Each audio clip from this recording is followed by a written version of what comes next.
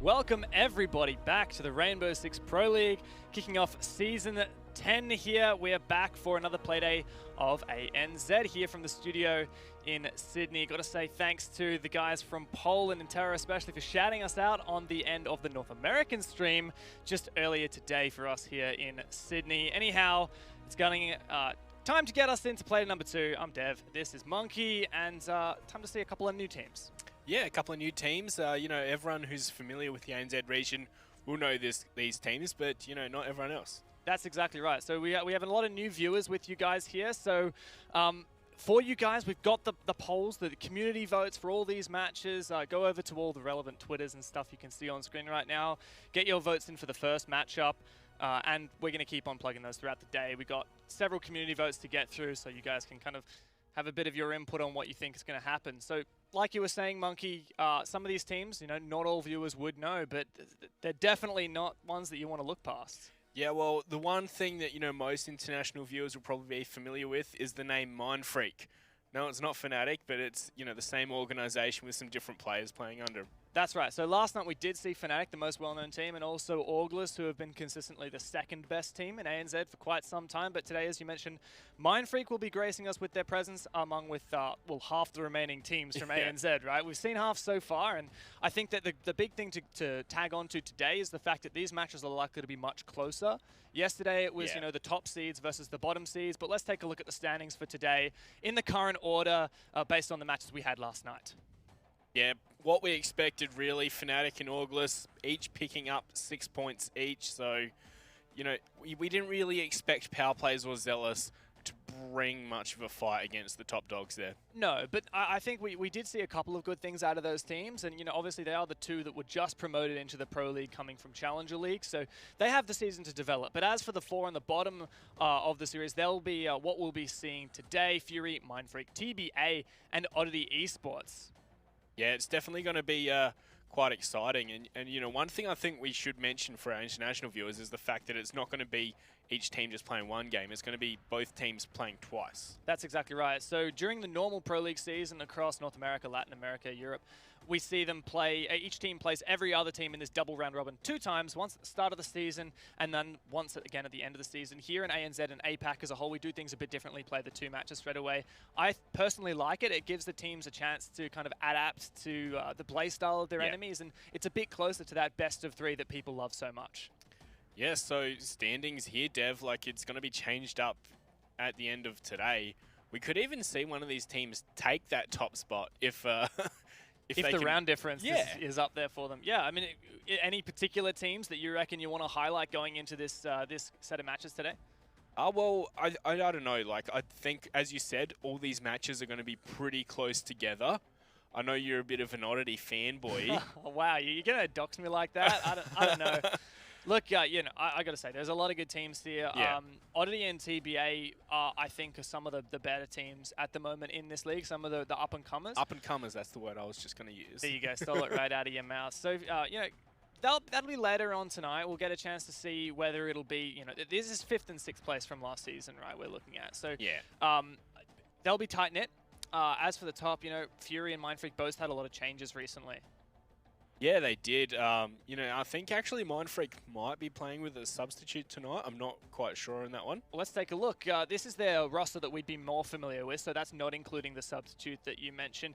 Still a bit up in the air. You know, some players may or may not have some hardware issues. Shaq, who's, you know, run into a couple of issues with one of his RAM sticks. But, you know, these are the guys that we've seen for a long time. Why don't you tell me about these guys? Yes, the Jack Daddy's been in the scene for a very long time, along with Cutie. Kings, you know, I think he'll be familiar with everyone that remembers the old Mindfreak roster. In fact, this is the 3rd time he's been on a Mindfreak roster.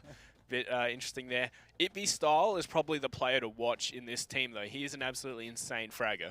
That's right. But, you know, there's a lot of good fraggers as well on their opposition. That's Fury, a team which came up through the Challenger League in, I believe, Season 8 and then straight on into Pro League. Made quite an impact, but still haven't quite met their full potential as of yet, potentially. Yeah, well, today it was announced that Wings, one of their core players, has moved over to sub, and that's why we've got Golden stepping in today. I think he's analyst or coach or something like that. So he's decided to step in for the team now. Probably a player to watch would be Warden. He knows he knows how to play Rainbow Six and how to find frags, that's for sure. Yeah, that's right. Now, a lot of these players may not be familiar to the international viewers, but these are some of the staples of the ANZ scene and have been for, I'm talking 3-4 years back. You know, Oh, yeah. Warden, Shade and Rock, those guys were on some of the original behemoth teams in the ANZ region even before Pro League existed. Yeah, I remember Rock was on the #1 ANZ team when I first started playing competitively. He was a pretty scary man to come up against, that's for sure. Yeah, a bit of a scary one. I know there's a lot of teams here who I think that, like we've said, not everyone's going to be familiar with, but you definitely want to keep your eye out on them. Fury in particular, you know, recently have had some tribulations. They lost one of the... Just last season, they weren't doing too great in the Pro League, and then they pick up 2 players from what's now called Power Players, including JCZ, who had a really good performance on the team, and yet he's now left the roster, and I think that maybe Fury missing some of that teeth that they once had. Yeah, and, you know, you look at these players and you think, oh, they should be fragging out a lot better. But then you look at, you know, their scorecards at the end of the match and you're like, oh, they didn't get as many frags as I'd kind of expect from a player of their caliber. Yeah, that's right. It can come down to the chemistry, I think, a large part for these two teams. So let's have a look at where we'll be playing. We've got the beautiful new map veto graphic, which I personally adore. Let's see it come on out. Oh, no cafe. That's a real pity. You know, me and Monkey, we've been talking, we really want to see some of these new maps. We haven't seen a bank yet in ANZ. It's the current most banned map. And as we just keep on rolling through, it'll end up being Consulate, a very familiar one for us. Yeah, definitely a very familiar map. I know Warden has a thing about cameras on Consulate. It's a bit of an explosive rivalry. A camera fiend, maybe? Or, with the... yeah. Warden once on land threw a grenade at a camera by fat fingering. It was a beautiful moment caught on stream. I believe you were casting at the time, right? I think so. Oh, it was a great one. I'm just trying to remember. So we recently had our national tournament for ANZ, the Six Oceanic Cup, and Fury were at that LAN event. They performed really well, got through the bracket to get to the LAN event, and they played against Fnatic at the event, and they had an incredibly strong performance. So I'm just wondering. I'm pretty sure I remember they actually beat Fnatic on Consulate on that map. I want to go and confirm this right now. Let's have a look. They were called Ex-Nelio at the time. Come on, we got my stats here. It was actually Bank, never mind. They lost on Consulate 7-0, yeah, so that's a bit of a setup for us, eh? All right, so Consulate 7-0 loss against Fnatic a couple of months ago. Oof. Yeah, well, hopefully they'll do better tonight. Let's see what you guys reckon. We've got the community vote results ready to roll on up. I think that this will be a close one. Wow, not a close one at all. I suppose people think of, you know, if they're not familiar with these teams, they see Mindfreak as probably the more recognizable brand, and so that's the team they'll be picking. Yeah, and even if you looked at, say, the last season standings, Mindfreak was sitting at, what, number 3 on the standings, just beat out Oddity for that spot. And historically, Mindfreak were a team, when they were under the name Darksided and Corvidae, they consistently made APAC LAN events, but recently they haven't quite been at that full performance. What I do want to say, though, is if you look at these players, you know, on paper, like player for player, you'd feel they're pretty even. Very much. But then when it comes to results, on paper, Mindfreak, much better team. I think Mindfreak, as a roster, are much more experienced with getting these victories. And it sounds a bit weird, but, you know, in terms of just history, you know, a lot of those players are familiar with playing at LAN events. Not to say that Fury haven't, though. You know, a lot of Fury players are actually former Mindfreak players. You know, Warden used to play with a lot of those guys. For a very long time, he was one of their star players for the longest time as well. Yeah, that's for sure. He was, him and Jack Daddy were some ranked fiends back in the day before they started playing comp. Yeah, and in Pro League as well. Like, you know, they've had a lot of LAN experience.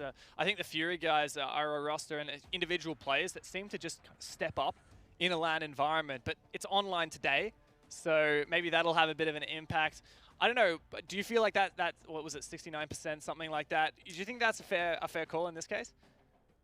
I reckon it would be if you're just purely looking at results. But yeah, that's the thing with Fury. Like, they can show up if their players show up. Like, they have very good players, but sometimes they just, you know, don't get things going at all. Yeah, I think that'll be a big factor. You know, individual players that can definitely show up and make a huge impact. You know, get your 1Ks, 2Ks, 3Ks in these situations where they shouldn't be.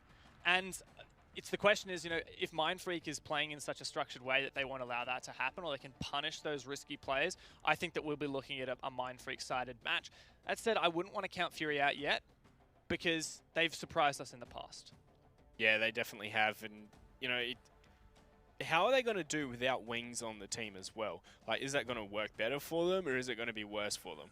It's a bit of a question of the replacement, I think. So it's Golden, right? He's making his debut in the Pro League. He's played competitive in the ANZ region for quite some time, but never really sticking with a team. Like, we haven't really seen him with a consistent roster in very many leagues for a long time. He played with a couple, PUG teams, played with his own roster for a while, which, wasn't always the same roster of players. So I think that fitting into this team environment, that'll be the biggest challenge for Fury to face. Yeah, with him coming in as sub, I'm not too confident for them in that regards, though. Like, I know he's a good player, but, like, he's coming into a very competitive environment here. Like, is he going to be good enough instantly with a team like that? Yeah, and my question is, on the off-season, what have Mindfreak been at work with? They have had roster changes bit by bit, but it's still, they've had quite a lot of time to really work together as a team. These guys, Jack Daddy Cutie been on together for a long time. Ippy Style, Shaq, they've been on the roster for a little while as well. Now, you'd think that they would be, knuckling down and getting that kind of team experience and cohesion developed that they would need to really just slap down Fury. Yeah, it seems like these guys have been close to the top, and it really seems like, I'm sure they want to go further, but they can never do enough to go that further to match Fnatic or August. Well, I guess that's a good thing to talk about now. For those who are less familiar with the ANZ region as a whole, there has been obviously a bit of a dynasty with Fnatic for quite a long time. But, back in the day, August, their former names, they were a power to behold, as was Mindfreak. Yeah. I believe they've gone to several lands, but never really made it all the way through, have they? Well, one thing I have to say is when Mindfreak were known as Darksided at the Season 7 finals, which was about a year ago, they defeated Mantis, now known as Cloud9, the best team out of Korea. But talking about that roster, isn't the only one remaining Jack Daddy from that Cutie, right? Was he on the roster then? I feel like he was. Yeah, I'm pretty sure. I don't think he was. I think so. Someone Wikipedia that for me. I need to be right in this equation. Add him on Twitter. Yeah, the funny thing is about that particular circumstance, though, is we're looking at Fury. They've got a couple of players who were also on that roster at the time. Yeah, a bit of a... You have some players, we'll have some, make our own roster. Hey, I guess that's the thing here. A lot of these players on both rosters have... a lot of these teams on both rosters have very experienced players, been in the scene for a long time. The question really is more that, how developed is the team as a unit, rather than individually what kind of a skill level we're looking at. And so we can even talk further about Fury with that one as well, because they only picked Rock up at the start of the season. And then they've also brought in Golden last minute here tonight, so... Makes you a bit worried, doesn't it? Yeah, like, what we're going to probably see from them is some very aggressive, puggish style play. That's what I'd expect. It's a bit hard to call at this stage. It's what you'd expect from them normally anyway, is that what? Kind of. Yeah. That's I'm not in a negative way. It's just kind of it's a bit of their play style. A heads up play style, isn't it? Yeah. And look, to be completely honest, Mindfreak's roster, they have really relied on some of those fraggers in the past, in my view. Yeah. They always liked to be a bit, strategic. They had their same roster. They typically would just run this same attack lineup every single attack. And they had these like vague pushes that they would always kind of strat out. But it came down, previously when Specker was on the roster, who's now gone and joined Fnatic as their sub. Well, I think we can call it sub. We don't have to call it sixth player anymore. He hasn't played an official in quite some time. You're listening, Dizzle. Sorry, Specker. Love you. Still love you. But yeah, back when he was on this roster, he really was that front man on the team. He was a captain. I believe he might have been the IGL, but he was always stepping up and making those impact plays.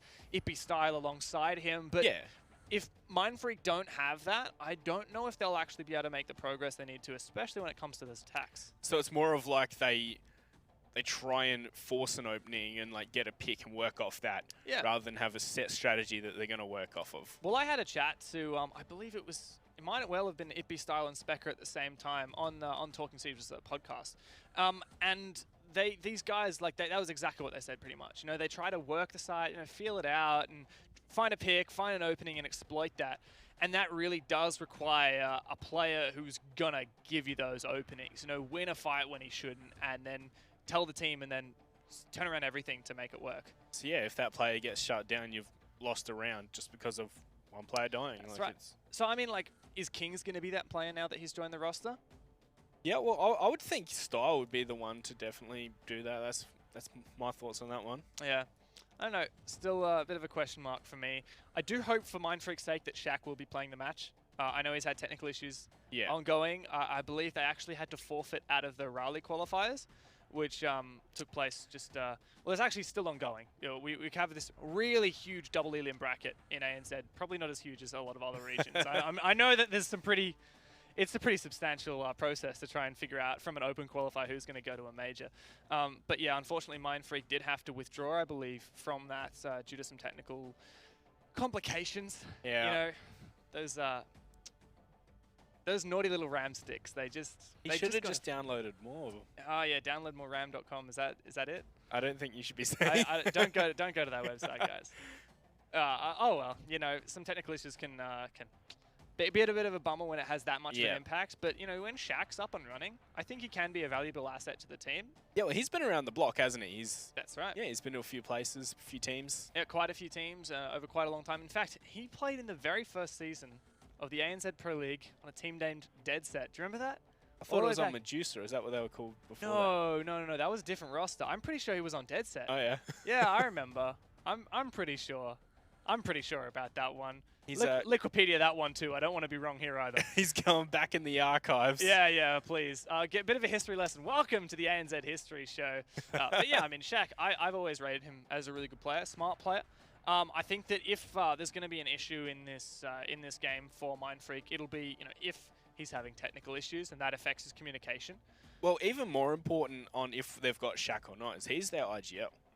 So, you know, trying to operate without an IGL, like, it kind of, when everyone's meant to make a decision together, no one ends up making that decision. And I really feel like if you have any player on your roster who's going to be distracted, it can't be the IGL. You know, your IGL and your entry fragger really have to be the ones with a clear head. Yeah. And if either of them are distracted, then you're not going to get the calls or you're not going to win the gunfights. And that's a huge detriment to the roster. Yeah, so I don't know, where do we go from here, Dev? All right, let's talk a bit. I've got some notes. Let's talk about the match later today. All right. So later on we're going to be seeing Oddity and I was about to say something else. TBA, Oddity and TBA. Sorry, something came over me feeling a bit sinister. Sinister tidings. Yeah. Hey? Anyhow, you know, Oddity and TBA later today. I want to talk about some of the standout players and personalities. So in the ANZ scene, a lot of our international viewers might not be familiar with some of these guys, but we have some players with fantastic storylines and coaches with fantastic storylines. I just gonna shout out to my boy Raven. He's a coach of Oddity. Went from player to coach. He actually casted with me last APAC finals. I'm sorry, caster bias here. Anyway, he's a great guy, and his team recently actually had a boot camp, an actual land boot camp. They went to an internet cafe in Melbourne, so they all flew in, and they spent about a week doing, you know, social media, media day with all the photos and stuff, and they spent a lot of time doing these scrims as well. So they may well, I think, step it up. This season you're expecting, are you? I'm thinking third place, even potentially second. But that's later tonight. First up here is Fury versus Mindfreak. We're going to a fan favorite of Consulate here, map number 1. Yeah, let's go. So we're going to head into the ban phase. Capital already taken off the board. No surprise there, is it, Dev? No, I feel like, you know, I would love to see a map where Capital isn't banned. It'd be a nice change, wouldn't it? Yeah, with his buff lately, teams are starting to think he's quite powerful. I wonder if we're going to be seeing a Lion ban. Yes, we are. All right. So I guess Fury must be aware. Either they just don't like playing against the Lion, or they are very aware that Mindfreak are good at it. Because, you know, we haven't seen very much good Lion play in ANZ so far. I think that's fair to say last night. You and I were talking about it today when NA was on, and they were, you know, exploiting Lion to his maximum potential, weren't they? That's exactly right. We've seen, obviously they were very familiar with the Lion meta at the time. The defense is going to be Pulse taken off the board. We've seen that quite a bit recently. You know, denying that Pulse makes you a bit more comfortable when it comes down to going for those plants on the top floor, even in the lobby, you know, not worrying so much about that verticality. Also got the Echo. Yeah, followed by Echo. I don't know. Pulse ban for me just seems pretty strange, to be honest. For me, when you see a Pulse ban, it's for a specific team. Like, I don't mean to be counter-strating any specific team here, but I'm going to do it anyway. If you Pulse ban Oddity on this map, I've seen Vast play a really good pulse on this map. I've also seen teams ban pulse on this map and it have an effect. So it comes down to the team and the play style. We more commonly see a Valkyrie ban, but should be left up in play and not picked here in the first round. Not yet, anyway. There you go. Cutie. Gonna change over to the Valkyrie from the Mozzie. This was get the one Aussie operator still in here. Gridlock away from the IQ. I believe it's the second time in 2 days we've seen a Valkyrie switched onto right when an IQ is switched off of. Bit of ironic when there's that operator interaction when you want the IQ if there's a Valkyrie. You see that there's no Valkyrie, so you're like, oh, we don't need the IQ. Let's just go for the Gridlock instead. But surely teams realize, oh, there's a chance that they will 6th pick off that one. Yeah, it's possible.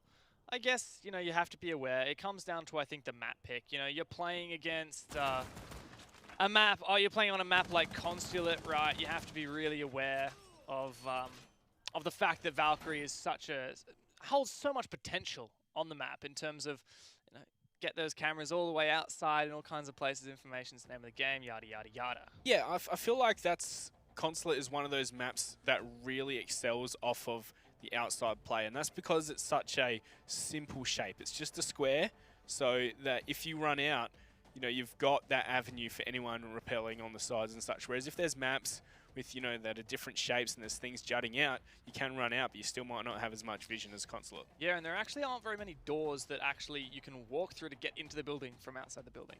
You know, you've got that main lobby door, Visa door, yellow stairs door, and that's it. Other than that, you have to bust open the garage wall, or vault in or rappel in a window, which does make it quite abrasive if you're an attacking team. You know, trying to get access, trying to attain that initial point of map control can be quite difficult.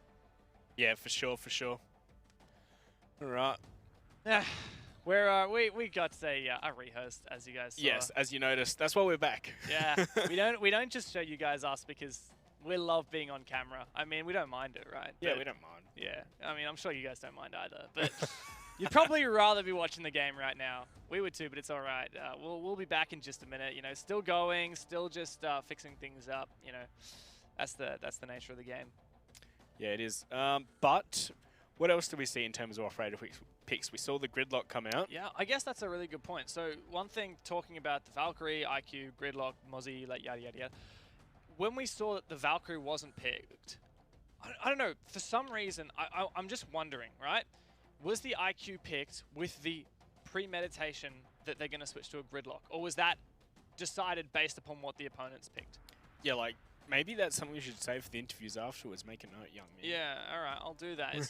my question is, right, you know, let's say I'm on attacking team, right? And Consulate, you know, got two very contrasting bomb sites which are just as likely really to be taken as primary. You've got garage and the top floor console office. If it's a console office, there are a lot of operators that you might want that you don't necessarily need downstairs, and vice versa. You know, you don't need a thermite top floor, but you'd love one attacking the basement. Yeah. You know, a Gridlock, I don't know, where do you really want that attacking the basement? A couple of spots, I guess, but I think it's best going for plant and like putting him on like the avenues between cars so they can't run up and deny. I don't know, I felt like Gridlock would be more useful on the top floor.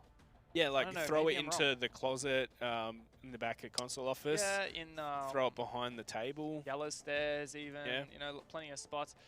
One thing that we did notice yesterday was when August were playing with the Gridlock, you know, we know that they love their Nomad, especially on Consulate where they were playing yesterday. And when we thought when they had the Gridlock, it just wasn't quite the same thing.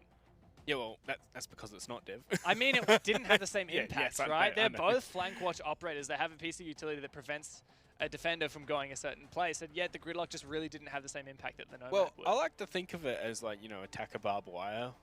And, like, you know, what? The way you looked at me was like, really? No, but attacker barbed wire, like, I can see that, right? Just slightly different, but yeah. Yeah, well, originally the design for barbed wire would damage you when you were standing in it if you're an attacker. So, you know, it slows you down, it covers up a portion, and, you know, also does that little bit of damage there. Yeah, that's a fair point. I don't know. It's just, it's a very different situation. Like, your defender placing barbed wire is very different to... oh, yeah. Like, I see what you're saying. It's more of the purpose, but it has the same function. Yeah, I getcha. Yeah. Oh, well, we know we're attacking downstairs or defending downstairs, depending on who you're supporting. Who the we is. Who the we is. Yeah. I mean, us viewers, you know, we can... I don't know. It's true either way. Yeah, I guess. So it's downstairs first up. We saw, what I loved seeing yesterday downstairs was when power plays. They did that mirror window on the consulate main garage wall. Oh yeah, and that was pretty clever. And it was very effective. You know, it's nothing we've never seen before. We've seen other regions do that, but it was one of the first times I've seen it actually be really, really effective. And especially, I believe, was the Hibana ban we saw? Oh, I'm not sure. No, actually, I don't think it was. We didn't see any hard breach bans. But despite that, you know, there was a lot of difficulty getting that garage open. We saw some successful impact tricks. I think it was just because they were taking the thermite. Yeah, no Hibana, that's right. Yeah, the Hibana would have helped a little bit, I guess, because as you remarked on yesterday, when you've got those Hibana pellets, one impact grenade might take out 1 or 2 of those pellets, but you're still going to get a hole out of it, whereas you know, the thermite charge, it's one single object. That explosion radius, you know, interacts with that at all, and you're really struggling. You know, you're probably going to lose the whole charge. Yeah, well, I don't know. Why don't we see more Maverick on the garage, you reckon? The thing with Maverick, I find, is just if the enemy team is aware, you don't want to cheese grater the wall in such a way that you don't want to turn the wall into a cheese grater where the defenders are just going to be looking straight at it. Anyhow, speaking of the garage wall, Jack Daddy will finish off the job. As Mindfreak head downstairs for their first defense, no mirror windows, as we remarked on earlier. Shaq is in, it looks like. That's nice. Nice to get a chance to see some Shaq's plays. He's a very good smoke player. Pretty insane with that SMG-11. This is something pretty common we see, isn't it? Defense hold in bathroom with a mute. Yeah, that's right. Strangely though, there's no opening on that hatch, so no potential for a rotate downstairs, which is what we would most commonly see. Right, so no thermite for Fury here, but they've got the Hibana instead. Yeah, I mean, it's one piece of the puzzle. I really feel like, you know, Nomad and Gridlock and no thermite, that's got to be an oversight. Why do you have 2 flank watches when you don't have any, you don't have nearly as much hard breach? It's just a huge risk to be taking, especially in this situation where Mindfreak haven't actually opened up that main hatch. You know, that'll be a Hibana pellet to open that up. You know, you're leaving only 2 for the garage. You really need minimum 3 on the garage if you don't have a thermite. Wharton was ready for that, or maybe he got lucky, but either way, Cutie. He's surely heard that. Oh no, what a shot from Cutie. That's the first player down on the ground from Fury. In this case, Warden, one of their top fraggers, as we'd mentioned earlier. How does Warden lose that? That's what I want to know. He should be winning that 99% of the time, I feel. Ironic, really, that Nomad may well have placed some of his charges down, but could not prevent the flank onto himself. They've got Cutie trapped, however, this time. Surely this is a free kill. Shade's got plenty of ammo. He should win this fight. It's a good gun for it too, and indeed he does remove Cutie's head, placing some of these gridlock charges on the flanks positions. With that Nomad gone, it's all up to him. Yeah, you spoke about them doing similar jobs, like, you know, Fury are doubling down on that one. Yeah, but unfortunately for them, they only really have half of it. And in my view, you know, on this map, there are so many places where you'd much rather have a Nomad charge than track stingers. Yeah, I really feel like the Nomad charges are more, the air jabs are more powerful overall, aren't they? Yeah, that said, you know, we know that there is a lot of value in the gridlock. You know, we've got the that shoddy sidearm can open up a lot of the floor, as we often see in this piano room. Also opening up those hatches is nice and easy. Great smoke grenades as well to help with the plant, and a lovely primary weapon as well. Yeah, it's the 2-for-1 special of a budget buck and budget Nomad. Yeah, that's true. Yes, Fury just haven't paid all their bills yet, but 30 seconds to go. Potential for a kill here from Spruce, but he's taken a huge amount of damage. There's 30 left now on the clock as Spruce looks to peek in from the locker's hallway. This will be a full-on back push. Very difficult feat to accomplish, and his gridlock charges now helping out as well. Surely this will be the last few seconds as the players file in. Oh, how did Style get all the way up those stairs with those track stingers? Jack Daddy prone on the ground as he's going to find one. Golden finds one to make that But he's only got 5 seconds, has to go for the plant. Surely the time's just going to run out before anyone peeks this. Oh, he's going to try planting. This isn't going to work, surely. Getting pretty close. Why are they going so slow? Mindfreak are playing so passively. Finally, Kings does get it. Slow and steady, but he does win the race. Golden goes down. A valiant effort from the newest addition to Fury, but no cigar. The timer's on 0, and they're ADS walking into the bomb site. You need to be sprinting at that point. The only explanation I have for why you would rather, you know, play it slow is if you think that he's about to finish the plant. And they know he wasn't. I guess so. Like they saw him peak wide at like 6 seconds, wasn't it? Yeah. Oh, well, there you have it. It's the first defensive win. Mindfreak take it. For me, the real question mark over that round was Fury's inability to place any Hibana pellets on the main garage, which would have definitely assisted and eliminated some of those key positions, you know, preventing the play near White Van or just out in the open in garage. It seems like, you know, they had a simple idea and they didn't really want to expand upon it much at all. They took top floor, worked their way down and pushed back. Like, yeah, and by the time they did jump in through the kitchen and through that red hallway, time was not on their side. It was a bit more nuanced than that. Like we saw some people in piano trying to shoot down from above, but that was really unsuccessful. Yeah, really the story of the early round was just a free kill onto Warden from Mindfreak and then the eventual reflag much, much later. Free kill though, was it? Like, I don't know, it's more of... It should have been a free kill, but the Valkyrie stayed upstairs instead of defaulting back safely. I guess it was the C4 was expended to no end. Yeah, I feel like it was a lucky kill on Warden more than anything. Yeah, for sure. Oh, nothing against Warden. Didn't cost Mindfreak much to get that kill, except that they overextended afterwards and lost. Now it's top floor defense though, and pretty staple operator lineup. Some good information and denial in the mute from Jack Dad for the second round in a row. Looks like it's the admin take again for Fury, however. Same operator lineup as well. Perhaps this is what they intended for this top floor in the first place. Yeah, well, that's what I was thinking, right? Like, but surely they should have known that it was going to be garage after the rehost anyway. But yeah, I was thinking they don't have a thermite because they were expecting top floor. Yeah, well, they would have been locked into their operator picks after the rehost, so... Yeah, no thermite, as you mentioned. Oh, has Warden droned out fully? See how close that silhouette is. Goody is in a great position to potentially find a cheeky kill for the second round in a row. This time playing the Jaeger's not losing much if he dies in this scenario, other than a man down. He hears that Nomad charge being deployed, decides better of the situation, and defaults back to the top floor. Yeah, and look, no one was really contesting Fury getting into admin over there, so you know, they've gained themselves some of that map control. Jack Daddy playing very sneakily in the meeting room. It's a difficult position to hold. So many angles to worry about, especially if that rappel comes out, as it does on those double windows. Kings also assisting from long desk. Ooh. Fantastic shot with the Alder. Golden goes down, won't be wreaking nearly as much havoc this round, but Kings is under fire as well. So he defaults back and joins Itby's style in the bathroom. Yeah, smoke grenades starting to go off, but there's still a minute 20 in this round. Can't be wasting them too early, of course.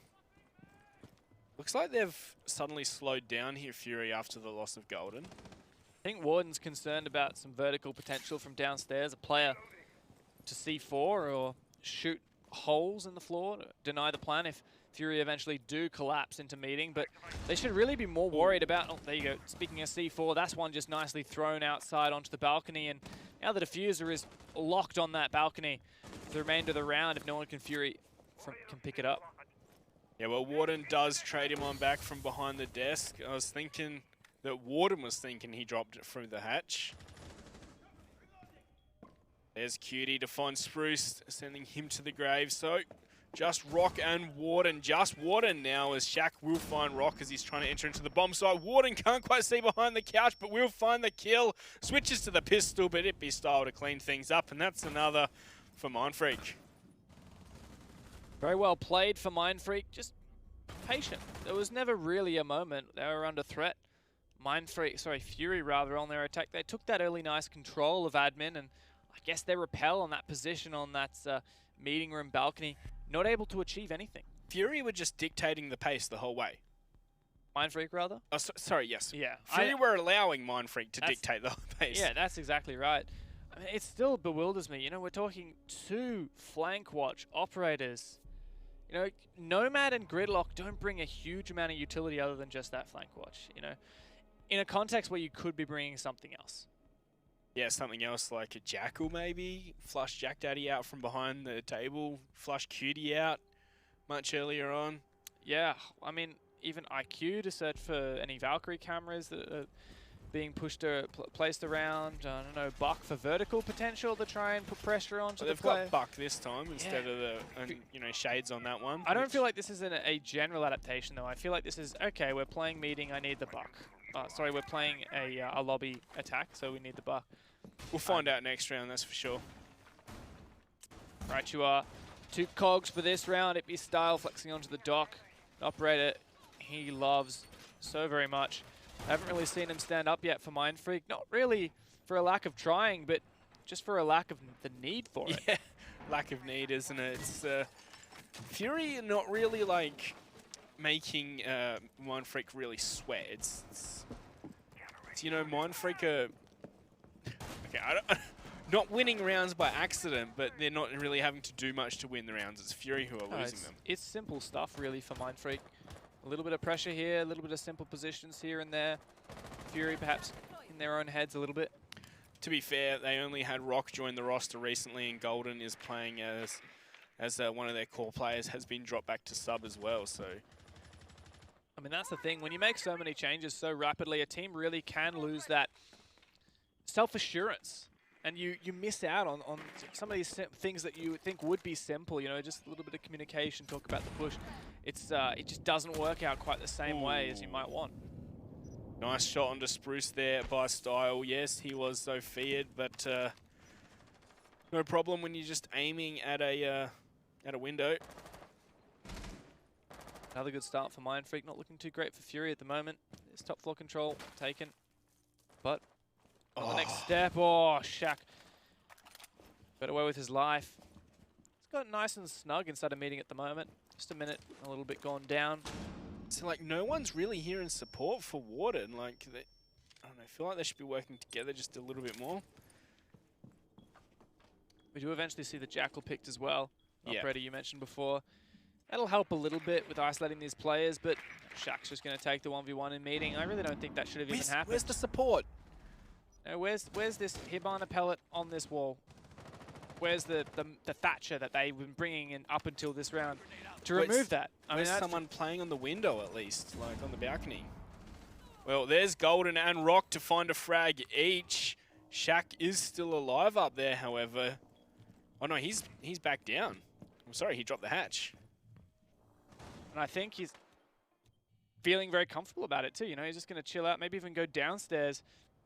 Roam below. He does have a C4.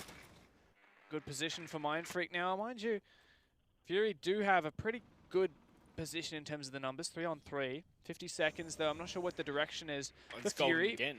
He'll find that opening. It'll help out subbing in, but certainly done a good job in terms of the fragging potential. But Shaq is on an excellent flank position if this execute does force onto Piano. How quiet is he going to be? Not. That's not quiet at all, but he has found Golden with a shotgun blast right to the face. The 2-on-2 with 20 seconds to go. Fury are really going to have to go quickly here. Drops the hatch. Oh, but this C4 could be exactly what Mindfreak needs. Now the smokes whittle away very, very slowly. The plant attempting to go down. Don't overextend yourself, Shaq. Rock needs to get this plant down. Kings now alongside Shaq, an attempted retake. It's a difficult position for them, but a beautiful shot from Shaq will open up the round. That's a 3K for him. He gets refragged, but Kings to close it out for Mindfreak. 3 straight consecutive defense wins. That's a big round from Shaq, isn't it? Takes the early 1v1, finds was it Golden on the flank, and then also that kill to peek on into the site.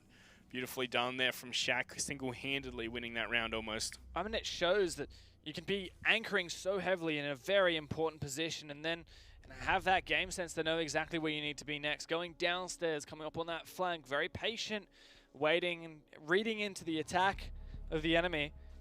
That Thermite final this time. shot. Yeah, well, there you go. So maybe it was a bit of an adaptation. I think. Look at that. We're seeing a full, almost revisal of these operator lineups. Thing is, they already know that Mindfreak go in a garage, they bring the Kaid, and they haven't brought anything to counter it. I really feel like on a map like Consulate with a Garage Bandit tricking with the vertical play, or even Kaid tricking is just too difficult. One thing I do want to point out from last round before I forget though is I like how Jack Daddy was running iron sights and default everything on the alibi. Oh yeah, it's a good strategy, isn't it? Yeah, and the iron sights aren't that bad. They're pretty terrible. They're not that bad. I don't know. But you know why he was doing it. Because you can tell the difference between alibis and... Really? You Yeah. think that was it? I think that's the only reason I can think of. No way. Well, what's the reason why he's doing it then? Because he doesn't often play alibi and he forgot to set up the loadout? Writing it down to ask. Good, please do. Who knows, maybe I'll be wrong this time. Anyhow, as for this downstairs defense, you can see Fury weren't bringing very much hard breach last time, and now I guess we still only have that one, and you see how much Mindfreak are reinforcing all of those extra hatches on the east side of the map. Very much wise, especially seeing as Fury, look at how much soft breach we're looking at. You know, Jackal, Buck, Zafia, and still no gadget denial. If they want to remove the KU charges from that main wall, they'll have to take control of Piano, open up the entire floor, and then spend a whole bunch of time looking for that tiny little Electroclaw. It's not like it. If you want to use one to shock between two walls, there's only so many spots it can be. Yeah, I still just reckon, save yourself some time, save yourself the headache, bring a Thatcher like you were previously. Do you really need three soft breaches? Yeah, okay, I agree with you. Thatcher would be a lot better than, I don't know, or Zofia Thatcher or Hibana would be good in my books right now. Don't know if we need all three. Anyhow, still this top floor clear. 50 seconds down, and finally Fury get in the building. Well, I guess we do have a couple others up here as well. Yeah. It's a nice clear. Looks like middle floor is the name of the game at the moment. Oh no, Timing. Cutie! And he gets away! I can't believe that. That's purely ironic right there. Second time Warden's been punished by Cutie while trying to just deploy some Nomad charges. Very unfortunate, but... It seems like they're droning, but they're not droning far enough here, Fury. Yeah. You have to have the mentality that at any moment someone could be peeking from this doorway. If you don't have any information that they're not peeking, then you have to assume that they are peeking. Fortunately, not working out for Fury so far. Anyhow, Golan is dealing with this window. Sorry, garage wall, and Electroclaw's removed. He will place that thermite charge. Nice click of the switch, and it opens up. Very nicely. He's turned it into his own window of opportunity into the bomb site's shade. That was pretty close. Oh, but they've got so much info here. Yeah, that's such a visible camera as well. Cleverly placed just above the light shade, but still should be fairly visible. Cutie in a great position. He's aware of that Nomad charge. He could probably hear it as well, but with all the information being gathered by his cameras, he can safely peek just as is necessary. And look, he's just defaulted back to site once again. Shade is, however, going to trade out Kings. It's the mute off the board, so that's one of those C4s if it hasn't already been used. But Fury just have to get into the bomb site now. 30 seconds. They're going to have to be going for an execute. There's still a smoke up on the board. That's another nice kill for Shade through the floor. And here come those gas babes, Dev. This is going to be a very hard window for them to get through. 3 versus 3, 20 seconds. As you mentioned, those gas babes doing some serious work. We've seen Shaq, the SMG-11, can deal some serious damage as well, but here are the smokes from Rock. A plant likely to be forced out. Nice. Golden in a great position, covering the rotate hole, but what a perfectly placed Maestro device. No one's going to cover it. Rock likely to not get this plant down. That could save the round, and it does.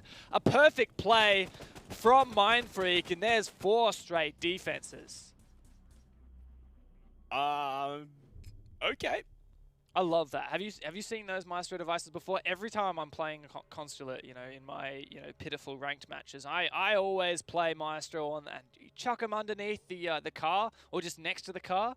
They're very difficult to see, kind of difficult to take out, and the attackers always forget about it in the dying moments of the round.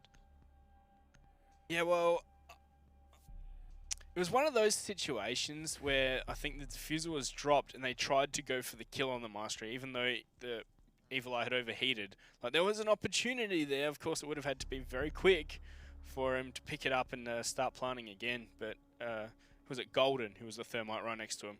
And it was just in one of those positions where we saw Golden was looking for it, but he just couldn't really see it unless he went prone. He would be able to see it, I suppose. That's exactly right. It's why it's such a powerful position for a Maestro turret. You know, that laser beam does equal damage no matter where on the body it hits.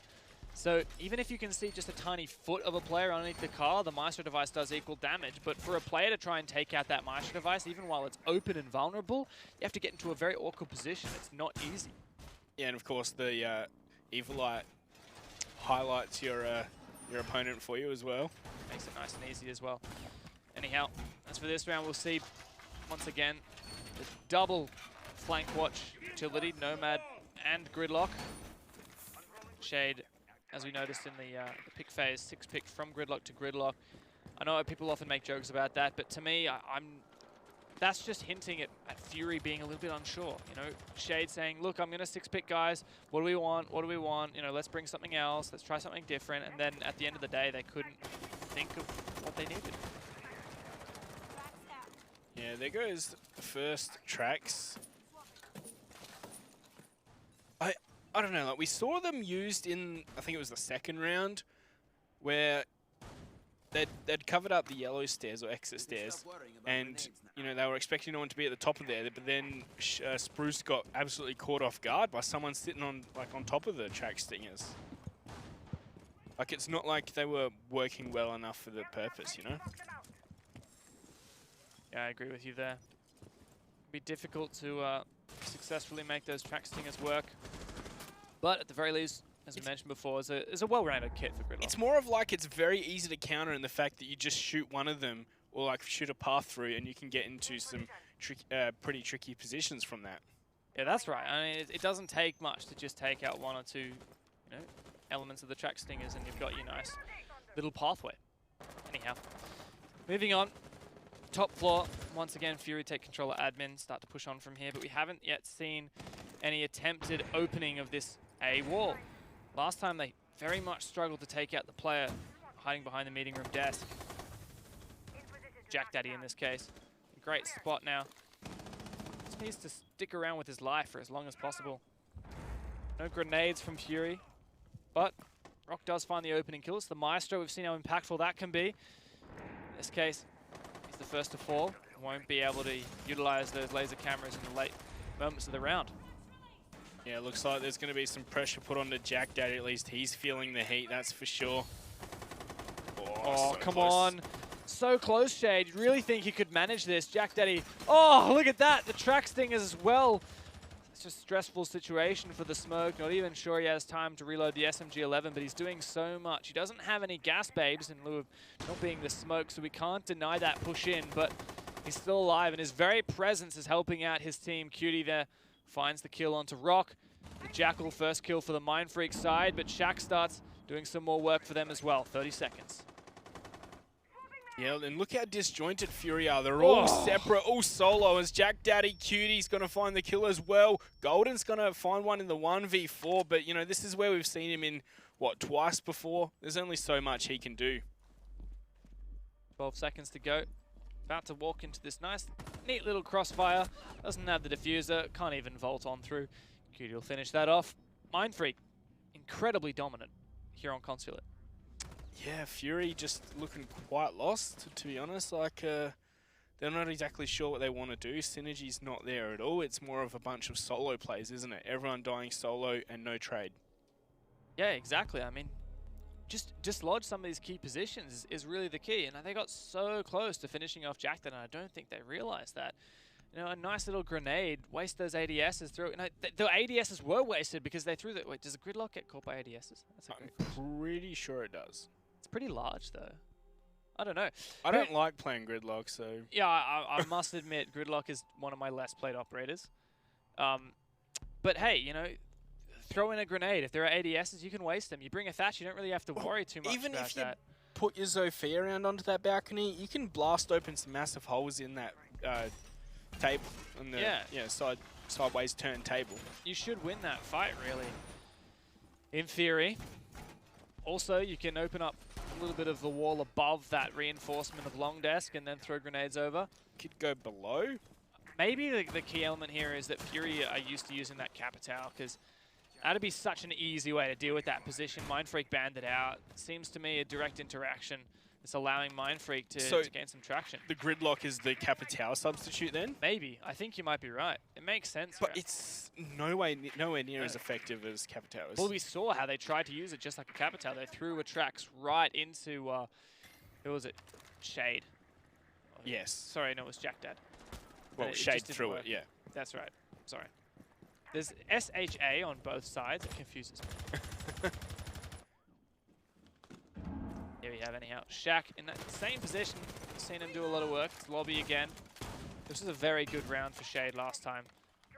He's also opening up some extra holes for defenders downstairs to support him in this position. One of the things we're seeing from this Fury squad is that because they are all playing solo, not really droning for each other, etc. Look at this, Shade's just droning for himself. Is that their movement is so cumbersome, and we're seeing some flanks come out that Fury are not ready for, and you know, they'll gather some information, and when they go to move off it, it's completely irrelevant. Yeah, you have to be really prompt with your pushes on those information. Oh, this could work out. He may well find 2 kills, but doesn't even get the first one. Ippy style took a calculated risk, but doesn't show up in this match. He's still running no sight. Yeah, look, I think you're right. I think Jack Dad is just playing a 300 IQ, trying to immerse himself and be the alibi that everyone wants him to be. Oh! Another attempt to jump out. Rock gets his second pretty much free kill. 2 of the easiest kills of his life, that's for sure. Big question mark at the moment for Mindfreak.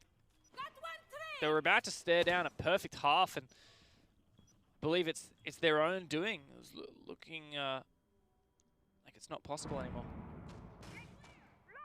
Shaq's on for a flank. Are they ready for him? Oh, he's seen the arm. He's shot. He's going to get the down, and he's going to survive. No immediate trade back at all there. Still has that C4 as well to work with. Kings, not sure where that Nomad was placed, but doesn't have too much of an impact for Kings. Just some patience on the attacking side right now. Still a minute to work with. If he takes this angle, is he dead? I don't think this is a good choice at all. He knows that the enemy is holding it. That was close. Mindfreak at a numbers disadvantage. They can't be taking too many risks for a low reward. Yeah, there's an air jab near Jack Daddy as well, so that's something he's going to have to be mindful of. Not really much pressure coming from above. Like, I don't know if they've used their Zofia lifeline charges yet. Still Shaq being a nuisance here on Visa Stairs. The C4 go out. That'll get the kill, right? Yeah, you have it. Spruce is gone. 2 kills for Shaq in the round. Once again, stepping up here on the lobby defense. Looks to be a desperate execute into the lobby, but it's working out pretty well. That's a good push down, and Jack Daddy sprays 2. 30 rounds in the mag, and it works out perfectly. Golden, oh no, he doesn't know which one's real. Misses the first few shots, and once again, a failed clutch scenario. Fruitless for poor Golden, and Mindfreak take a flawless half. I want to say, though, that Golden's look like probably the best player for Fury so far. That's right. I mean, you get him in a pinch, and he'll find 1 kill, maybe 2 kills. Yeah. But overall, the thing that's lacking for me, it's not individual plays. Fury just don't have direction. Yeah. It's not like they're being bested individually. It's that they're not confronting situations and addressing it with utility and as a team. Are we going to see another 7-0 on Consular for Fury? Another black strike in the book. It's entirely possible. Mindfreak looking to make the dream true. Fury really just surely feeling dejected at this time. I think it's fair to say a lot of these players on Fury, no offense, are some emotional players. And, you know, I don't want to see that affect them going into this second half. You know, I can't remember who I was reading a quote from the other day, but it was, you know, if you're down 0-6, that needs to be 0-0 in your brain, because you need to reset. You need to think, no, okay, we're just going to win this round, and then we'll work out what's happening after that. Fury really need to ensure that that's their state of mind. Yeah, you just got to take it 1 round at a time, 1 frag at a time.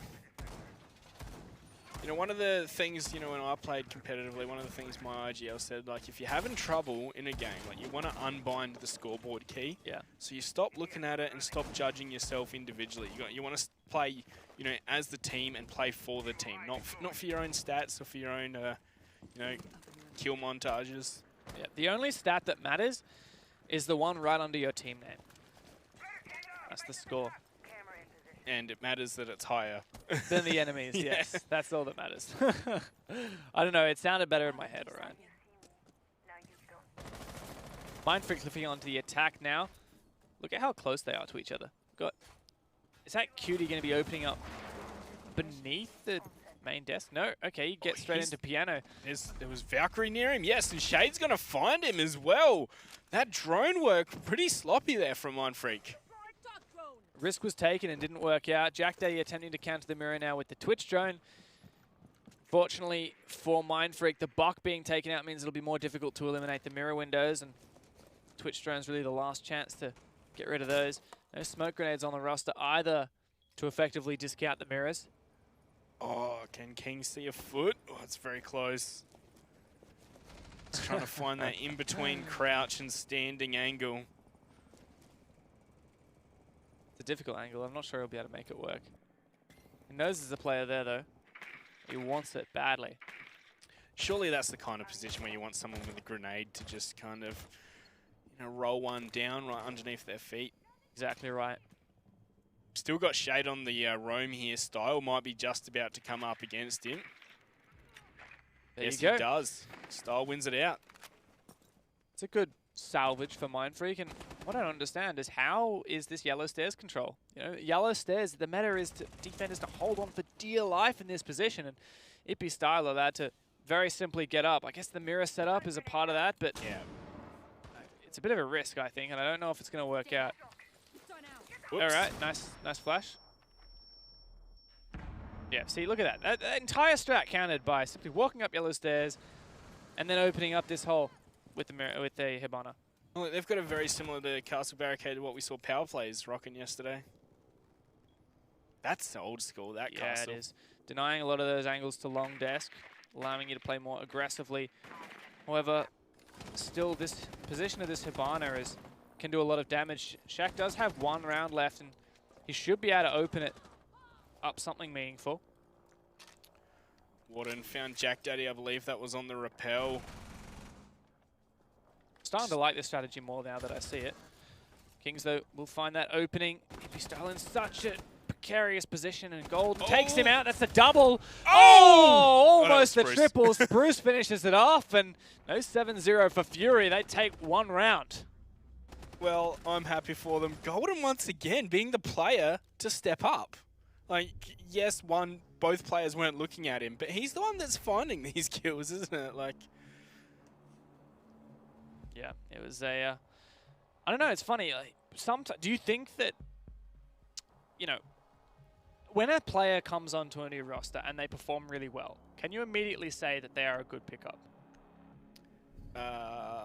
Because I think it can be a lot more complicated than that. You know, sometimes a new player jumping onto a new roster, they're not necessarily playing with the team. And I'm not saying anything about it in this particular case, but just, you know, like, it's it doesn't always mean immediately that that it's going to be, I don't know where I'm going with this. long-term good. Yeah, like, you know, short-term good and long-term good are two different things, I guess, is what I'm getting at. Yeah, so short-term good, yes. Yeah. Long-term good remains to be seen. You know, if this player is the only one making an impact on the team, why is that? Is it because the rest of the team has to support that one player to make it happen? Yeah. And that's not a sustainable mentality, is it? Well, one of the things, right, when you're playing with, you know, some substitutes or whatever, is your IGL has to spend a lot more time babysitting that individual player. And that could, you know, stuff that, you know, I'm sure the Mindfreak boys, you know, just do naturally without thinking about it, has to be communicated now. That's exactly right. You can clutter up the comms. That said, you know, we saw Mindfreak do very well on the defense. Mind you, we did mention a lot of that came down to some mistakes from Fury, but who knows. These defenses seem to be prospering far more than the attacks, as is, you know, trending in Rainbow Six at the moment. I wonder what Rock's looking for. Is he expecting a drone to be up there, perhaps? Looking for some cheeky drones to steal away. Is this a back push we're seeing from Mindfreak? Going to drop all the way in the server? I like it. 3 players, all moving together. It's cute. I love it. Some tactical room clearing. Yeah, and they're very slowly taking this. Oh, unfortunately a missed shot. Gives Rock the information that he needs, as well as forcing Kings to play a little bit more patiently.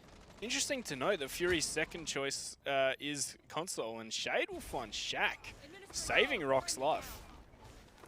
With a bit of a tease there. Am I going to pick you up or not? But yeah, sorry, console office. It goes console office, then lobby. Yeah, that's right. But maybe they don't realize this is not the site. Do you think that's the case? Yo, I honestly thought it was Garage myself. That was very close by Kings. I mean, they look like they're about to execute onto Kitchen when Kitchen isn't the bomb site. They're going to be in for a bit of a shock, aren't they? Oh, but they may well find 2 players on the roam. In fact, what a 180 flick from Jack Dad. Shade also doing a lot of damage, does find those 2 kills. Still, Mindfreak in tatters. 2 players left. Jack Daddy on a sliver of HP. That's a FAMAS in hand, though. It'd Style salvaging the round somewhat, but you know, Shade still on his rampage downstairs. Just Itby Style left. 3 more to go. It's been a huge round from Shade. 3 in the bag so far. Can he find the 4th in the final in Itby Style? They've left Diffuser unattended in the lock as always, so that will be picked on up. And it looks like Itby Style doesn't want anything to do with Shade. I'm just going to walk away from him, he reckons. Slow walking upstairs. Likely to trigger that audio cue. There's a Leisure Mine there as well. Walks straight on into that. Oof. Easy one for Golden to clean up. There you have it. Fury making a comeback here on the defense. At what point do we get on the comeback train, Dev? I don't know. Is it maybe 3 rounds? Do you reckon? 3 rounds? I reckon 3 rounds. 6-0 followed by 6-0. It's entirely possible. Something we've seen before. You know, Mindfreak have guaranteed themselves 1 point out of this, but Fury, you know, they demonstrated last season that you sometimes have to claw tooth and nail to escape relegation. Fury just did evade that relegation spot in 6th place. Had 5 draws last season. I'm sure they'd be happy to claim one here in this situation. Much better than a loss. Yeah, well, now we're going to Garage. Got a Bandit, but no KE just yet. No 6th pick at all. Seen the Dokkaebi come out. All right, yeah, I guess we're likely to see then the Bandit trick on the main wall. Difficult one to pull off, especially if you have some substantial soft breach on the attacking side, which we in fact do. Yeah, definitely need to keep control of Piano to deny any kind of Bandit trick. And oh look, they've got a Twitch drone right out front. That's the perfect spawn there for Jack Daddy. Well, he's going to get inside safely as well. He might be able to just keep his drone here for as long as possible. Destroy any of the Maestro turrets if they're placed down. That would be #1 priority for him for sure. We saw how effective these Maestro turrets can be placed in the garage. Jack Daddy needs to keep his drone alive and not spotted until Spruce places them down. And if he does that and he waits patiently, he might get 2 for free. All right, here's the first one. Jack Daddy, don't take it out straight away. You need to be patient so that you can get both of them once Spruce leaves. You'll hear the second one placed down.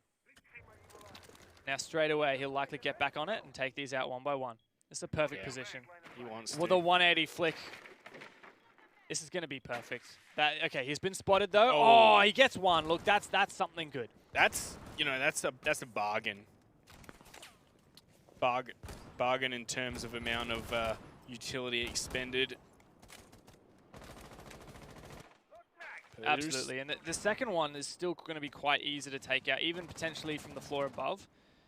You know, you've got the grenades, even a Thatcher device. You know, I spoke about them having to keep control of Piano, and look what they've got. They've got like a full mirror and everything in the bathroom setup. So they're going to hold on to that nice and tightly. It'll be a difficult case for Mindfreak to take it. That said, a lot of utility utilized. None of this flank watch utility, no Gridlock or Nomad, of which Fury was so fond of, and that'll allow Warden the opportunity to start making his way upstairs. 1 minute, and really what has been taken by Mindfreak? Yeah, they've not really done a lot of much. I think they're not quite sure what to do with this whole setup downstairs. They don't have an Ash or Sophia to cleanly take care of that main wall. Rock is in a great position here in the bathroom. He does get downstairs. Wow, is that a full default? I think that due to the fact that the roam is still alive upstairs, Fury have decided to look at safer to just keep Rock alive. They head on downstairs. Warden on the top floor, though, he's just going to play patiently. The longer he waits, the more effective his flank will be. Can feel his stocks rising here. Upward trend for sure. King's going to hold down a flank. Where are the drones? Mindfreak just need to check out the bathroom, see it's clear, and then file on in. Cutie is the first one to do so. I think it was the mute jammers that was denying them. Sometimes you even need to use a Thatcher then, if that's needed. Warden doesn't have these hatches open, so his rotations will be limited. Hopefully we'll see. Oh, there you go. The first kill. That's Warden. Takes down Kings. Also a flank from Shade, and he secures that one kill. And the Jack Daddy did some good work at the start of the round. However, we do have another kill for the attacking side. 3 versus 4 for Mindfreak as they start to make their way onto this execute. Look at, Mindfreak's reactions here. I don't think they're quite aware the positions all these players are in. Shade, very nice shot there. Oh, and Ippy style just a fraction too slow to capitalize on the information of his position called out, but that's a nice shot.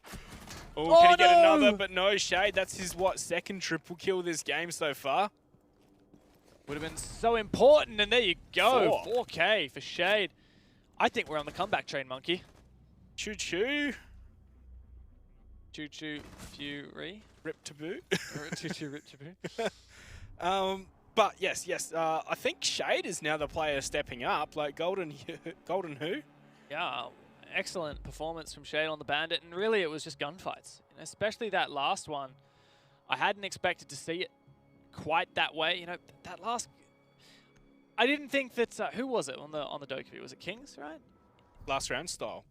So he had such a great position. Flanks in, kills the Maestro, really had the opportunity to get that Bandit too. And I think that, let's say Shade loses that gunfight to Style, that's game, I reckon. Mindfreak take the win. Yeah, it really feels like when Fury, the slightest thing goes wrong, that's when they lose a round off it. They may be in a good position and, they lose 1 or 2 players they weren't really prepared to lose, and it's Mindfreak winning the round. That being said, sorry, you go. I was going to say, well, I think that's what we were saying in the before the match started. If Fury are going to win, it's because they're winning some of these gunfights that they shouldn't be. If they're going to lose, it's because, for Mindfreak, everything's going according to plan. If Fury are expecting that they can break the rules and win gunfights that shouldn't go their way. And in the defense, it's working great. They lost 6 rounds on attack. They clawed back and won half that on the defense. Mindfreak do actually look kind of lost. We saw in that pick phase just then, Fury yep, this is the operators we're taking, whereas Mindfreak was still a bunch of question marks.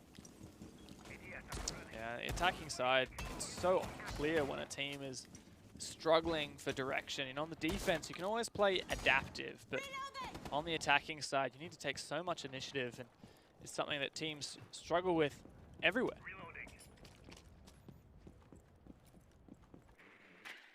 Well, drones coming on out. I think Mindfreak might need to spend a bit more time on their dry runs in attacks.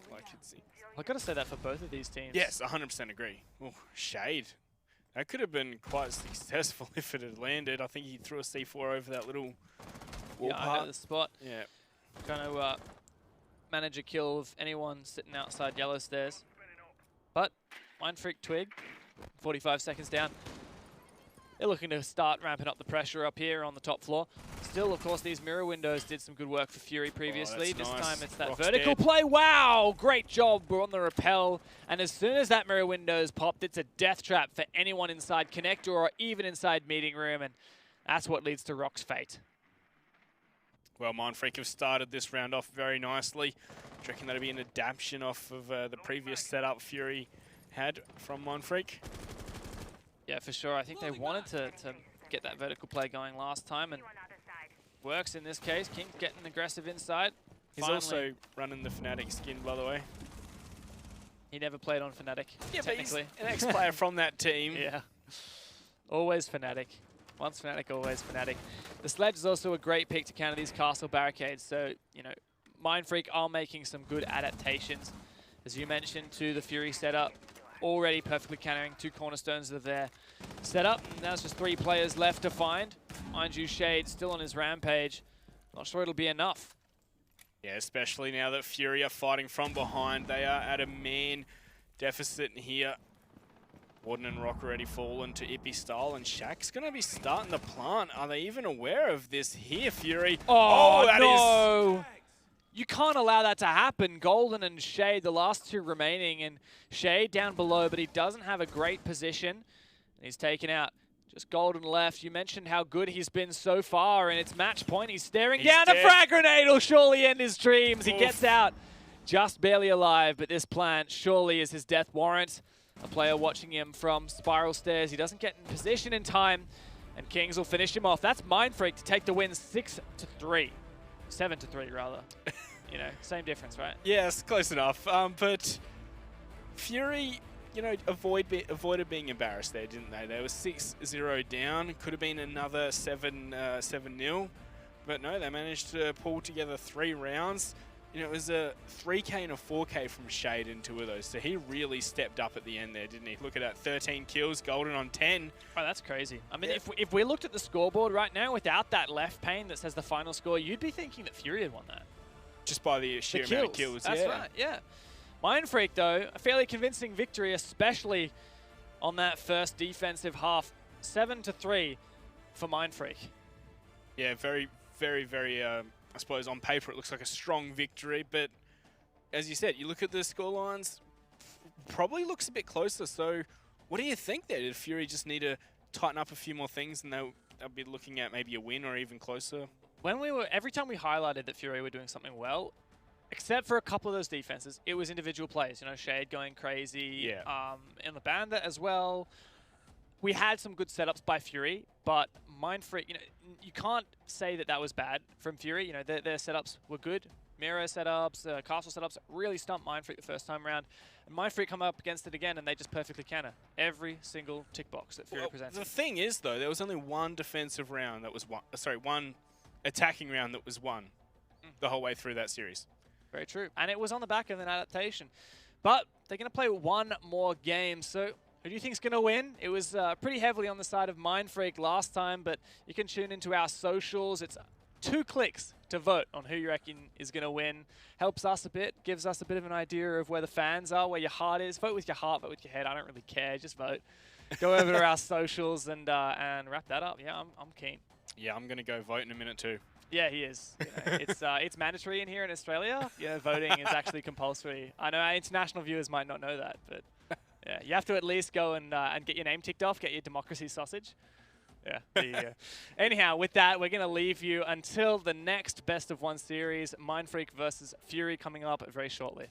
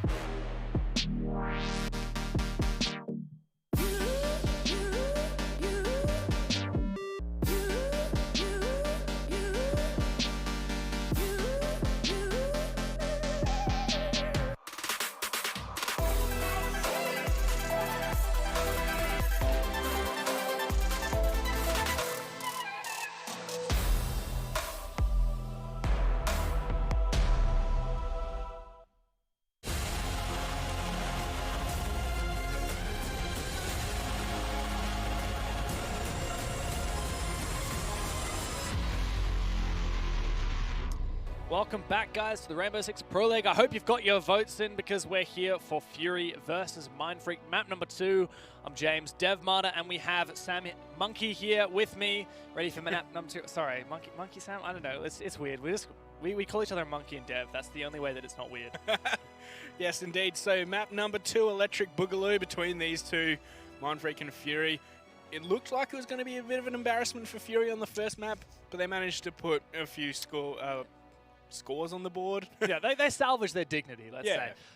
But, you know, one round of attack one, rather, so far. Yeah, that's it's not great, and that's across both teams, right? So moving into this one, we're hoping we'll see a little bit more variety. Yeah, we definitely are, but who knows what map it's going to be. Well, we will in a moment, so let's have a look at what the bans are. Obviously, we've got the first 2 default bans, so banning out Consulate, that's just a default. Banning out Cafe, that's a random. Now let's move on. Border, Clubhouse, not seeing those. We really want to see Border, don't we? I want to see Cafe. Yeah. And Coastline. Nice. So we saw that yesterday? Saw it twice yesterday. Twice yesterday. Third time in the ANZ Pro League. I'm making this beautiful, like, you've seen it, this beautiful spreadsheet with all the stats of, like, how, you know, percentages banned, percentages picked. It's looking really good. Dev just loves that kind of stuff. Yeah, I do. I'm a bit of a nerd, if you haven't noticed already. But, you know, Coastline should be a good one. We saw it a couple times last night. As mentioned, we saw August and Power plays on it. It was a pretty good match, you know, 7-3, kind of one-sided. Yeah. We also saw it from Fnatic as well. Yeah. And I guess, you know, a bit of variety depending on what kinds of bans come out. You know, we've seen it without a Capitao, seen it without a Mira, an Echo, and a Nomad as well. But, yeah, I don't know. It's a good map. I like it. See, Fury have a bit of a history with Coastline themselves. Like, it was something that they banned pretty much every week until they brought it in one week just because, you know, oh, we're not doing too well this season. Let's just try something else. And they slayed on it. So it's been something that they've decided to bring in as a map that they're going to play a bit more. So potentially a comeback here. You know, we already had one map down on the Mindfreak side. Fury. I don't know. It really feels like Fury play a lot better when they're trying something new. Yeah. Like when they try and plan exactly what they're going to do, that's when they start running into problems. Let's see what you guys reckon. Community poll. If you don't know, you can keep your eyes on the Twitter and we'll keep you guys updated. More favored to Mindfreak this time. Yeah. After last map, you can't really blame them though. Yeah, no, I got to agree with you there. Yeah. Still on the cards for a draw. More people are supporting Fury than a draw, which is always, I find, surprising, especially when you have a one-sided thing. You'd think that, you know, if it's more to one side, more people would think it's likely to be a draw than the least favored team would win. But I guess that's people voting with their hearts. I said you have permission to vote with your heart, and 15% of you are voting with your heart. No, I'm joking. Fury's got a chance here. You mentioned their Coastline performance in the past. Yeah, it's, I don't know, there shouldn't be too many VODs of them on Coastline. Yeah, and that helps, right? You know, we saw how well Mindfreak adapted to different setups. We saw that Fury had some new things to show us on Coastline on that top floor defense strategy as well, which worked out. But anyhow, let's get straight on into the map. The beautiful Spanish Coastline. Yeah, Bees at the Party Island is where we're heading for this one. Back to the island. We're going to have a party though, Dev? I don't know. See what they've got to bring us. You know what's not allowed at the party? What is not? Just keep filling for like 2 extra seconds. I'll tell you what's not allowed at the party. This band? What's not allowed at the party is a Jackal. Jackal's not invited, guys. He's sorry. He really he had a bit too much last time and he ruined it for the rest of us. So he's not invited back. Classic Jackal. This is his map too. I know, it's a bit of heartbreaking, especially for seeing Miraban as well. I loved Velvet Shell. Really enjoyed that season. Really shook things up that season, didn't it? Yeah, absolutely. And Capitao, speaking of shaking things up. Yeah, that's not really a shake-up. Yeah, but I mean, his buff really did, and I guess that really changed what we saw in the bans. You know, it used to be, it was always, you know, Lion getting banned. Well, we'd see a lot of Glaz bans as well. Glaz bans. I feel like every single time it was a Lion or a Glaz. You know, we saw a lot of Ying. These days, we never see the Glaz ban. Very rarely the Ying ban. And really Jackal's taken the forefront, especially in ranked. You know, a lot of people not enjoying playing against the Jackal. Oh, And it's so bad. I got scanned 3 times in 1 round. yeah, preach it, mate. Oh. And Capitao, right? Like in the Pro League, he's been a thorn in all these teams' side. And look at that, no Spanish operators here on the Spanish map with Mira going down and mute to boot. Nice. It's a party in the house when the parents are out of town. Jackal and Mira not around to make sure that their lovely Spanish island getaway doesn't get destroyed by the partygoers here of Mindfreak and Fury. Looks like we'll be starting tonight's activities in the billiards room and hookah lounge. A good place to kick things off when you're just trying to have a bit of a relax. And Mindfreak will be looking up to their stations there. A lot of information here. We've got Maestro, Valkyrie, a bit of information denial in the Mozzie, which can on the flip side gather some if that's what's how you plan to use them. The Legion, also a staple ban, and I guess the Legion smoke, both kind of that entry denial we often see coming out.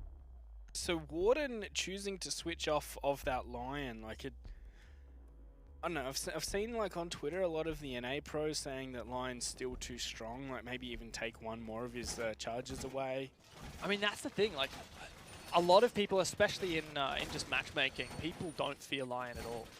They don't find Lion a very difficult operator to deal with because that coordination that's required to make use of him is just such high level, really requires that team comms.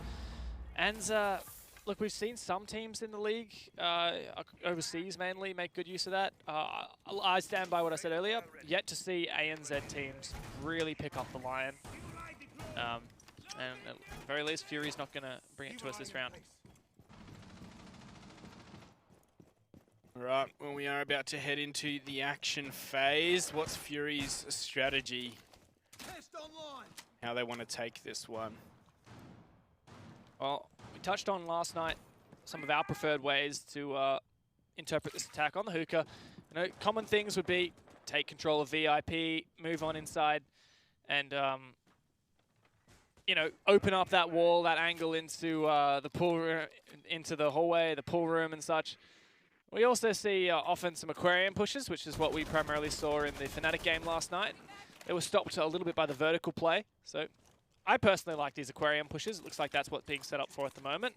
I hope we do end up seeing that, maybe with some smokes to help out.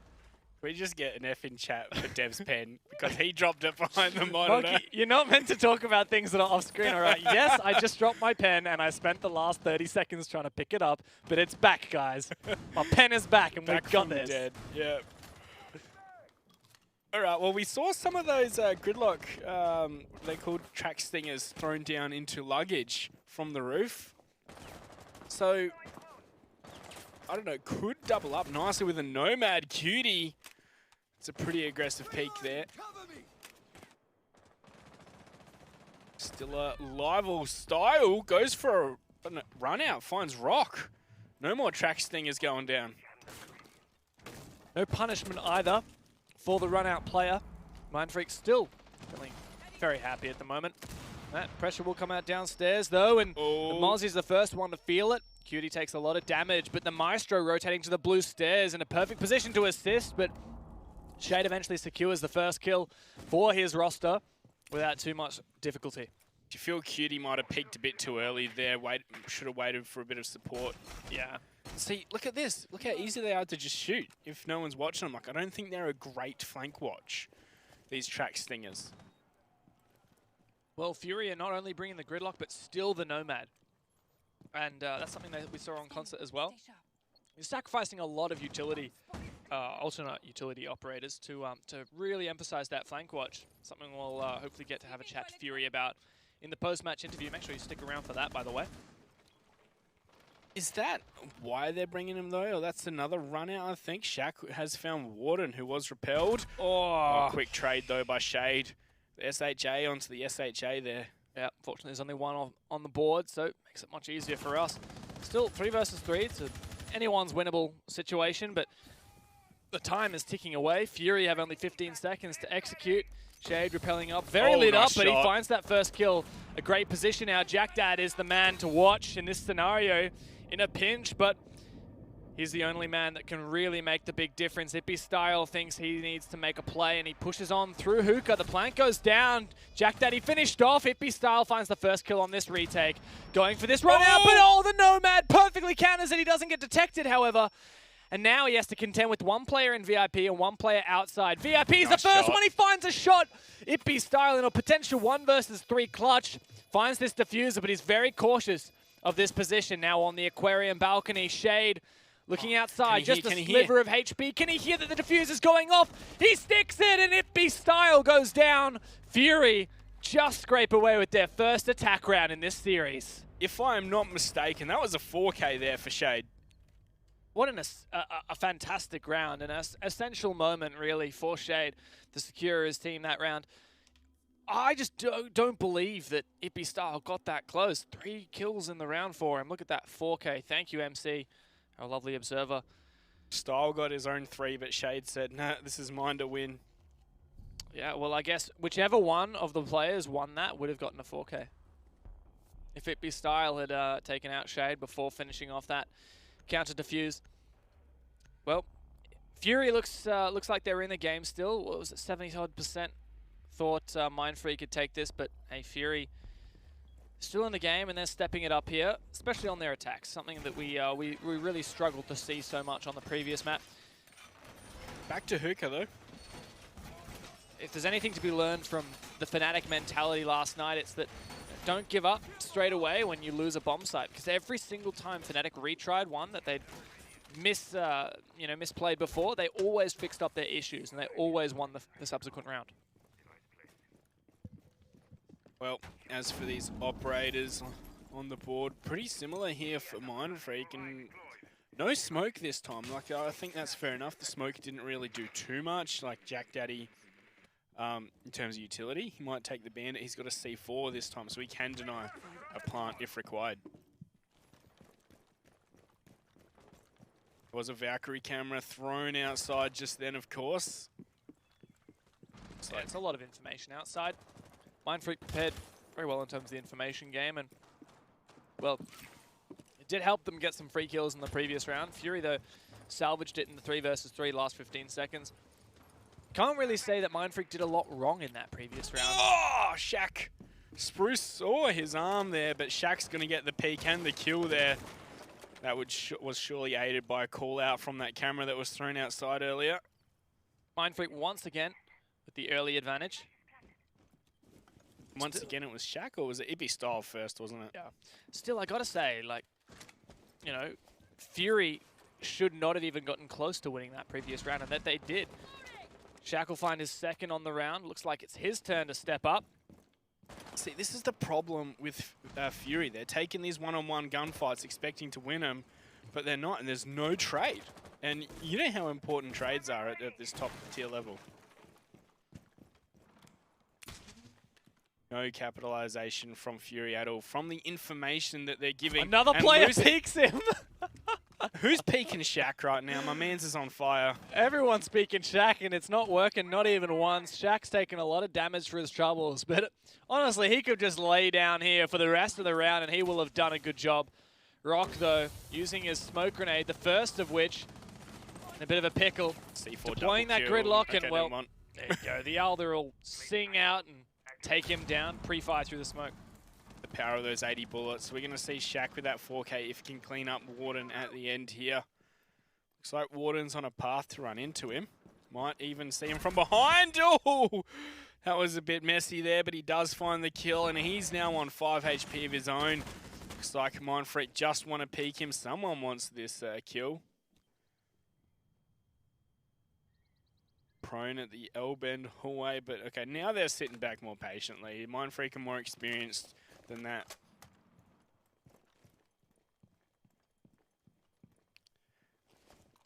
Well, it's a difficult position. There's a lot to ask. Yeah, there's not really much that's going to happen now, is it? Like, he's going to die in what? There we go. There you go. So, closed out. And the real highlight is clearly just Shaq's fantastic performance individually, and you know, it's great when you have good aim and you perform well based on information, but the enemy has to make a mistake to allow that to happen. And Fury did, and it shouldn't have. Well, we're going to Penthouse this time, and what you said did come true. It was, you know, you correct your mistakes, and then you can win the round. I mean, in that first round, Fury really had almost no right to win it on that attack. As I mentioned, you know, 3 versus 3, 15 seconds to go. You shouldn't win that. Fury pulled off a miracle in round number 1, and Mindfreak have reasserted their dominance here. Penthouse, as you mentioned, the second choice of bomb site. Bit of an old school lineup. Bandit really not been as prevalent in the meta on a lot of bomb sites in the last season compared to how just prevalent he was in the past and across Rainbow Six Pro League history. Well, I think it's more of because of the introduction of Kaid. Yes, you've only got 2 Electro Claws, but they can be placed so much more, with so much more variety, right? I partially agree with you, but I actually think that the reason we've seen less Bandit is because of the buffs to mute. You know, getting that shotgun, if you want someone to deny a wall, why not grab someone who can deny more span of walls and also deny drones, plus he can do a lot of the renovations that you need with the shotgun.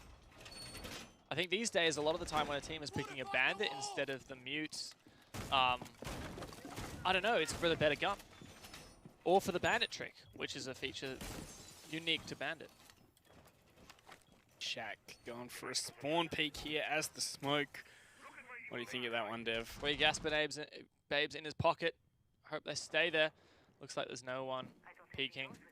It's quite wise. You mentioned last round, you know, no one should be peeking Shaq. But now Shaq's peeking there. Yep, guess you don't have a choice in that scenario.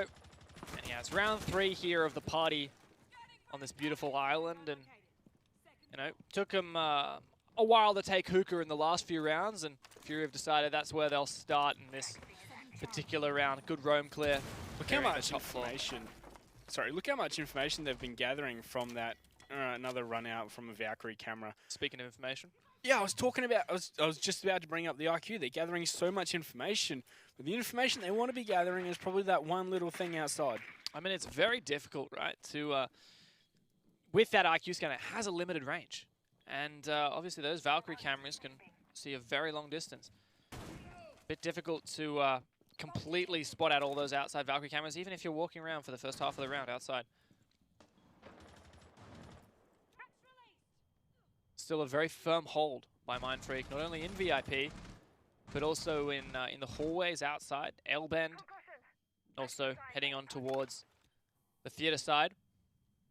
Yeah, that's the look how far that Valkyrie camera is. I probably agree with you. It's going to be very hard to find that with a IQ scanner, but that was the hard breach that went down for Fury. And the diffuser as well on the ground. Oh no, just missing those shots, and Shade trades it out on the rappel. Excellent job, and Cutie goes down. He knows where his cameras are, and he can use them to assist the rest of his team. However, Ippy Style smartly evades action in VIP and defaults back to site, giving his team another body alive in the later half of this round. Look at the position Shaq's in as well. You'd never really expect someone to be just hiding in the shower here. Still a great position for Ippy Style as he is on that retake. As you mentioned, Shaq in the shower. Rock deals with him. Still a track stinger and 2 smokes left for this execute. See how Warden didn't quite see Style coming around the corner because of his own sight. It's one of those situations where you need to be droning further than where you're moving to. Rock's way into the bomb site now. 20 seconds to go. They take out that camera, but Jack Daddy with a C4. That's the Bandit we know and love. Spruce has no choice but to rappel on inside. He'll face the Aldo. He does take it out, but Jack Daddy's there with the MP7. Never doubt the Bandit. Jack Daddy will secure that round for his team. Mindfreak going up at a 2-1 scoreline. Yeah, nicely done by Jack Daddy there. As Fury have won 1, but Mindfreak have responded back with 2 blows of their own. Still feel like Fury have some good ideas, but Mindfreak, especially on this defensive side, they've dotting all the I's, crossing all their T's, setting up very well the information game, the early aggression, the controlled aggression.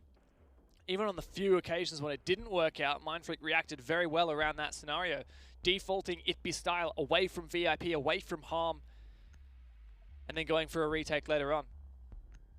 Yeah, it's just the, you know, that game of pushing forward and falling back and trying to stretch the defenders was really not working. And, you know, and it's almost what Itbstar was doing to the attackers there. Like, he was dictating the pace and what's happening there. It's round number 4, defending the kitchen bomb site. No mirror on the board for this one. You know, this is probably one of the bomb sites on Coastline, along with Penthouse, where I feel like a mirror can be particularly strong. I agree with you, but at the same time, one of the weaknesses of mirror is she can be a very predictable operator. If you place a mirror on, say, for example, that main wall where Jack Daddy is right now, facing towards service entrance, the big risk is that it's predictable. They see that mirror window, they take top floor, and they pop it out. Once the mirror window is open, it's a detriment to your team. So we often see teams foregoing that mirror in terms of other strategies that more revolve around, you know, the placement of your players and mobility and being in the right position at the right time, such as the August strategy on this this bomb site, which I love so much. Opening up that kitchen wall. It's not what we'll see this time. Different philosophy for Mindfreak. Cutie and Shaq have been doing such a great harassment job on this map, haven't they? Both as the Valkyrie. They'll just roam around in a weird spot, and you know, they're getting this information. Like, Shaq knows where they are. That's exactly right. He has the rest of his team always calling for it, always safe on site. It's a far away roam as well for Mindfreak. It'll start to fall apart with Shaq the first one to die. Very great job from Fury to continue pushing that Valkyrie around. And Shade on the roof, ready to capitalize anyone attempting to walk into luggage. Kings is also gathering information of his own in lieu of that cardiac sensor on the objective. Style was in the bathroom in the shower this time. I saw. Yeah, he's defaulted out of there and taken some damage for his trouble. Shade was heading in his direction. 2 players near each other. Rock, however. Style. Oh, wow, that's a very sneaky position for the gridlock. Just waiting for that flank potential. It'd be Style caught off guard, and Rock does find that kill. Another player was nearby, however, and Warden will find Cutie. Just the 2 left on site. Everything falling apart for Mindfreak. A desperate attempt does find the 1 player. That's the hard breach gone. Diffuser on the ground as well, though the Kings may not be aware. On the objective there, Fury really have to keep their time management in sync. They waste too much time here. They could throw away this lead. Yeah, 55 seconds though. It is a lot of time for Mindfreak to try and hold on for. What they've got to do is try and hide in some pretty tricky positions. What Fury need to do is just find these positions and make sure they trade off of them. 40 seconds left on the clock. Things looking pretty good for Mindfreak. Fury have the numbers advantage, but they're just going to try and jump through this window without droning it first, because there's a shotgun right there ready. Waiting to receive. This will definitely work out for Jack Dad. Fury player gets spotted out. Jack Dad puts the diffuser on the ground. His position revealed now, and 20 seconds is enough time for Fury to make this happen. But Jack Dad's smokes will completely disrupt that. Shotgun not going to work at this range. Another gas canister will go out, but it's too late. Shade! Oh, what a flank from Kings. He finds the 1 kill. Diffuser in nobody's hands, and Kings is in a perfect position to clutch this round. Fury has to go for this plant, but he can't get it off in time. Shade, what are you doing? It doesn't work, and Mindfreak steal away around. That was in no way rightfully theirs. I saw Shade throw a drone on the ground as he was vaulting out from up above, right? And we've got Jack Daddy right through that window. All he needs to do is, you know, actually go on that drone through the window. They know exactly where Jack Daddy is. He's not getting that kill onto Warden. He's probably going down pretty soon after that. And I'm so frustrated by that 5-on-2 for Fury. 5-on-2 to 2-on-1. That still loses. It's a difficult pill to swallow for Fury. Moving into round number 5 rather. I know I'm not very good at counting, am I? You and your maths, Dev. Yeah. Anyhow, round number 5 for Fury. You know, that didn't even happen to me. I wasn't even on the receiving end of that, and I'm frustrated and tilted. It's frustrating to watch something, such an advantage, to fall apart in such a way. And Fury really did contain that roam and contain that aggression from Mindfreak so very well in the early parts of that round. Just couldn't capitalize, and that's what I mentioned. You know, with 1 minute on the clock, it was a 5-on-2, a 4-on-2. I said, Fury need to capitalize on the time that they have remaining. Don't let it slip away. Unfortunately for them, that's exactly what happened. Well, once again, these cameras going on outside. And Style going for a spawn peek and finding Warden. So one of the more dangerous places to walk when spawning over by the pool here. I always go backside, I never walk forward. And Cutie to also find Shade. Can he find a Shaq find a third? No. Mindfreak just jumping out every single window headlong. Fury on the back foot. You can see Spruce has taken a lot of damage for his trouble as well. It is in fact a hookah defense. But the fight is going on anywhere but hookah. Yeah, this outside information gathering from Mindfreak has been on point, and even though the IQ is coming out from Fury, it has not been enough to counter it. I mean, even if you see the positions of some of these Valkyrie cameras, it'll be awkward to take him out. Kings finds another kill. Not sure we'll see a single Fury player move inside the building before this round is over. Looking to be a very difficult half for them as well. Kings taken out. Spruce outside once again, just Rock left. What really does he have to go for? And he's taken out on the long-range fight. A flawless round for Mindfreak. And how long was that round? Not very long. I think that we still had a 2 in the first digit on the clock, so less than 60 seconds on that round. And Mindfreak's aggression, it was contained previously, and you know what Mindfreak said to that? Look, guys, they're hunting our roamers, so what are we going to do? We're not going to roam. We're going to jump out, outside. They're not going to get in the building. They're not going to track us at all. This untamed aggression that Mindfreak are featuring on their defense can be telegraphed from even their operator ban phase. Look at that, Jackal ban.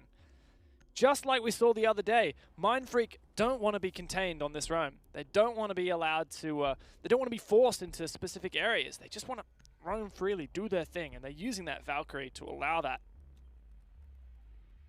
Well, final round of their defense, however, they are 4-1 up.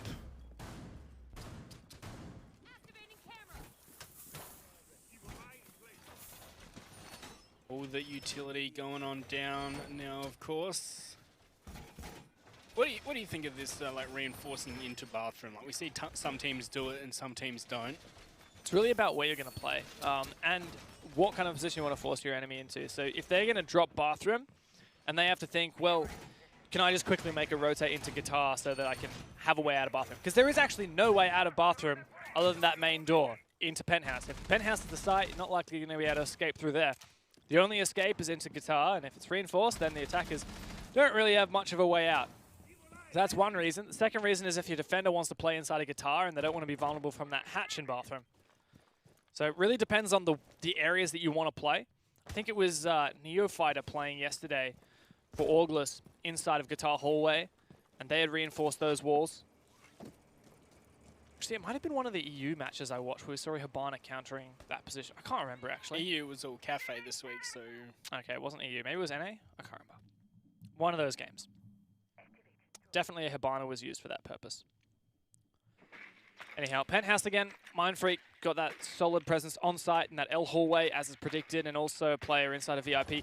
Interestingly, unlike Auglis or Fnatic, no rotate hole between VIP and the penthouse itself, so Mindfreak we'll be relying on that guitar hallway escape or that main outside hallway escape. A lot of ways you can read into that for Fury. You can cut it off from the roof, prevent the player from escaping back into that hallway. Well, I don't quite exactly know what Fury's plan is here. They've spent a lot of time droning and looking at the positions, but not really much time into the building. Like, this is the first real push they've started making. On this site, with this kind of setup, you can't spend all your time searching for roamers when there aren't any. You need to do that very efficiently, and you need to start dismantling some of the key objectives on site. There's key positions such as the L-bend, such as the IP style inside of VIP. You need to get these done time efficiently. Otherwise, you're running into the wall. And just look how eager IP style is to jump outside there. That Valkyrie camera they've continually thrown out just onto the wall of the balcony. Yeah. Do we need to say anything now? I think it's just standard practice for All Mate Cutie and Shaq to be jumping out and getting kills with that Valkyrie. Anyhow, there is some kind of a response from Fury as they punish Ippy's style. That's the player inside of VIP, and it looks like with that Dokkaebi call going off and that pressure onto the south side of the map, we may even see an attempt at opening this this theater wall. And wow, the Bandit's going to go and snatch up one of his Bandit batteries from the other side of the map and try and put this down on. Kings is doing some good work. Jack Daddy, that was insane. He goes all the way into Penthouse just to pick up one battery, and that may well save the round. Fury's entire strategy in tatters, and Kings is adding to that with some good kills with the Elder. Cutie gets shut down, but still it's up for Mindfreak. Fury fighting back, though. Yeah, Shade finding 2 quick ones on the rappel. The C4 is going to come on out and do literally nothing there, as Golden did have to fall back from that Shade with his third, but it's going to come down to the 1v1 between Jack and Golden. Golden's grabbed the diffuser. I don't think he's aware that Shade has dropped. Sorry, Jack Daddy has dropped. Going to try and go for the plant. Oh, he has information.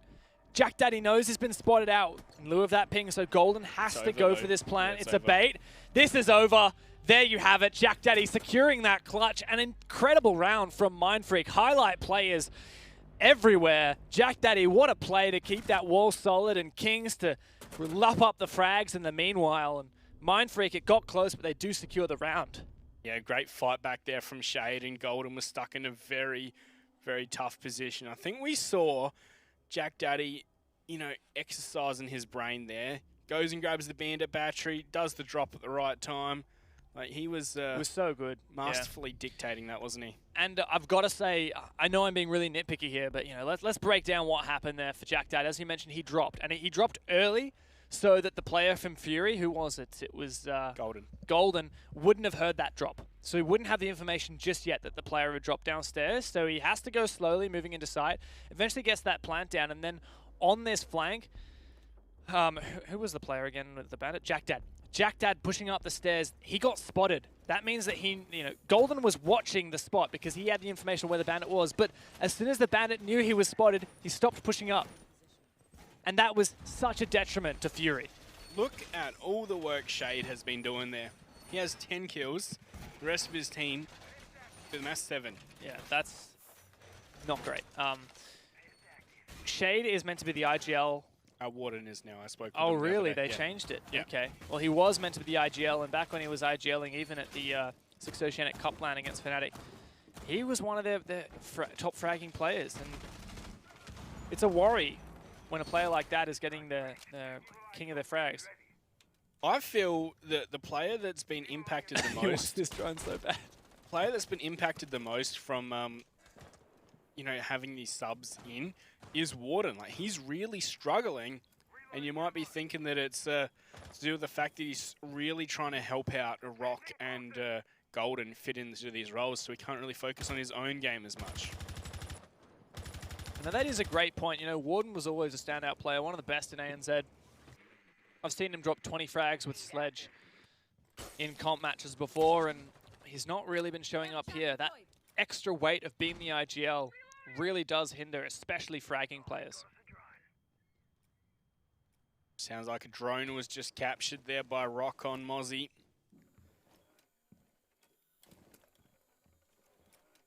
Do you like that holo sight there, Dev?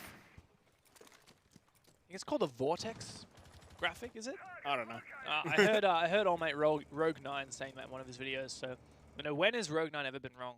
Well, yeah, I only run reflex if I'm running a long time. So like, I know. You don't even know that ACOGs exist, do you? Yes, I do. Jack Daddy finds the first kill with that ACOG on the L85. It's good. Nice early shut down the pretty much only real impact player on Fury. Yep. You think this is a freebie for the rest of the round when you're looking at the collective unit on the enemy team have 7 kills currently. Whereas the player you've just taken out has 10. Like, I know we don't really assign value only for kills, but let's say you assigned value for players only kills. Like, that's more than 50% of the work already done. That's crazy. Just one free pick at the start. Well, that's just based off what's happened in this round, not actual skill level. But Yeah, for for sure. disclaimer's sake. I'm not having a go at anyone else on Fury. Not saying that Shade's the only good player on Fury or anything like that. Just saying, interesting, food for thought. We're talking in the abstract here. Yeah. You're about to enter the Twilight Zone. All right, well, Kings has opened up the door and taken out the barbed wire into hookah. We hear one of those air jabs just above the door, so they know they're not going to be pushed out on. See, maybe that's what Mindfreak should have been doing, using those, sorry, Fury should have been doing, using those air jabs to deny a lot of those runouts that was working on them. Wow, Rock's in a good spot, and he's done some work, taken out that player on the rappel. Jack Daddy finds his second in the round. Golden's on the floor, and it may well transfer over to an aquarium push. Everything's working out for Mindfreak. It's only going to be an ace clutch for Rock, but no, Cutie will close that one out. There we have Mindfreak heading on to match point. You know, this has been pretty disappointing from Fury all up, like the whole night, I feel. It was almost a 7-0 on map number 1, and now we're looking at potentially a 7-1 on map number 2. Mindfreak, I had doubts about their form, and they are really, you know, squashing anything that all of my preconceived notions about this season. And Fury, on the other hand, not living up to expectations. And the one round they did win was, well, okay, it was a shutdown of a clutch, but it was a 1v1 in the end, and it was off Shade getting a 4K, so... Is it just the roster? Good players, but when they play together, they're not, you know, better than the sum of their parts. In fact, they're probably worse. it's a difficult thing to say, but I think you might be right in that respect. Got to say, to focus on Mindfreak for a second, you know, they have been styling. They have been, you know, pardon the pun. It be styling. It be styling. You know, Mindfreak be styling at the moment. I did have my doubts. You know, I was worried about whether we'd see a change in the roster for tonight. But no, these guys have been, especially on this map. Their attack was organized. Their defense was very proficient. You know, I put in for the predictions this week that I thought there might be a draw in one of these. I think I did as well. I think I said win to Mindfreak and then a draw between these two teams. Looks like we're not likely to be correct on that one. Unlucky. Unlucky. All right. Jack Dad on the sledge did some good work on this map and the previous map with the operator already. Just analyzing the operator lineups for a minute, specifically on the attack. You know, we have that. You know, oh, that's free. Oh, he's missed. No way, no way. Come on, come on, Shade. Wow, I really did think that was going to be a freebie. Anyhow, talk operators. We got a little bit of hard breach. Hibana's always a great hard breacher. She's an incredible fragger if you know how to use her. She's got stuns. Even if you don't end up using her her X-Kairos, you still got a great operator there. Got some good soft breach, got some information gathering, and the Nomad to hopefully prevent people running out of windows like we do have Shade doing just that. At least he is punished by the Nomad eventually. 1 for 1 after a minute. Have a nice little flank watch, air jab as well. Down the bottom of Cool Vibes. Still the one left as well in the pocket. So, well, I think we're seeing a pretty big contrast between how Nomad's being played between these two teams. Like, Warden was like saving them a lot, whereas it seems like Cutie's using them nice and early on in set places. As Jack Daddy has found one. Can he find a second? Stun grenade will really help out at the moment. Oh no, Rock's not even meant to win that fight. He's likely to lose here, and Cutie doing some good work, pushing himself up. It's only Spruce Moose left to save this round. The older you can left click for so long, and it still won't matter. Kings leans Mindfreak to a 7-1 victory on map number 2 of Coastline. Yep, and you know the depressing thing for Fury is they only won 1 attacking round the whole night. Yeah. Back to the drawing board for Fury. Mindfreak still doing well tonight. I think, you know, exceeding expectations. And oh my god, look at that Shade. The first one to lead the lobby and the best kill count across the board. I want to see the CGG stats. You know, when you get that nice little green bit next to the player who is clearly the best in terms of rating. And so often it's on the team that's winning. And in a 1-7, when Shade performs like that, it's a tilter, isn't it? Yeah. Yeah. That being said, like it's always just that one player. We don't know what's going on behind the scenes, which is allowing him to get all those kills. Oh yeah, I mean, I think it's needless to say the amount of information that was being delivered by a player sitting on their cameras round after round, on both the both on Fury and Mindfreak, right? We saw that from both sides. But there you have Mindfreak with the second dominant map we've seen from them. They look to be pretty good on their attacks, look to be pretty good on their defenses. I have some good hope for them this season. Yeah, especially coming into this one, as you said, form not been super great lately. Like they did, well, unfortunately get knocked out of the Raleigh qualifiers. So how are they going to go? Yeah. Yeah, and I mean, the way that Raleigh qualifier works here in ANZ for us is we have this double elimination bracket tournament. The best team out of ANZ then goes to a LAN event with the other Asia Pacific teams. Very similar to what we do for the Pro League. It's just a little bit of a smaller scale, just one representative from each region. And the best team from APAC goes to Raleigh. And yeah, in this case, not going to be Mindfreak. Still, a decent shot at Japan, or at least at the APAC finals to potentially go to Japan. So in this matchup, we're talking about Mindfreak's form not been super great. So do you think either they played really well today or Fury were just pretty bad? I hate to say it, but Fury really not... they don't have what they had last season. I don't know what it is. It's fair enough, bringing in Golden last minute, seeing as Wings was moved to sub, and then of course new player of being Rock, but Rock did pretty well. A lot of them were individual plays. Yeah. But yeah, it's clear Shade was the one that's been doing the most work on Fury. For the Mindfreak side of things, like I think they played well. They did play. They played very well. I think they played better than what their form would indicate, as we mentioned. So I don't just want to put it on Fury's performance, but we will get a much better indication of where these teams are at once we start seeing more matches in the league heading into the later play days and we see them play against some of the other teams. I'd love to see Mindfreak versus Orgless, Mindfreak versus Oddity, Fury versus Zealous, Fury versus Power Plays. These are the matches which I think will start to determine what the standings will fall like at the end of the season. Yeah, well, we only are in the first week of the season so far, so that's all to come, and then we can start getting more of a picture for where these teams are actually placed. Yeah, but we've almost seen every single team in the league so far. Almost. Yeah, we just got two more left, Oddity and Sinister. Not quite yet. You didn't pull me up. I was expecting you to pull me up. Not quite yet, Dev. Not quite yet. No, never mind. Slow down, young man.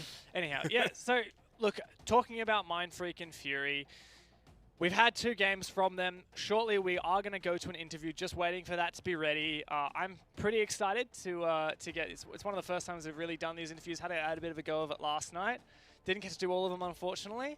Should be good now. We do it after the double best of one. So after the 2 matches, gives the team a chance to keep that momentum going between the 2 maps. You don't really go off and have an interview between 2 maps in a best of 3, so may as well just, give them the opportunity to keep focusing on the game between map number 1 and map number 2. Yeah, so I've written down a few questions. Yeah, okay. I only have one, really. And what's that? It was more for Fury. Why both Gridlock and Nomad? And I just want to kind of see what is it that they get out of both of them, especially together. Not just one, not just the other.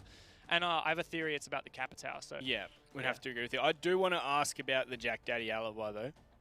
Yeah, that's a good point. The just get the word from the what's the saying here? The word from the bird? The word on the town? No, I'm not actually It's like sure. get the word from the fish's mouth or something. No, Horse's yeah, maybe. Horse's mouth is a thing. I've never heard fish's mouth. I've heard fish in a barrel. I've heard don't look a gift horse in the mouth. All right, we'll just get the word from the Jack Daddy. We'll get the word whoever's doing the interview. Dad, old mate Dad. Yeah. But yeah, overall, as we've said, pretty disappointing showing from Fury. Now I think also the fact that they started on attack both times. Yeah, that's a fair point, actually. Could have been to their detriment there. I mean, I did mention in the cast that I thought Fury as a team is more likely to let the tilt get to them. Sometimes, it does affect the gameplay, and I've seen a lot, especially now that the ranked system has gone to these consecutive rounds. I see a lot of people start on attack, and they're like, "Oh no, we're starting on attack. We've lost already." You're gonna, if in theory, like you're gonna play the same number of rounds on attack and defense. In theory, if you just keep They only going. played 4 though. They only played 4, and that's because they just if you can win on defense, then you're going to win on defense regardless of whether you play them now or you play them in 6 rounds. And I think that that's the key, is believing that will help make it a reality. No, my mistake. They played more than 4, but they lost 4.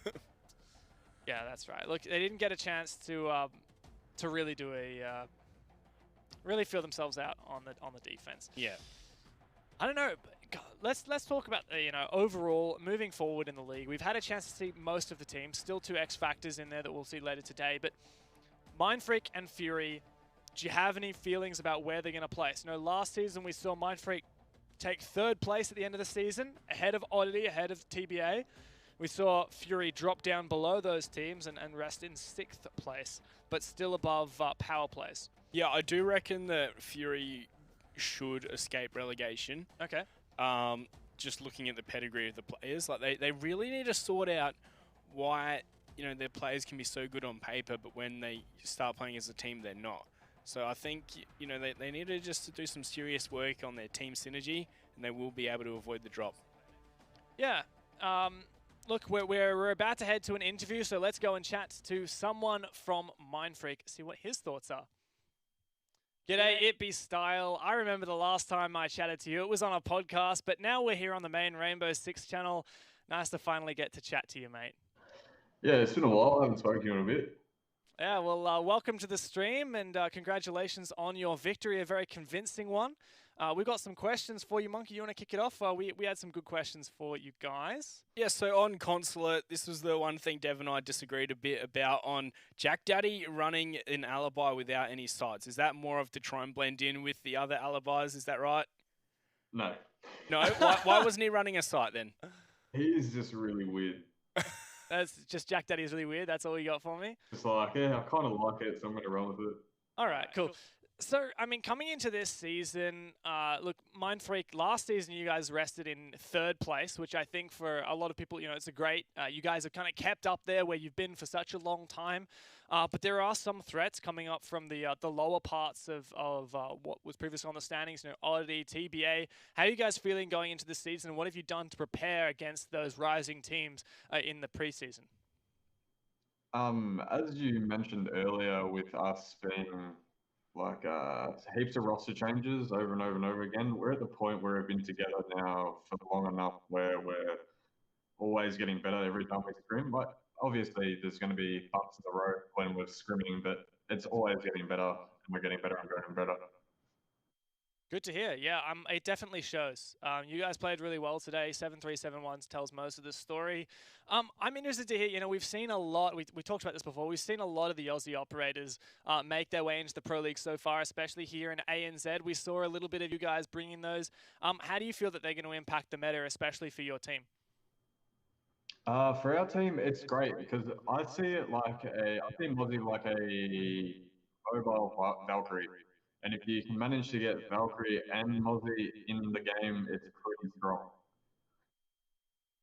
Yeah, well, we've seen how much that Valkyrie can make a difference, how much the Mozzie can as well, yeah. The information gathering. Do you have anything specific you want to go for, Star? Yeah, on those, a lot of runouts on Coastline there, that was fed off by the Valkyrie and, of course, any other information gathering ops. Like, is that something that you've worked on quite a bit, or was it just, all right, we've got the information outside, we can make a play off it?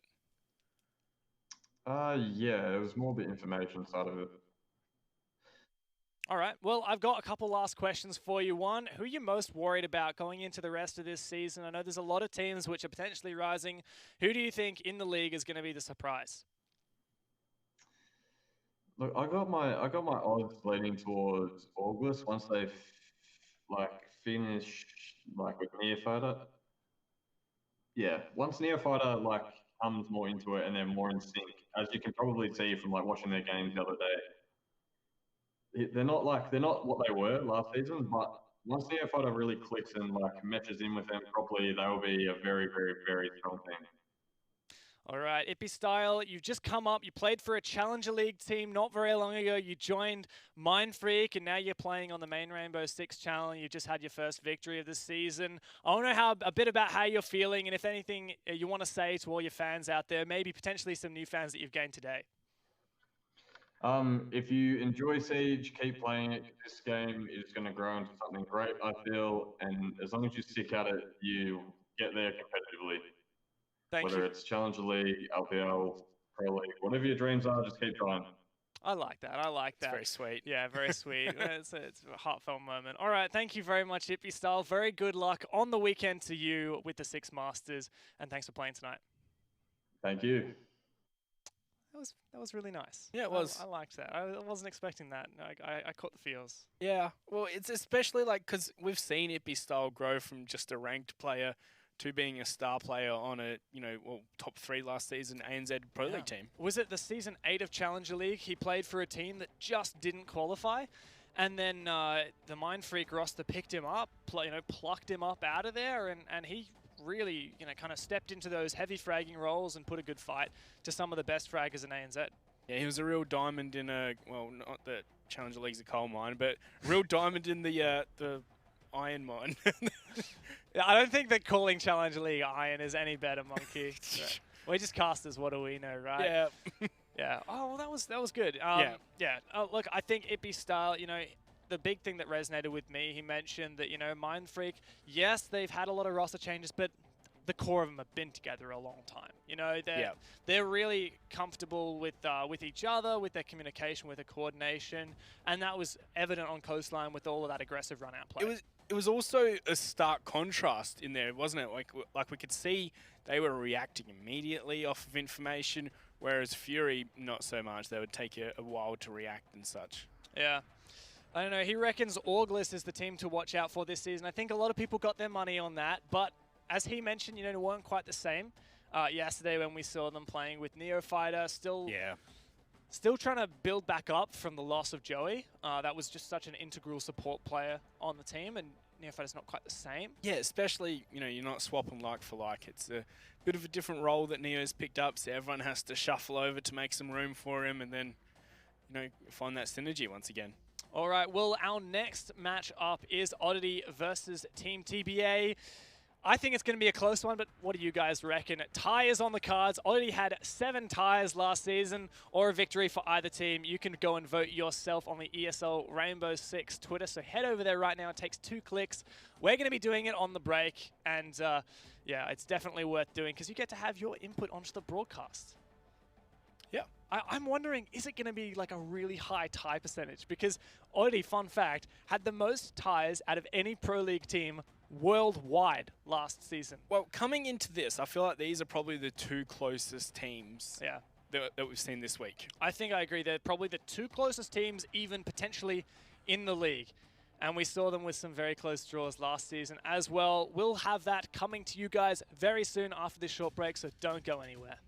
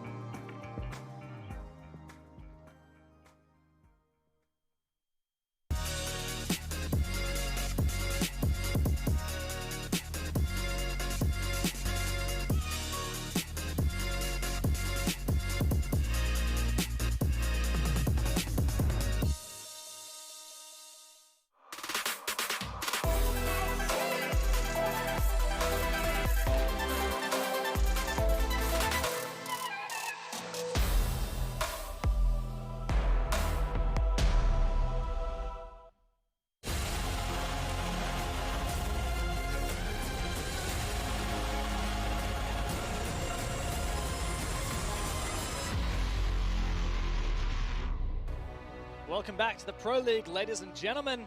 We're here back with another set of matches for ANZ. I'm Dev, this is Monkey, we're back. We got some more matches. You guys have all voted, I bet. I told you to, you better have done it. That's where you vote. Go there and vote, because we're going to draw it in just a second. Yeah, what he said. That's all I have to add. I think you gotta put your foot down sometimes, because we need to get this vote, because this is going to be a close one.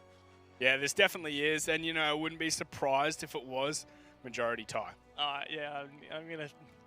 I know how much those Oddity guys hate tying. Yeah. Like they've had it with ties. Like this last season, 2 wins, 3 losses, and 7 ties. That's a lot. Like the vast majority of their games, vast pun intended, he's one of their players. The vast majority of their games were ties. And look, it's frustrating, but hey, you know, it happens. Well, I don't want to break the curse, though. it was a bit of an oddity, wasn't it? Yeah. I don't know. Oh, well, let's have a look at the schedule for the night. We'll have a look at the 2 matches we've seen so far. Mindfreak and Fury, well, that was a bit one-sided. We got through those 2 matches, and the rest of the night will be Oddity TBA. Double best of 1. That's how we do it in ANZ. Yeah, a little bit different to other regions. Yeah, of course. We need to fit an extra land to decide who's the best in APAC, not just in our own sub-regions. If you aren't familiar, APAC has 4 regions of its own. That's right. Split up into Japan, Korea, Southeast Asia, and ANZ. And at the end of the season, once we've all had our best in ANZ and all the other sub-regions, we go to a LAN event. We find the 2 best teams to go to the finals. That's going to be later this year in Tokoname, Japan. I'm very excited for it, and I think that especially some of these teams want to make it there, at the very least the APAC finals. Let's have a look at the first of which will be contending tonight. Oddity Esports, a team who we've seen quite a lot of in the past seasons. They've really been on the rise to power. Yeah, they've been like another one of those teams that has like traditionally been a bit of a ranked stack and maybe competing in the Go Fours weekly. But look how far they've made themselves. One of the better teams in Pro League, and just their whole support structure that Raven gives them has been so good, and we've definitely been seeing them improve. That's right. I think the 2 highlight people on this roster is one, God Legion, who's one of the best fraggers in ANZ, just consistently finds kills where the rest of his teammates don't, and Raven, who's their coach. We mentioned him before, incredibly supportive, incredibly dedicated. He takes a macro look at the team and sees what he thinks they need to do. Anyhow. Oh, you go. I was going to say, what about Todd? Like, don't you think he's another very impactful player? Todd's probably the most experienced player on this team, coming from previously Orgless, where he went to quite a few LAN events. So, yeah, I guess so. Anyhow, moving on to the second roster, we have Team TBA, something looking a bit sinister here. Yeah, I can't quite put my finger on it, but, this squad, I think they had a bit of an announcement today or something or other, but we'll sort that out later, won't we? Copper, Vicious, Fisher Guy, Luna, and Arnie. Now, Luna's got a bit of a following, doesn't she? Oh, yeah. She's very famous in the wide world of Twitter. She's been playing on this roster for a little while now. She was fairly new to competitive Siege, but she's been to a lot of LAN events and such because her partner Virtue plays for Fnatic. So, yeah, bit of a thing going on there. Yeah, something, I don't know, I don't know, kids these days. You act like you're old, Dev. But yeah, totally. I want to highlight Arnie on that roster as well, the newest player onto their team, and he's been doing great, I feel. Like, he's really slotted in, hasn't he? And we haven't seen in many streams yet a chance for him to shine, because there just hasn't been any since the other than community streams. Yeah, we've seen him a few times in Raleigh. And, yeah. But he has his chance to debut in the Pro League. So, there's also a good support network behind that team. Max and Shifty do a good job there. Yeah. Anyhow, let's have a look at where we'll be heading tonight for this first map. Cafe. Nope. No! Damn it! Oh, Come on, you, Oddity. I was telling Raven. You better tell him off. I told him we want to see Cafe, and he was not listening to me. So here we go. Bank. All through Bank. Hey, that was the other one I wanted to see. I'm not sure if Latin America played it. I couldn't remember. I didn't have time to look up on Wikipedia. But I'm pretty sure this might be the debut of Bank in the Pro League. Maybe I'm wrong. Season 10 at least. Season 10, obviously. Anyhow, I'm keen. This is going to be a good one to go to. Something a bit fresh. It's not Coastline. It's not Consulate. We're doing good.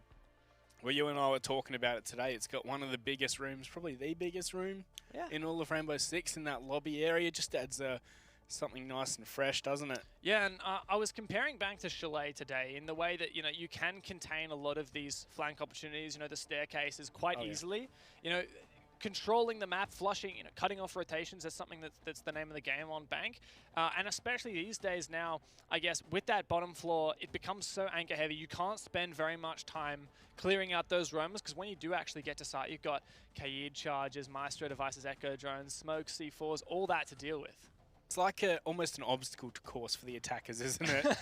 You got to get to the end of the obstacle course. Now, here's your obstacles, and they're just like fall over face first at the first one. Yep. That's a tough ride. Anyhow, let's have a look at the community vote. I want to see this tie percentage. What do you guys reckon? I want to listen to your dev. I'm calling it now. 25. Oh, wow. Still pretty close. Yeah, it is. Like, this is, give or take, this is almost 33, 33, 33. I think, right, what's happening is people picking a side, but it's so close it's split. No one wants to select draw because, no one wants to see the team that they're supporting draw. They want to see the W. Absolutely. No one wants to see them draw. They want to see the win. Interestingly, TBA is actually leading. I'm quite surprised by this. Me too. We're looking at Oddity, who came 4th last season, and we're on definitely an upwards trend. TBA, who came 5th, so just behind Oddity, but they also, they had inconsistent performances. They didn't have quite that clearly defined upwards trajectory that I saw from Oddity. I think this one is going to be a brawl. That's for sure. That's the only thing I can say for certain about this one. Yeah, for sure. We're going to get into the game. It is TBA versus Oddity Esports here on Bank for the first time in the ANZ Pro League Season 10. Let's kick it off for what is most likely to be one of the closest matches this season in the ANZ Pro League. Let's get into the game. All right, bands coming in. Good luck, have fun's coming out. Good fun, have lucks from Luna. As Oddity it's got to be different, doesn't it? Yeah, Oddity going to be banning out Jackal as the very first ban. Wow, so potentially some roam game played into by Oddity. We know that Bank's such a large map, and well, it'll be modified quite substantially with Hibana off the board. Getting those hatches will be a much more significant challenge. Thermite and Maverick likely to see a lot of play. Yeah, especially we've seen teams force those hatches open with the Maverick blowtorch. Followed up by a Valkyrie ban. Of course, we saw Valkyrie used to great effect on the last map of Coastline. Easily the most impactful operator in the entire game. Oh, yeah. On Coastline. To round it all out, likely to be one of Maestro, Echo, or Mira. It is the Mira. So, still both Maestro and Echo in play. A lot of those on-site obstacle course obstacles that you mentioned earlier that we're going to have to deal with. Very frustrating, very utility... what's that? Highly consuming utility? That word? Whatever. It takes a lot of utility to get rid of Echo and Maestro devices, so we'll probably see a lot of that. Utility hogs. There you go. Don't share it around. No, not at all. Uh-oh. Look at that. I love this. They've all got the SIN tags. That stands for TBA, obviously. In Australian. Yeah, that's just an Australian thing.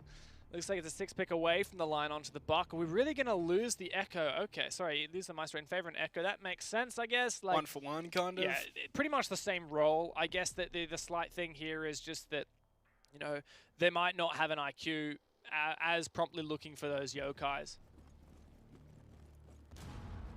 Well, into the first prep phase. Here we go. Interesting to see this hatch opened up there by whoever was, I think it was Vast who did that one. So this is clearly already part of a specific strat that Oddity want to employ. They ban out the Jackal to allow for some more roam game. They're using a lot of off-site reinforcements in that elevator hallway, castle barricades upstairs, an open hold into server, some open rotations as well into open area, admin office. What is Echo doing up here? What is the Echo doing with the hollow site is my question. Todd's ACOG, what's the word when you shun it? I don't know, non-believer? Yeah, he doesn't believe in the power of the cog. Wow, so this isn't looking a lot like a typical downstairs defense, is it? You have a lot of presence off-site that TBA will have to deal with. No Jackal in hand and not really much roam clearing or information gathering utilities such as your Dokkaebi, Jackal, Lion. Be a serious challenge to do the droning and entering and clear out Oddity Esports. Well, Arnie going to be opening up into stock trading.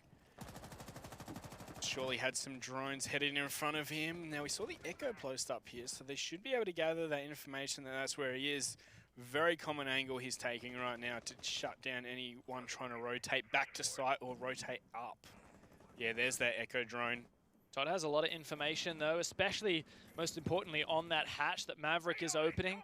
Will allow all the players in open area to be aware of that position and not get caught off guard. Arnie doesn't in fact get yokai'd, but Red is there to take it down. 2 players from Oddity on this roam moving together. Great team chemistry at the moment. Oh yeah, that was beautiful. You know, the use of utility and information to allow them to aggress and get a kill. And look, Maverick's got his back turned as if he hasn't realized Fisher guy. Someone died behind you. He's so preoccupied with this open area at the moment. He sees one player in the admin office. Oh, lands a shot or two, but jumps down and he wants to capitalize. Doesn't realize how much open this entire area is. This is a very big risk at the moment. Moving on through, God Legion finds the second kill for his team. And that's going to be a complete default back to site. How does God Legion secure that as well? A beautiful reload as well from the Mozzie. And we have just the one player left. It's Copper and back, the star fragger for TBA, but he has the weight of the world on his shoulders. Yeah, and only 4 more to find. It couldn't be simpler, really. He's going to jump onto the site. That's another. 3 more to go, but oh, there's God Legion from above to take him on out and secure the first round for Oddity. That was dominant, wasn't it? This is the look of a team that has done their dry runs, has done their stratting, they've practiced their setups, and they've also scrimmed it enough that they have that chemistry down. They know when to make these rotations. There was always 2 players standing together among Oddity, and a perfect execution on that defense. They go up 1. It could, I don't know, Fisher guy missing those shots, like maybe a bit of jitters. First time on Pro League, first time on Rainbow Six channel. Maybe. First, Fisher guy is a very good player. Yes, and he's one of the guys that really grinds those aim training kind of games, isn't he? He's always posting about it on Twitter. If you like aim training videos, things that just look inhumane, go follow Fisher guy. And then we see a shot miss like that. Yeah, I know. Well, how much does that really make the difference? I mean, yes, Rainbow Six is a game about tapping heads, but it's also a team game. It's a game about strategy. That's exactly what we saw from Oddity. Like, how many times was a player from TBA killed not in a gunfight, but from behind or while they were distracted? That's the name of the game for Rainbow Six. Like the very first kill onto Arnie, he was found while he was, you know, gooed and also echoed, and there was 2 players walking up together, one behind the other, just to go and kill him. Like, it was such a good team synergy play. There was 3 people involved in that. Yeah, it's crazy. For just 1 kill, maybe more. And they even re-established that Legion mine on the stairs afterwards. Yeah. Oddity with the big brain at the moment. Defending this top floor can be a bit hit and miss though. I love this. So this was actually something Raven told me about, and I do it all the time in raids now, to actually allow that Mozzie to stay a little bit more hidden and also increase the area of effect. You open up the top half, you shoot a hole in the floorboards, you open up the top floorboard and you place the Mozzie inside the floor. Increases the effective radius without just putting it on the floor normally. Makes it harder to see as well. Yeah, harder to just shoot on out. Arnie rappelling on these lobby windows. Going to open up one of the castle barricades. But surely no one from Oddity will be peeking him in this position. This top floor hold is going to be very effective, but it's also a bit risky. And well, it's Todd to find the first kill. There's good the garage run out. Does find that player on those west-facing windows. So good information gathering, good rotation, and Copper is ready to catch him off guard if he comes up the main stairs there. Just a read, isn't it? Oh, someone's repelled. They've opened up the garage window. All right, Todd, run out of garage. No attempted refrag. Well, is that some damage to the wall there by Fisher guy onto Vast? I think it might have been. So Oddity now, they know they're in this advantage, and they know that TBA are waiting for a player to fall into their sightlines, and so Oddity decide, well, let's just play patient. We don't have to move. When the timer gets to 0, we're the ones who win. That was a nice throw there from Fisher with his drone. See what he can see now. Not much from Oddity. They're playing very passively now, aren't they? Just waiting. They know they don't have to make the first move. Copper, though, we know is a good shot. The timing here. He may well find this player inside the elevator, but no, they don't peek him. Ooh. He gets taken out by God Legion, though, a good player in his own right. Fisher Guy's stun grenade just too late. Another player pushes up, and Vast takes him down. A great position inside the elevator, still allowed to roam free. Just 2 players left for TBA. Fisher Guy on Banana. Oh, Luna. Great position from Luna. That's the excellent kill, but still a lot of work to do. Yeah, and it is just Luna now. But no, Redolent to finish things off there with the C4. This is surely a toss and a half. Oof. Love that one. Yeah. Great job from Oddity again. They TBA have. had...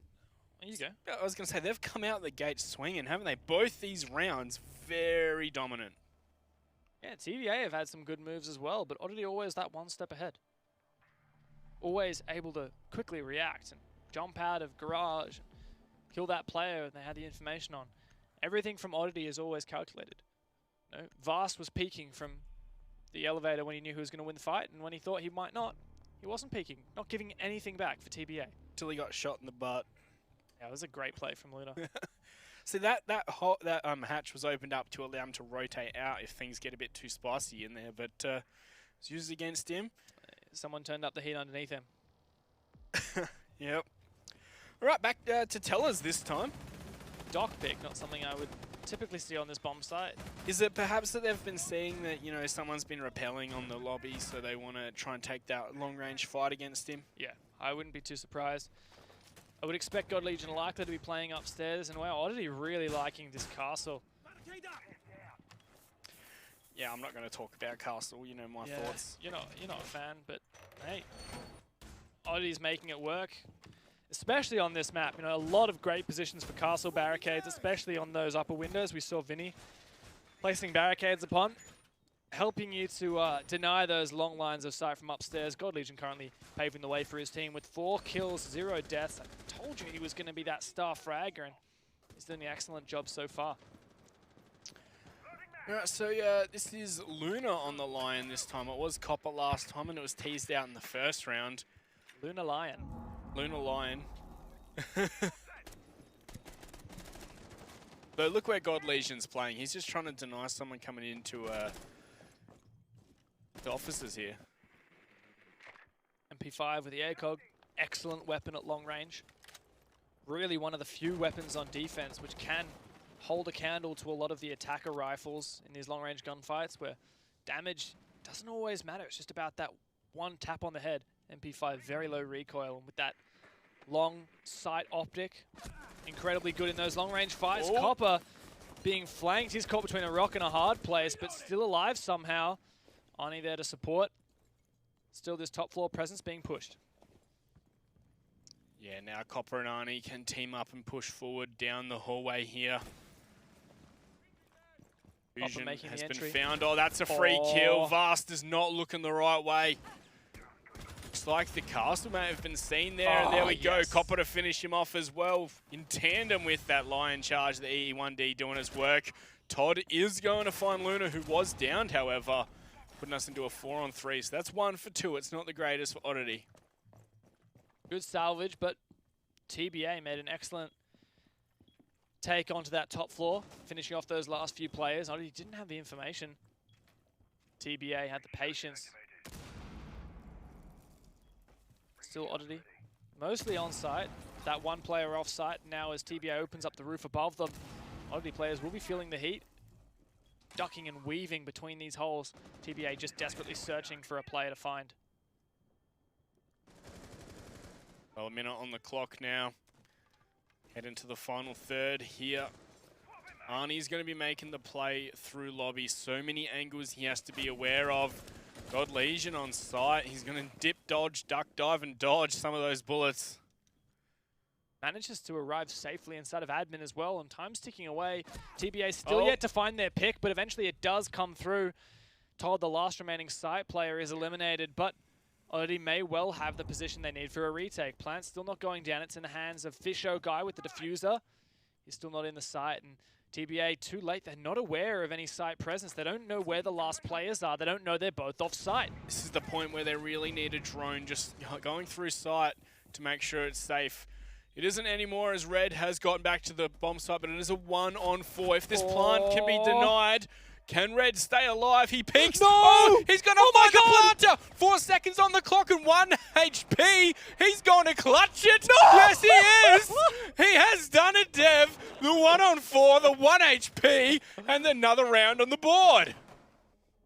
When you have the weight of the world on your shoulders and all you're going to do is the absolute minimum to win the round, just take out that one player, down the planter, and then go and hide. You could see that. He had his heart in his throat. We'll see the replay. This spray transfer is so essential. He doesn't even finish him. He just downs him and runs away. He runs out of bullets in the primary. If he had even attempted a reload or to finish off that player, it would have been the end of the story.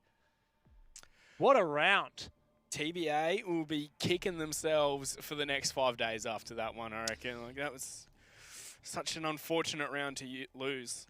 Well, if you recall, the last time we saw these teams go up against each other, it was just in one of the final play days of the previous season, Pro League Season 9, and TBA had an incredibly strong performance on Clubhouse up, and then Oddity had a bit of a comeback, and then it was, what, a 4 versus 1 or a 5 versus 1 in the final round. Plant going down by TBA, and Todd 1 versus 4 clutches with Caveira. And I don't think I have ever seen a team more tilted out of their mind than TBA in that moment. Well, that's got to be what they're feeling right now. Oddity just have this ability to 1 versus 4 TBA. It's like the special ability that they can call on whenever they need. You've activated my trap card. But TBA, right? 50, what is it, 30 seconds on the clock. It's a 1-on-4. They spend 20 seconds just sitting outside the bomb site, not doing anything. Who's got a drone? Toss it out, just whiz it through the bomb site. All right, it's clear, boys. We can go plant. And let's say you don't have a drone. Would you rather push in and potentially, lose one player, but then refrag at 30 seconds to go, at 20 seconds to go, or at 5 seconds to go? You just need to do it as early as possible. Yeah. If you establish that no one has a drone, you need to get it going, because in the end it was time that in fact won the round for Oddity. Yeah, it is the defender's greatest asset, that's for sure. Never thought of it like that, but how poetic and true. Still, the downstairs defense for Oddity once again. They decide to not continue that castle strat. Only the one hard breacher for them. I'm surprised they didn't bring a Maverick. Maybe it's because they were expecting the same kind of hold again, and they thought they didn't need as many hard breaches. And the irony here is that Oddity have completely flipped the switch. They've gone from a roam strategy where they don't really contest on these hatches very much to, all right, let's just play something very, stock standard, reinforce all the hatches, reinforce everything. We even got a Kaid to help with those hatches. TBA maybe at a bit of a loss. On the bright side for TBA, they do have a Thatcher, so those Kaid charges are not going to, be long for this world. Just the 2 thermite charges. You have to be very selective about where you want to breach. They've opened up that main hatch into the A bomb site. Copper searching for utility. He spots out that one Maestro Dice. That'll be a priority for him to take out with a Thatcher grenade. Well, Wall opened up nice and early. How much denial do we have here? We've got a couple of C4s and a smoke grenade. Still Oddity have plenty of plant denial. Red finds one. It's Copper as well. A very substantial player for TBA, and he's just taken out in a gunfight through that long angle from Garage. I like what God Legion's doing there, having that C4 pre-ripped, so there's no audio cue for when he tosses it out. They get the information he's planning. He's going to go for it. Oh, no. Yes, it was a good idea, but it didn't work out in the end. But Redland gets 2 more kills. Still, the plan is secured by Vicious. He takes a substantial amount of damage, but gets away scot-free. Just him and Arnie, both very low HP. Oddity in such a good position. God Legion finds the kill. Just Arnie left, and surely this is it. No way he can win it from here. Oddity, a flawless round here, a simple defuse. What's Arnie going to do about it? Absolutely nothing. Nope, not flawless. Damn, that's a real bummer. I really wanted that flawless round. Ah, well, what a great round, though, for Oddity. TBA, some nice ideas, but even despite that first missed C4 from Oddity, very convincing round. Oh, yeah. So 4 on the trot for Oddity as they're going to head back to Executive.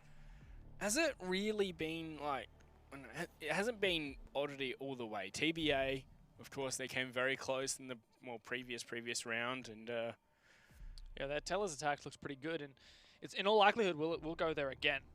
If we see Oddity Esports win on Executive, we're likely to rotate onto Teller's next.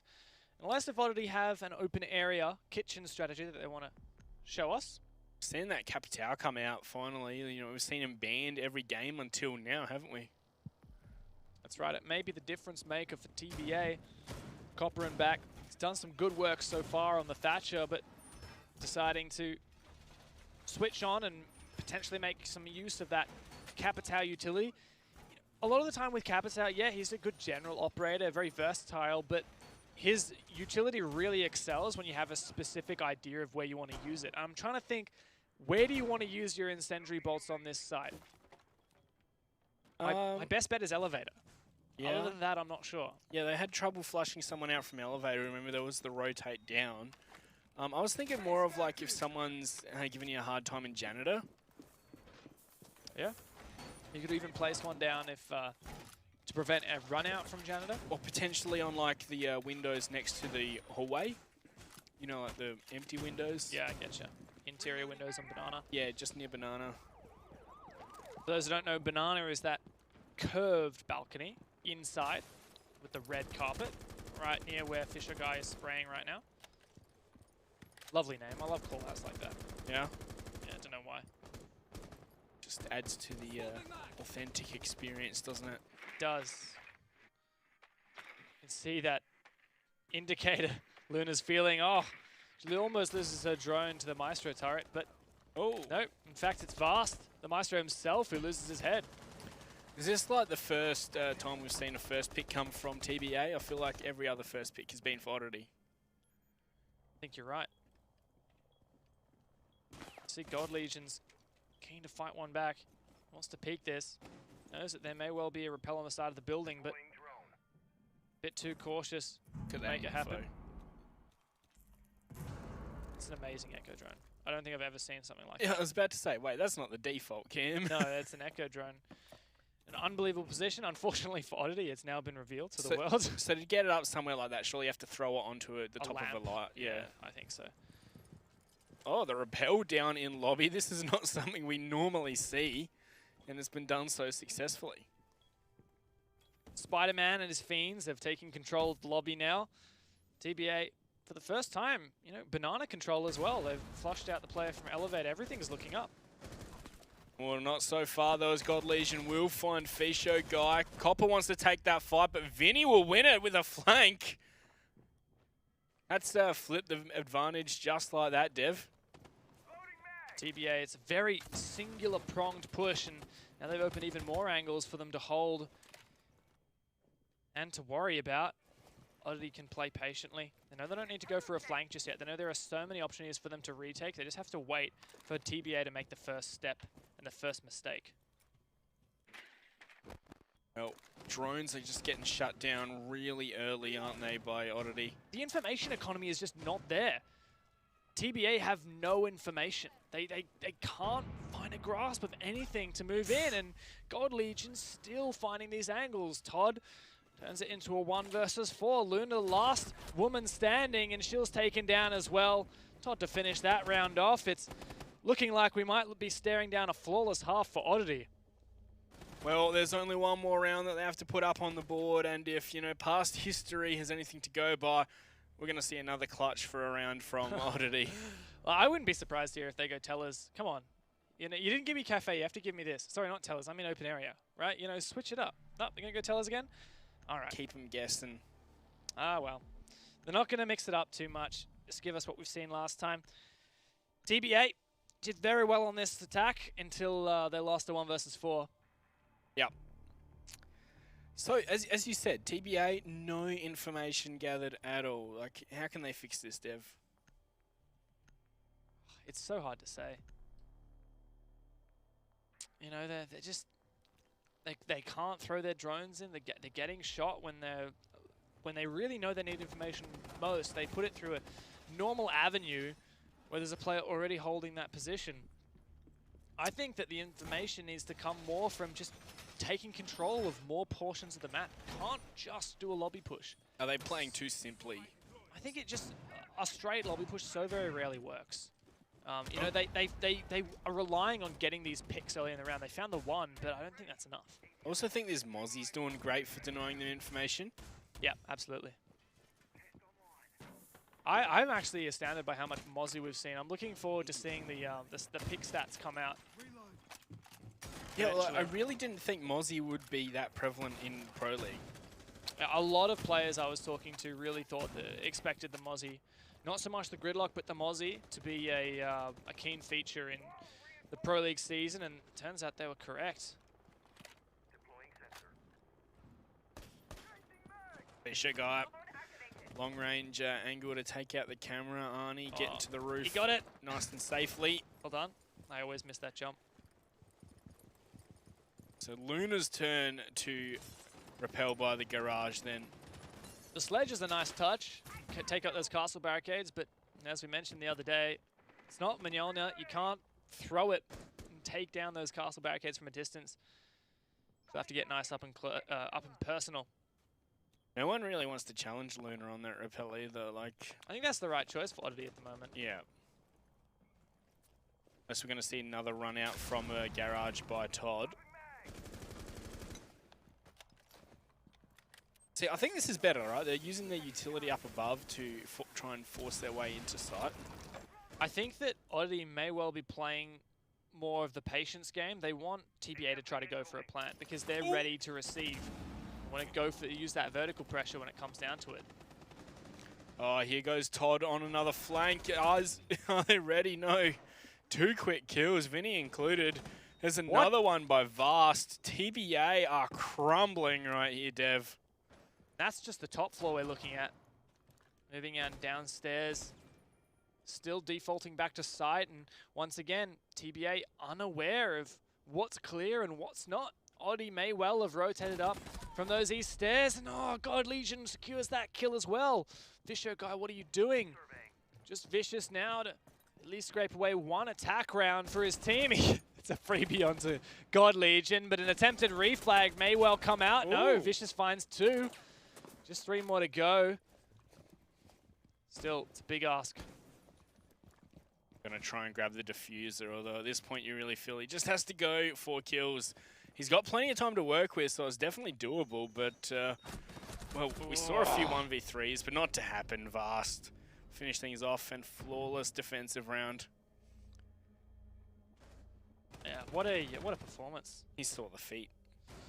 Yeah, you got to aim for those ankles.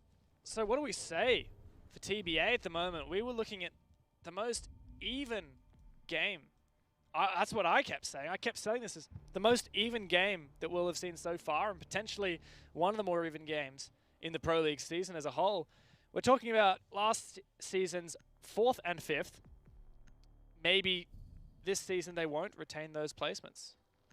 Well, I think that Oddity have just massively improved. I think that's what we're looking at. Do you think it's, you know, map specific? Do you think it's strat specific, and as soon as the team starts voting them and counters them, it'll be done? Or do you think that we're really going to look at Oddity potentially scraping away and moving up in the standings 3rd place, maybe even 2nd place to challenge August? I think what Oddity have done here is that they've have multiple strats for multiple bomb sites, right? So that they can keep switching things up and keep things fresh. And that becomes so much harder to counter-strat. And I think that a lot of the simple basics for Oddity have been vastly improved, you know. No pun intended again. You know, the information gathering, the drone utility, the economy of the drones. Look at all these pre-placed drones in the prep phase. It's not just the information gathering, but what they do with that information as well. They are acting off it and making the right plays off it as well. They're acting together as well. Like, look at this. We have drones everywhere from Oddity. I remember one time hearing an interview with Fabian talking about droning, and he says if his team loses 1 drone during the prep phase, they have failed their prep phase. All of them need to be placed into useful positions so that at the start of the round, you don't have to wait for your drone to get in position. It's just already there. And you did just see the scoreboard right there. It is a bleak look for 3 of the TBA members. 3 kills between them. Copper, the main fragger, as you will, has been standing out, of course, 5 and 5. Proving that his name is indeed ironic. Oh, yes. This is my favorite. Gotta love it. Yeah, it's such a good skin, isn't it? Yeah, the skin. I mean, the skin, the shotgun, the whole shebang, right? Still an ADS in his pocket. If this ADS gets wasted, he can juggle it. I just love this. I don't know. It's a bit of a risk, though. He's going to place the second one down now. Exposed for just a moment. There is a Thatcher on Oddity. Could potentially take down the Kaid charge on the hatch and both ADSs at one time. Oh, no. They've got Vast on the Thatcher, though. We've had some questionable Thatcher moments for Vast in the past. So they are aware of the Jaeger on server stairs. Like, they have a frag grenade and an EMP. That's all you need to kill this player. Or at least force him back. At the very least, you can take down the shield.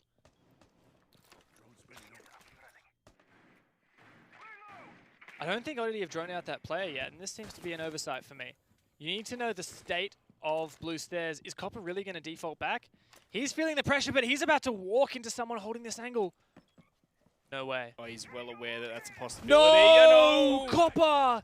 If he had stayed in blue stairs, he might have made the difference, but Oddity don't even have to check blue stairs now as they've taken out that Jaeger player for free.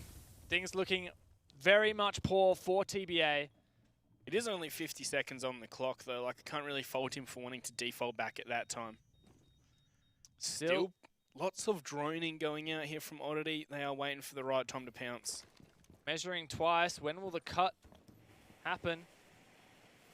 A perfect Maverick Colt for the plant. Deployed by Oddity. Todd, I believe he's checked he can walk through that one. Maestro device will need to be dealt with. Redolent going to start this plant potentially. No, it's a bit of a bait. There you go. Vinny's grenade will take down that Maestro device. Things are looking to be. Here comes the smoke. It's the final moments of the round. 15 seconds left, and TBA perfectly denying this plant. Redolent takes a huge amount of damage, but he gets in Vast with the opening kill. Another one down on the ground for TBA. But Fisho Guy fights back. Diffuser going down so close. If this Diffuser can go down, that might make the round. It gets on the ground. There's 2 players left, and that's the game for Oddity. What a stellar performance. 7-0. A flawless game on bank. Well, heck, that's all I got to say. It was an absolutely massive performance from Oddity. TBA played their game. They did everything right, but Oddity played way better. That's the best Oddity we've ever seen. You know, I don't know what they were feeding these guys on the boot camps. Actually, I do, because I had dinner with them one time. Korean barbecue, by the way. It was great. Can you stop flexing on us, Dev? I'm sorry. They took me out for Korean barbecue. It was lovely. These guys have improved so much. We're looking at definitely a contender for 3rd spot, maybe even 2nd. This is unprecedented. I want to see how map 2 goes, because it could be very map specific on that one. Like it was, I don't know, there was one round that should have gone to TBA, but because of their own, not as sure of themselves and just run in and, not being able to gather that information, they weren't able to win the round and lost the round on time alone.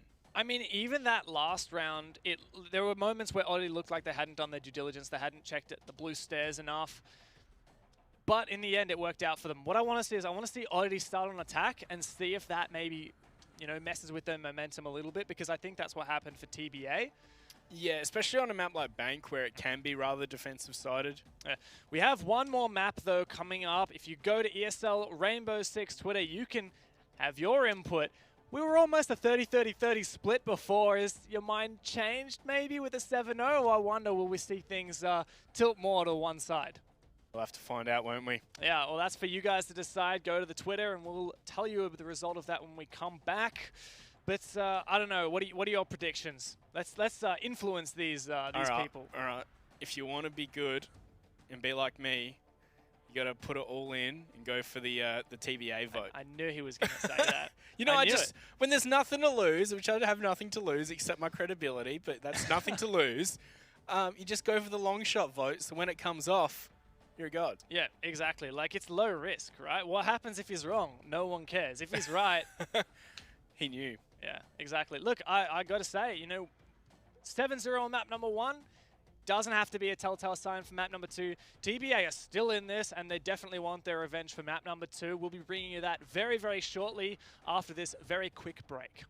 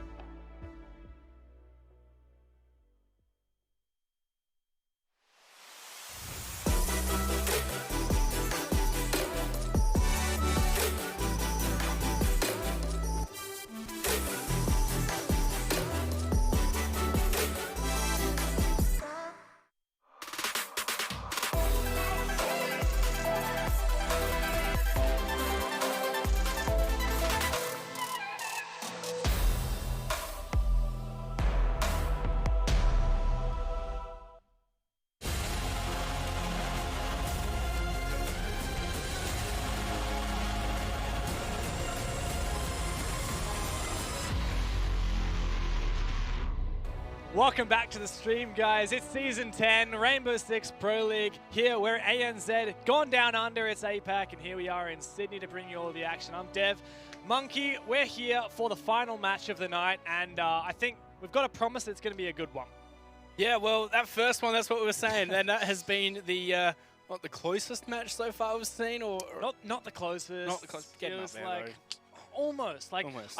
I was saying to our observer, like there was one round, and if they'd won that, they would have had it. Yeah. Well, I think also think about how that's going to do for their mentality as well, and the lose first 2 rounds, you can still come back and win it, but then in the 3rd round, you lose a 1-on-4 clutch. That's when you start thinking, oh no. Yeah, man, it does really have an impact. And look, we saw in that previous map, it could have been something as simple as just the fact that Oddity started on defense, a more comfortable side, especially on Bank and TBA. It took a little bit of a while to get some traction on the attacking side, and then there was just no momentum to continue with when they went onto the defense and couldn't even win on what is probably quite a favorable site for them, at least in their recent results. It was, I don't know, I really liked Oddity's attack on that one. Like, they all dropped hatches and committed to pushing in as well as trying to go for the plant. Like, those players that'll be focusing on denying are under a lot of pressure, and that worked so well. I really feel like so far, Oddity have been winning based on smart team play. You know, every time there's 2 roamers or there's a specific strategy that's delaying TBA. I'm trying to think of a situation where, well, I can think of only one situation where like an individual from Oddity like stood up and made the difference, and that was 1v4 clutch, which saved the whole round. But other than that, it's not like, you know, engagements, single engagements are being won or lost, and then that's making the whole turn of the round. It's just team play. Yeah, it's not like it's diamonds versus copper, but it kind of is diamonds versus copper. Yeah, that's true. Nice one. I like that. Let's have a look at where we'll be heading for map number 2. We just saw Bank. I laughed Cafe. most of Cafe. Come on, you gotta be praying with me. So no and it's again. Raven too. Raven. I'm gonna have a go at him later. All right, Bank, Villa, Cafe, Consulate. All right, it's all out. We're on Clubhouse. Another very defender-favored map. It's and I've got the call that it's actually going to be Oddity starting on defense as well. It's the first half at the very least should be a struggle for TBA. I guess we'll see what they can do in the ban phase to alleviate that. Isn't it? Yeah. At the least, right? Yeah. Funny thing about Clubhouse and these teams, the most recent match these guys played in the previous Pro League Season 9, where I mentioned that Todd got a 1 versus 4, 5, ace clutch, whatever it was, in a on match point to draw up the game against the entire of TBA. It was on Clubhouse, basement defense. Yeah. Yeah. Oh, well. It's just like these little things that TBA just need to tighten up, and they will be, what, almost 5 times as good? Well, okay, maybe not that much, but...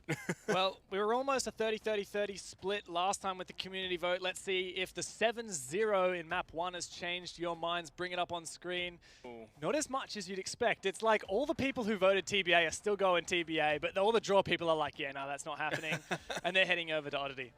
They have switched allegiance. They've decided which side of the fence that they lie. Now, I've mad respect for all these people heading at 31% for TBA.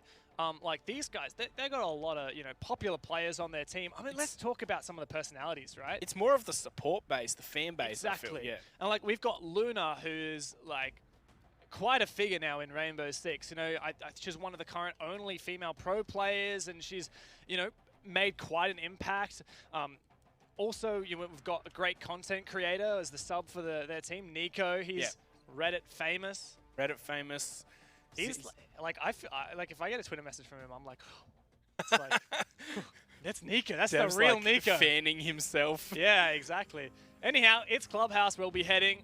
Will the fame be enough for TBA to take on Oddity Esports and redeem themselves for the 0-7 loss on map number 1? So who does Dev have more of a crush on, you reckon, Raven or Nico? No comment. Well, let's go into the ban phase. Oddity to ban out the Maverick. Pretty common ban here on Clubhouse, isn't it? Yeah, well, there is just so many reinforcements that are essential on this map. You want to ban out one of the hard breaches, at least typically. I think the other day when we saw Clubhouse and none of the hard breaches were banned, we saw all 3 played. Yep, Capitao ban once again. We didn't see much Capitao last map, even though he wasn't banned, did we? That's true. We saw Copper try it once or twice, but it is quite map specific. You know, we were talking about where the specific spots on the previous map where it would have been relevant. Here on Bank, there are so many of those spots. You know, top of Catwalk in Cache, on the Bandit Trick position in Cache. We've got the blue. There are so many positions where that Capitao can really be the difference maker. So TBL will be happy that they won't have to deal with that. And followed up by a mirror ban, of course. I mean, talking about that Valk ban, we saw how prevalent she was in our first 2 matches today. Run out central for Mindfreak on Coastline. But Fury, sorry, not Fury, TBA don't want to deal with that at all. They've banned them out twice. Maybe a bit worried about Oddity's information gathering. Well, they're going to be starting off upstairs, CCTV, cash room, dev. That's one of those bomb sites where it's kind of 50-50 where they're going to start, isn't it? Well, yeah, almost like 33, 33, 33. Some people like to take bedroom. Yeah, especially ANZ. We've seen a lot of favour for bedroom and ANZ. As we see the final picks. Frost not stuck by God Legion. He just uses it to hide the Echo pick. I expect perhaps that's going to be a hard hold inside of the Catwalk, Garage. Maybe using those Echo drones as just mobile cameras. I'm surprised that we aren't really seeing any of those denial operators banned, like the Echo or the Maestro, right? Like, yeah, it's 2 games in a row. Yeah, both times it's been Valkyrie and Mira on defense bans. And that's the thing, you know, when the when the Maestro and the Echo, you know, when either of them are on the table, you have to be much more time efficient because it takes a substantial amount of time to deal with that utility. And, well, when they're both on the table, it's very difficult for the attack. There's just so many steps in an attack. Oh, yeah. You know, everything from walk towards the building to drone out a certain position, take map control, clear aroma, open up the wall, you know. And you're in a frost mat. Yeah, and you're in a frost mat or you're found a lesion mine in your foot. Yeah. Just having to deal with those Echoes and Maestros, huge headache. Yeah, there is quite a lot of variables that have to be dealt with. It looks like TBA are going to start off by trying to open the door here. Going to see if there's a bandit tricker there. There is indeed one bandit. Yep, now with the Capitao ban, it'll be much more difficult to flush him out of this position. You can't Are you going for the counter middle? the bandit trick like this. Unless they're going to use the... Oh, yeah, you go. That's go. perfect. So that's exactly what Empire did in the grand final at the Milan Pro League finals. Simple Zofia concussion charge through the drone hole will cancel the bandit animation of deploying that battery. I love it. Well worth the utility. So 1 minute down and they've already made their first step. Copper going to start entering from the other side of the top floor from the west. As Luna's also going to join him, dropping into log. You call it log or just logistic? I always call it logistic, Yeah. but I'm all for shortening out callouts. Yeah. That's why I often call the diffuser kit, just because it's so fast. Not bomb, you know. Most people do that, but I feel like it's just technically incorrect because the bombs are the things you're trying to defuse. It is technically incorrect, but it just... It's intuitive. Yeah. But like if you say they're on bomb, then are they on like the actual physical bomb or are they on the diffuser? Right? Whereas kit doesn't have that misconception. Anyhow. Oh, perfect. That's one Maestro device down. Nice little Thatcher grenade to help with that. This is such a good collapse we're seeing here from TBA. Yeah, and it's really great to see, isn't it? You know, I'm surprised after that lackluster performance on map number 1. I was concerned about moving in to map number 2, but they come out in full swing. 50 seconds to get this execute going. Oh, God, Legion really wants to peek this, doesn't he? He knows exactly where the thermite is, but oh, Vicious is going to find him. He wasn't in as much cover as what he thought he was. So the first one going to Oddity, and Luna will also pick up Vinny with a Claymore. We're going to see the flank attempted by Vast through Garage. Looks like Todd might try and join him as well, as we are entering the final 30 seconds of the round. Are we going to see Vast make his way on through the rotate? He's going to find Fisho Guy first. So we're going to see it down as there's 2 more kills come on out. Oh, Arnie looking the wrong way is going to go down as Diffuser's picked back on up. Are we going to see another clutch here? No. Fast is in a position to do just that. It's going to fall all the way back. Diffuser's dropped 2 seconds, 1 second. Goes for the peak. Oh my God! Oh! How are you doing this to me, Oddity? What was that? 1 on 4? He was the only player on his team to find a kill at all. Wasn't he? Yes. That Vast single-handedly saves an entire round. I mean, TBA were looking so good. I was saying, you know, I was worried that coming off that first map, they would be a bit thrown. And here we have it. Look, there's 1 kill. The 1 kill that was really essential. It was such a risk here. It was worried about getting pre-fired around that corner. Wow. It's a hard knock life for TBA. Yeah, mate. It's difficult day for TBA, but hey. Yeah, that rhymes. Yeah, it does. It's yeah, you got to keep carrying on. As we head downstairs, TBA will have to change up their strategy. No Maverick means they'll struggle to deal with these KE charges. A Thermite charge and a Thatcher grenade is the easiest way to deal with a KE charge. The Hibana with the longer fuse time makes it much easier to KE trick, but there are only those 2 Electroclaws, so Vast will have to make some decisions about where he wants to place them. He has to budget it. That's right. We always talk about utility economy, and now that we've got utility budgets, like first quarter of this round. Is that just an excuse to make another spreadsheet? Yeah. You know I like my spreadsheets. I know you love your spreadsheets, Dev. What do you reckon about the AUG over the, I don't even know what it's called, this SC... The shotgun. Yeah, the shotgun, SCB something, something, something. What do you feel? AUG's had a bit of a buff recently, not as bad as it once was, but still very low rate of fire. You know, I've never tried the AUG. Yeah, I'm not going to lie, I've hardly played the AUG either. I just like the oomph of the shotgun, especially with the suppressor. Oh, there's someone under the stairs! God Legion, hello! Oh my God! Yes! God Legion with a double kill. That's Diffuser down. 2 free kills. A drone could have made so much difference there, but a single misplay from TBA is likely to completely dismantle their entire push. That's half their hard breach utility gone. Is this the downward spiral we're about to see? Have to be a salvage for the last 3 players. Vicious, only 1 Thermite charge remaining. He'll have to think long and hard about where he wants to expend this utility. It's not cheap. That's a tilter, that's for sure. It's 2 key players as well. Arnie, the primary entry fragger. Fisher guy, one of the big fraggers for TBA as well. And Fisher guy on that Hibana who'd be opening up all these hatches as well. It's a big play. All right, final piece of hard breach deployed. Oddity should know that nothing else is vulnerable. They don't have to worry about this church wall, any other hatches that haven't been opened, any dirt tunnel potentially. It's all safe and snug now. A minute 18 to go, and the only way I see this going in favor of TBA is if we see some very astounding entries. Yeah, Copper's still up. We could see him go absolutely beast mode. There's the first one. Luna's going to find it. You know, they're only 1 person at a deficit now. Got to try and bully their way into the bomb site.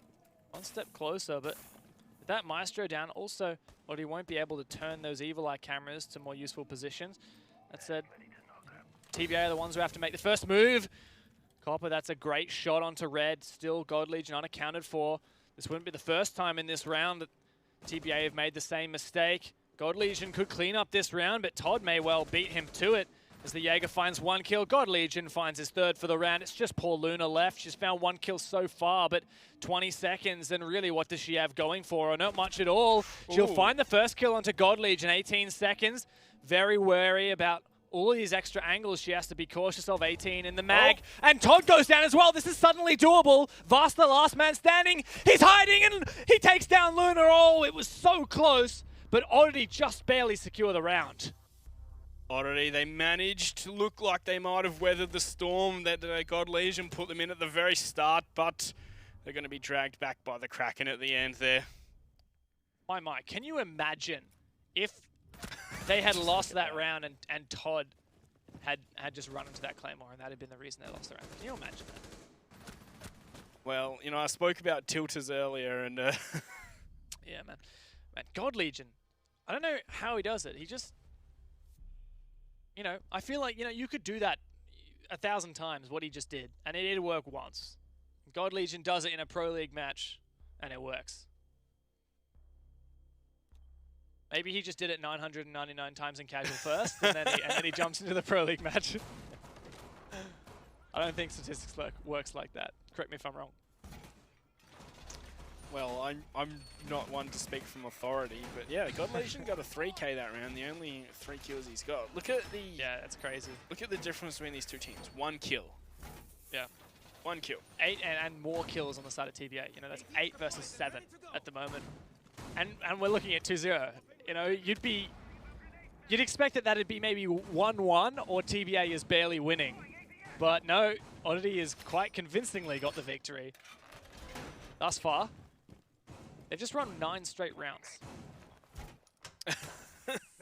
It's a good way to think of it, isn't it, Dev? It's not a good way, but Not if you're TBA.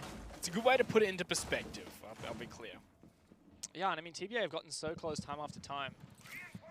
And in the last 9 rounds, there have been 2 of them which they had full advantage of and lost in a clutch to one single player from the opponent. Camera going to be taken on out.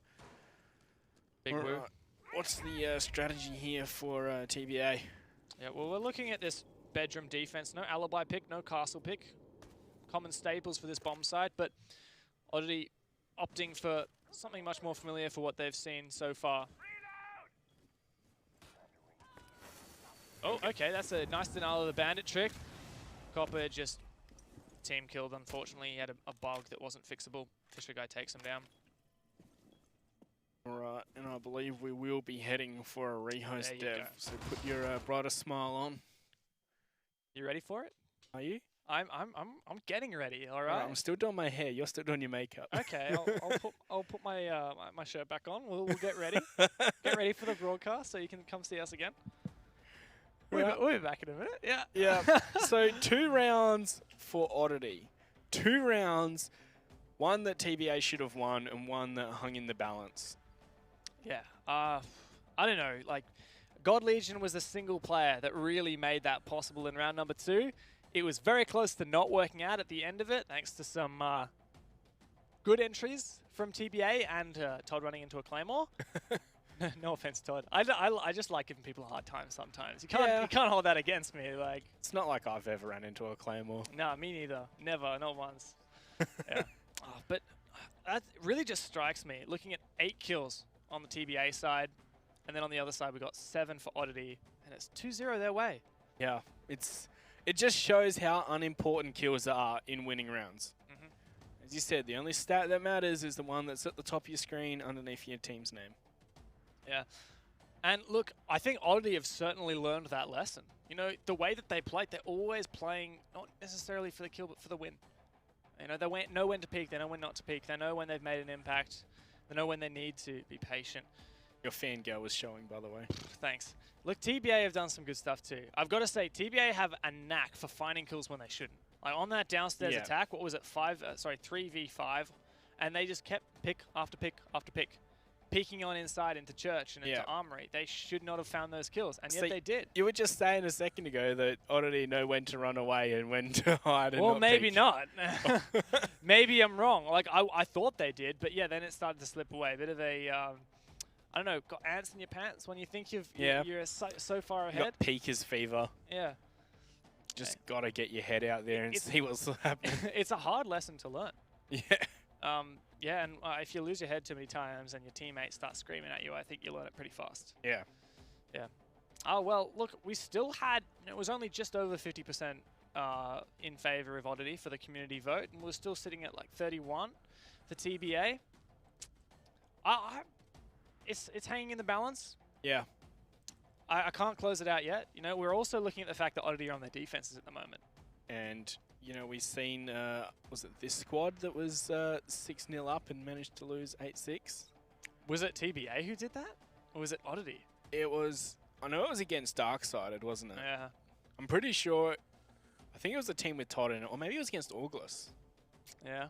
Yeah, so, you know, we've seen it before of defenses being super one-sided on this map. Yeah, who knows? And look, I've got to say, you know, TBA absolutely bounced back after that 7-0 loss on map number 1. Their first attack in this round was so well organized. Oh, and yeah. they nearly had that victory. It was a perfect slow collapse onto a bomb site, and, you know, just the heroics from Vast is what stopped them from winning it. Yeah, and look, TBA have been pretty methodical. That last round on the basement, not a great example because God Legion threw a wrench in the works right at the start. But next up, we know that we're heading to Bedroom. We know a vague idea of what operators will be looking at. TBA seem to be quite organized. You know, they have things prepared, like they're countering the bandit trick by using the Zephyr. It's a great method to make things work. They've got Thatcher and Zephyrs really... It's going to work in terms of the little bandit trick. synergy things, isn't it? Yeah. Yeah. I don't know. It's look, TBA look very organized, and the score may be one side at the moment, but certainly not over yet. I wouldn't be surprised if this one ends up going the full distance, and I don't know. I'm feeling a tie right now. Yeah. I don't know. Yeah, any thoughts? Yeah, you know, I'm thinking it's going to be another Oddity win. Okay. You know, even though I want you to be wrong. Like, I know you're barracking for Oddity on the inside. What do you mean? Just because I told Siege G it was going to be win-win and I want to be right on Siege G. Look, I had a really good performance in my NA predictions today. I got 3 out of 4. And everyone got wrong the last one. What was it? It was Dark Zero, 92 Dream Team. What an upset. 7-1. Yeah, which is kind of what we saw last match, I suppose. Yeah, exactly. 7-0. But I guess we had expected, like, Dark Zero is a team that went to Milan. Like, Oddity didn't go to Milan. We're not talking about, like, this level of... Yeah. Anyway, upsets happen in the Pro League, especially in this best-of-1 format. Anyhow, TBA versus Oddity. We're about to head back into game, and we are on Cash. No, we are on Bedroom with a Cash setup. That makes more sense. I was very confused for a moment. Yes, indeed. We are back into the game. Oh, Luna keeping her drone hidden. You know, I might have to go and try this org now. That's what I'm... I've been deleted by it in matchmaking before, so I think it's decent. Must be pretty good if it can kill me. I know that you would be laughing at me for that comment, but you were busy drinking, so... I only said it for your reaction, Monkey. No, Dev, you're not funny. Oh, thanks. SMH, my H. I know, ANZ casters. Yeah. Trying to be funny. On the main channel now. Gotta be a big boy. No fun allowed. That's exactly right. Welcome to Rainbow Six. Just joking. All right, yeah, that's enough jokes, Dev. Yeah, I need to stop trying, don't I? All right, let's talk about this round. It's a Bedroom defense. We already know, at least vaguely, what TBA are up to. We know they're going to open up that jacuzzi wall.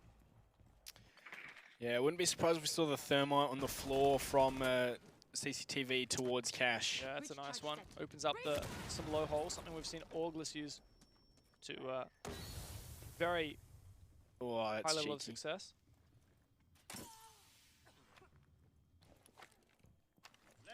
Oh, we're going to see the smoke babes tossed all the way over as well, just to stick on the roof.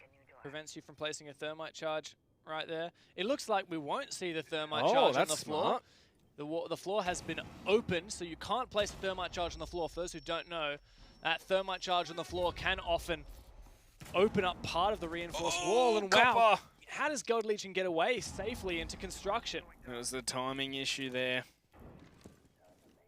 Still, there is cash control successful. And it looks like Jacuzzi balcony is open as well. Still, Oddity have a good foothold in logistic. Oddity, very rather vast, protected by that deployable shield. TBA making pretty good time. Yeah, minute 20 on the clock. They've definitely made the first couple of steps they want to make in this round.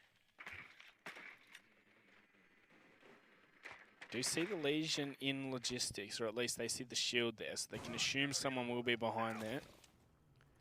No frag grenades on the board to flush that one out. Oh, Arnie, he just looks away last second. There's someone peeking from the main stairs there. Just holding still for Oddity at the moment, and Vast playing in logistic does find the one player, I believe that was on that logistic hatch. Luna punished. There you go. Yep. Actually prone, peaked. TBA still 4 men up. See, this kind of position is where you really need some frag grenades. Yeah, Oddity just playing safely in some of these positions, and on account of that Capitao ban, as you mentioned, frag's really the only thing to flush them out of those positions. No vertical play, it's very difficult to go into the bar and flush out those positions from below, so they'll have to rush inside. There we have it. Arnie making the first entry, and everything's going for TBA as well. Red knows he now has to make a move up. This Maestro is position revealed, 2 players on those stairs. In fact, this could be denied from below. Todd needs to find these shots. It's too late. No, it's not. Todd finds the kill onto Copper, and defenders win. He's the last player alive. And once again, Oddity steal away a clutch. This just keeps happening for TBA, doesn't it?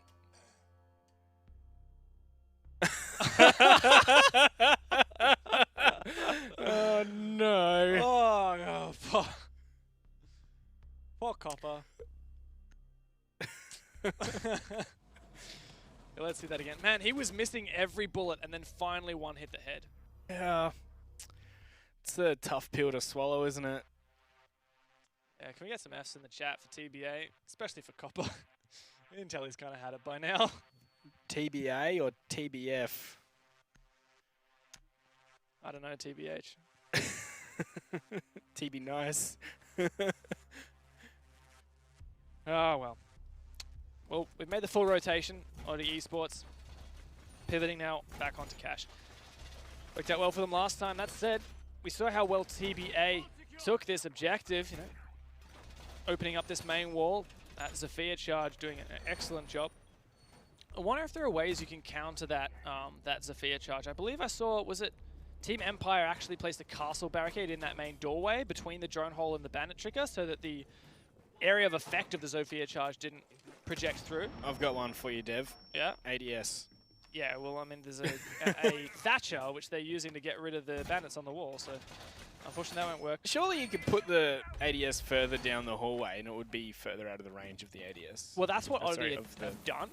Of the Thatcher, yeah, I know what Yeah. you mean. That's what Oddity have done. I don't know if it'll work. I wonder if you put one of your players standing right next to the drone hole, will it make the concussion detonate while it's kind of still in the drone hole and potentially the area of effect won't go to the bandit? Well, I'm thinking as well, if they're standing right next to the drone hole, they might just die. Yeah, but you're just going to, you know, dance it a little bit. We'll see what TBA will work away with. Well, that's a long-range shot with the Hibana pellets opening up that angle in the garage. I really like Fisho's sense of fashion with that gun skin there. The zebra skin? Yeah. I don't know, I'm not a fan personally. I love the seasonal skins. I love that that big bright one that we keep seeing everywhere. I think it's the Wind Bastion one. Finally, the wall is open. That bandit trick denied, and with it, TBA have primary opening into the bomb site. Yeah, but now they're going to have to capitalize off it. You don't win a round just by opening up the reinforcement. You got to do things with it.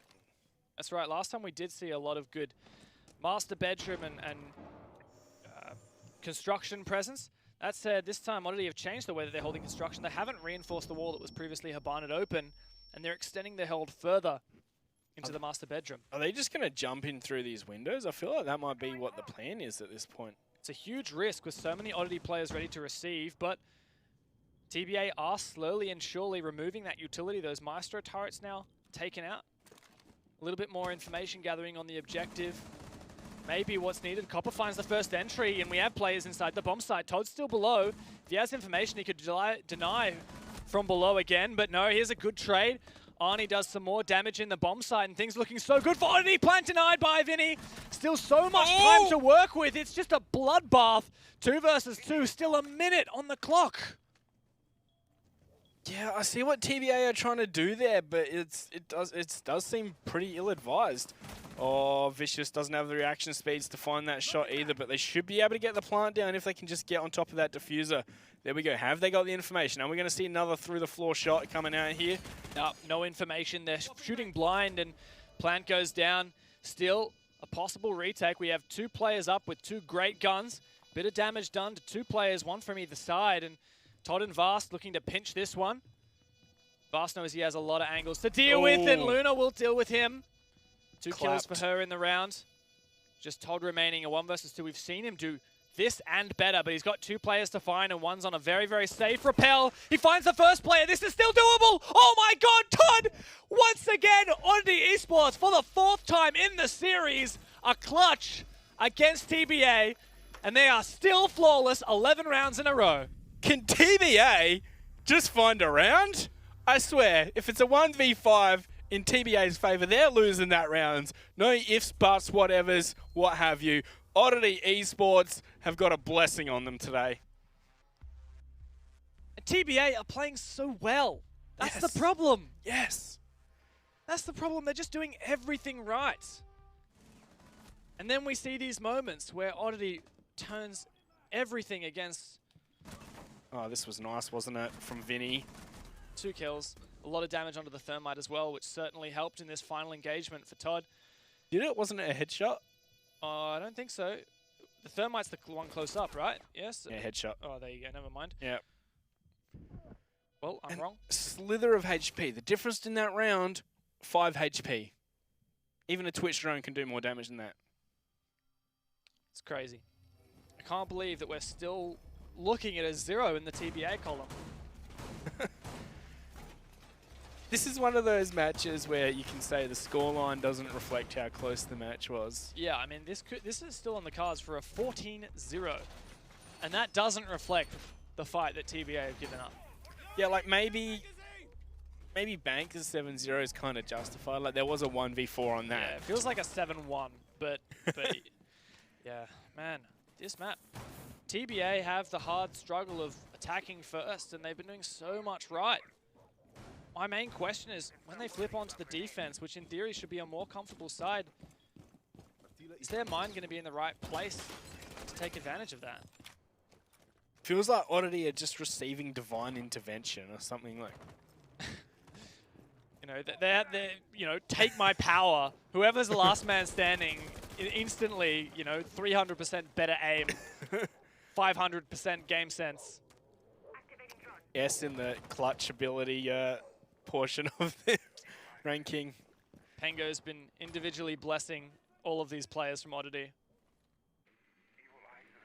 Well, I don't know what it is. There's something in whatever Raven's feeding him. You said Korean barbecue? Yeah, K-Barbie is pretty good. Never doubt some K-Barbie. It's the official esports food of Australia, or so I hear. Yeah, it is. Well, maybe it's the fact that we have a team that spent some time in Melbourne. You know, everyone knows it is the best. Right. Everyone knows it's the best city in Australia. So. And TBA had a date in Sydney last week, didn't they? That's right. This is Melbourne versus Sydney right here. Oh, it yeah. makes sense. Does it? DevMata has just made enemies of the majority of the Australian audience in the chat. As someone that's from neither of those cities, I don't care.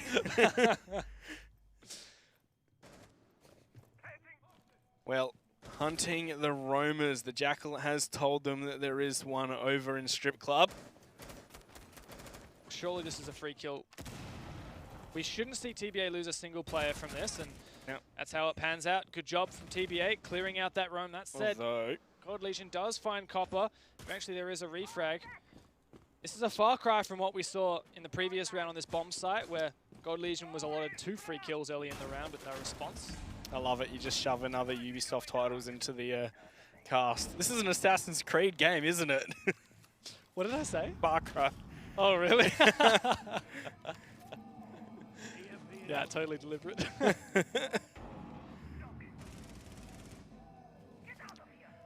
Well, 50 seconds on the clock. It's a one-man advantage here for Oddity.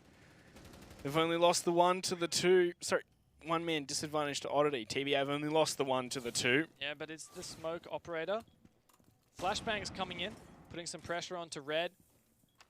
He's actually really just going concerned in. that he's getting pushed up. He takes the first player out. He gets 2 kills on the position. TBA only have 1 man standing, and it's the support, Vicious. He doesn't last long. Vinny for 2 as well. Oddity Esports continuing their reign of terror. TBA can't find a single damn thing. Oh, so you think you're going to have an advantage in a round? Think again. Oddity Esports strikes again. We're really on the rhymes tonight, aren't we? Well, again and again rhyme together, of course. Yeah, I don't know. That's kind of obvious, I guess. But my look goodness. at the kills rain there. It was left, right, good night. Oddity really have taken us on a journey today, taken us on an odyssey, if you will. Not an oddity. No, an oddity odyssey at the moment. The trials are rising, and sorry, I'm trying to see how many Ubisoft games I can reference. We're left with some pretty sinister tidings at the end here. Yeah, it's a it's a tough road for TBA from here. Sinister road. Sinister road. Oh well. You know, Oddity has been putting up a hell of a fight, and every time TBA thinks they can pull the wool over their eyes, Oddity says, "Nuh-uh." Is there a mercy rule in Siege? Well, like that game Mercy, where you like the mercy rule. I'm not really familiar with baseball, but I think if the team's really? if a team's got a big enough lead, they just say, yeah, that's forfeit. Yeah, I'm pretty sure. At least that's what happens in Wii Sports, and I'm an authority on that. Thank you, Monkey Fist. All right, let's talk a little bit about this round. This is a spawn peak and a half. This is insane. A single 50 cal, was it 50 cal on the Magnum? 0.44, is it? That's what it says yeah, on the side. I should probably read the screen. 0.44, bullet hole. Nah, not gonna find it. Oh well. Yeah, that's one of my favourite spawn peaks to try, but no one really ever just runs down there anymore. It's not quite like it used to be, eh? No. Oh well. Last round for Oddity on their defense. They've changed up their defense strategy again. Something we saw from the Mont Bank. They have multiple setups for the same site. Instead of playing their smoke inside of Cache, it's now a Kaid. Instead of playing a, I don't know what they were playing previously, but they have a castle they did not have before. TBA doesn't find much trouble with them though. Well, they have opened up Jacuzzi nice and early. No attempt to really deny that at all, but Copper has taken some damage for his troubles elsewhere on the map. You know, you see that Claymore down by outside a strip? Like, it's not really a common run out, really. I don't think I've ever died to someone running out from there. Oh. I don't know. Occasionally, maybe. That's a lot of damage done by the breach charge, but Fisher goes looking the wrong way. How has he not died? Todd must have fallen even further back. Yes, he's gone all the way downstairs. Those breaching charges also have a very concussive effect. So Todd likely decided it was best to just get on out of there. Still, half the round gone. TBA struggling to deal with this cache hold. And Copper eventually gets inside and takes down Vast on site. He really works magic with that hollow site. Yeah, Copper, we saw him drop 20 frags the other day. He is, can go out of his mind, of course. He's going to come up against God Legion, but no. The shotgun's going to win that one out, but Arnie's there to immediately trade it back. Vinny will find Fisher guy elsewhere on the map. So we've got a minute to go. Vicious to find Vinny himself. So 3-on-2. TBA are losing this. This could be the first round. I know you don't have much faith, Monkey. Todd's still below. We saw him deny the plant last time he was defending this bomb site. Red still on the stairs. Very, very little control for Oddity over the bomb site, but we've seen time and time again TBA just can't seem to close out this rounds, and Red starts out the job. Doesn't seem to be any information for the diffuser to be denied from below. Todd needs to go for this full rotation. It's just inside of Master near Logistics. Todd going for the big flank of his life right now. Red just baiting time for Todd to make this push into Logistic. He may well get spotted. There's someone watching for his position. Pushing in Logistic now, he needs to win this fight. No, Luna takes it down. 2 versus 1. Surely Red can't win this. And for the first time in what feels like forever, we have a round on the board. I feel like this is the time that Copper should write Pog in chat, because I think that's what we might be getting into his chat right now. Pog champ, TBA put one up on the board. It's like close match, wasn't it, Dev? Yeah. Yeah. I remember when there was one of our old national leagues, the ANZ Cup. The grand final was a best of 5, and it was Fnatic versus Mindfreak. And the final score, it was 15-1. Yeah, 15-1. So at the time it was first to 5. Yeah. And the second last round of the entire best of 5 series was the only round that Mindfreak won against Fnatic. And I just remember in chat, I think it was Cutie, just said, Yay. That's what we saw from Vicious just then as well. Yay. Reminds me of that. Look, we know things are going bad, but finally there's some light at the end of the tunnel. And they have swapped, and you know, this is what we're talking about. Gym bedroom first choice bomb site here for TBA. No alibi still, and I always thought TBA was one of those teams that did particularly like the alibi pick. Something I always love on this site. Great to hold inside of Cash, but I guess the K-Eat is just, you know, you've got the impact grenades, you can play that same position, you just use it slightly differently, and so I believe that's likely what we're seeing from Arnie in this case. Now that they switch on to the more comfortable side, TBA may well regain their footing. Perhaps this bedroom first up pick will throw off Oddity, as they brought quite a versatile lineup. You know, from how Oddity have been playing, where they're ready for everything almost, I bet you Raven was saying, yeah, they might go bedroom, boys, and they were not caught by this. So it's surprise. Yeah. Well, we'll see. Still, TBA are on the cusp of losing another 3 points. It's still possible for them to get the 3 points, get the victory, and get themselves up in this series. However, if they drop a single more round, they're limiting themselves to at maximum a draw. Oddity, no strangers to draws, but they certainly don't like them. This is what you were saying the other day. Yeah, just trying to juggle the Electro Claw. Oh, but we're seeing the on-the-floor Thermite charge. A trick that Oddity are certainly familiar with. They countered it themselves, and now they know exactly the position of the player inside of Cash.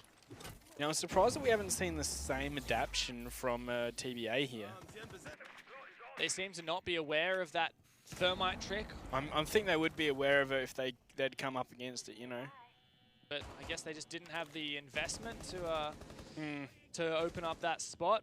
Arnie really caught in a hard place at the moment, but Oddity not getting too ahead of themselves. They find that kill, and God Legion just narrowly dodges bullets coming his way from the other direction. Yeah, it's one of those spots where, you know, his life was forfeit. The best he could have hoped for was some teammate support from Connector, but wasn't happening there. Especially because we got the wall at the top of the stairs opened up as well. Still, it's a lot of time delayed.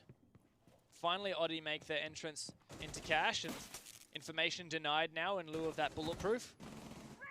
You can see the drones coming out. 3 all the way just to give information for Oddity. So much information. And that's what we weren't seeing from TBA on their bank especially, wasn't it? Look at this refrag potential. A drone in front. Oh, 2 players heading in. What? You droned this position. What are you doing? Luna just gets 2 freebies, but still 2 more players from Oddity file in another reflag, but it may well be too little too late. Todd 1 versus 2. We've seen a lot of clutches this series. Not sure if Todd will be able to pull it off on the attack. I swear they saw Luna in that corner. They did, 100%. She took out one of the drones. Well, either way, whatever happened in logistics, it is a 1-on-2 advantage TBA here. Time ticking away, 15 seconds left, and Fisher guys locking Todd out of the site. He'll flash one position, goes for a peek, and doesn't even find that first one. Fisher guy locking that out, and look at that. A second round on the board for TBA. Huzzah. And the crowd went wild. Yep. Well, it's 2 rounds won for TBA, both of which were on the bedroom site. We'll have to see whether they can step things up on the other objectives. I really think we can pinpoint the moment where it all fell apart for Oddity. Yeah. Yeah, it was not droning out Luna in logistics. Or I thought you were talking about in general. Oh, no. Like the previous 2 rounds, not just that round. Not specifically, but I just mean in that particular round, you know. Everything was going well. We talked about that Thermite trick on the floor, being patient, taking out Arnie. Yeah, maybe running a little bit out of time, but I liked the idea from Oddity. You know, they got the information. They're like, okay, double push this. You know, we're going to refrag. Might lose the first guy, but we're going to refrag. We're going to take logistic, except for the fact that for some reason they forgot Luna was in that corner. See, I'm guessing that maybe they actually didn't see her. I'm wondering if they... like, tunnel visioned? Maybe, or they saw her and they thought she rotated out. Yeah, because if you get droned, you normally want to readjust. Yeah. Well, they're downstairs for this defense. With Maestro and Echo on the table, both of which we saw heavily utilized by Oddity, TBA opt just for the one. Want to make sure they're bringing that smoke and that lesion. Don't want to give it up. We've also seen a huge amount of Cade play on this map. You know, Cade really thrives on hatches. I just think it's phenomenal how much Clubhouse has changed, not even just in terms of the map rework, but the way that people interact with those hatches. If you were telling them 2 years ago, it would be, or 3 years ago, it would be a different story. You know, we have impact tricking, we have Cade charges, we have even mute jammers that can jam some of these hatches. It's just incredible, isn't it? It's just interesting to see how the meta's changed. Like we were talking about how we'd see Glaz and Ying, and neither of these operators have really changed too much. Like I suppose Glaz has had a really big change coming into the season, but even on Copper, it's all right, Monkey. Finish your thought. Copper's run away. Like you know, even last season we really didn't see much Glaz, even though he used to be like a must pick. Yeah, that's true. I guess he was banned a lot, but even when he was picked, we didn't see him with a huge success. I don't have the stats on his win rate, but anywho.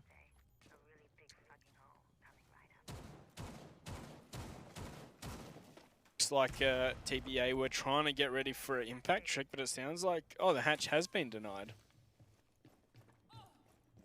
Already stalling out a little bit. They've just had a bit over a minute to work things out in this action phase, but still haven't made any substantial progress. Yep, see the impact trick is prepped. I think Infinity wants to find a kill on this peak. Oh, so close! In fact, he receives more damage than he deals just due to that impact grenade. Lights out. Yeah, he sent over a bit of damage and took some back with a little bit of interest. But Oddity, minute 15 on the clock. They're about to start getting ready for their push. The Thermite is going to go off on the wall here. It's going to give them avenues into sight. Impact trick? Ooh. Yeah, there you go. Good impact trick. The holes above were prepped. Still, that's potentially 2 kills for Red. That more than makes up for that failed Thermite charge. Got another one in the pocket to use. That'll work perfectly. Just 3 players left for TBA. Oddity looking pretty good, but they do have a lot of time to work with as well. Yeah, 50 seconds on the clock now. The phone call's going to come on out and all the utilities getting expended. Copper is in a pretty precarious position here. Going to see the drop from the hatch. Copper. Oh, can he line up the second one there? No, not quite. Is he aware of the second there? Yes, he is. That's a double for Copper there. Diffuser was attempting to get planted. Going to go for another attempt as well. What? Copper with his third. Copper is going absolutely nuts in blue right now. This has been flipped on its head, and that Echo drone from Luna gathering so much information. Red wants to finish this plant. I don't believe there's any more charges left on the Yokai. Vast the lone man to cover, and there's a flank as well. Copper gets taken down, and there you have it. Just by the skin of their teeth, TBA is still in this game. Copper really flexing there, wasn't it? 4 kills in the round. You know, TBA were looking down and out. You know, 2 men down that, well, died to something rather silly, didn't they? And Copper just stepping up big in blue. Yeah, you really got to be surprised that he could have that much of an impact from that position. You know, 3 kills from blue, 2 people trying to take him in blue, and 1 player, was it all into church through the wall? That really shouldn't be happening, but gotta give your hats off to Copper for making it work. Led to cash now as the final defense that we haven't seen. Final objective for TBA. Are we seeing TBA winning this 7-5? Oh, man. Imagine the heartbreak for Oddity. It'd be revenge for last season and I suppose the previous match. It would. And I think that there's a lot of TBA fans that would be gunning for that. You know, we saw, despite that 7-0, 31% stuck behind TBA in the poll voting. Well, round number 9 here. Kind of course will be served up by the chefs of TBA and Oddity. It's a bit of a MasterChef Royal Rumble. You know, most people watching won't know what MasterChef is. Really? You reckon? I don't know. It's just an Aussie thing, right? Yeah, but like... It's a show in Australia. But you still know what a cooking show is. It's like, everywhere, production is telling me. Oh, thanks, production. Come on, Dev. Even I knew that. I was just humoring you. Oh. All right, let's have a look at this round then. Not happening in the kitchen, unfortunately, for our MasterChef fans out there. It's in Garage where we'll see the majority of the work, but no doubt I'm sure they're cooking up a storm. It's one of those cooking in weird places challenges. Oh. Yep.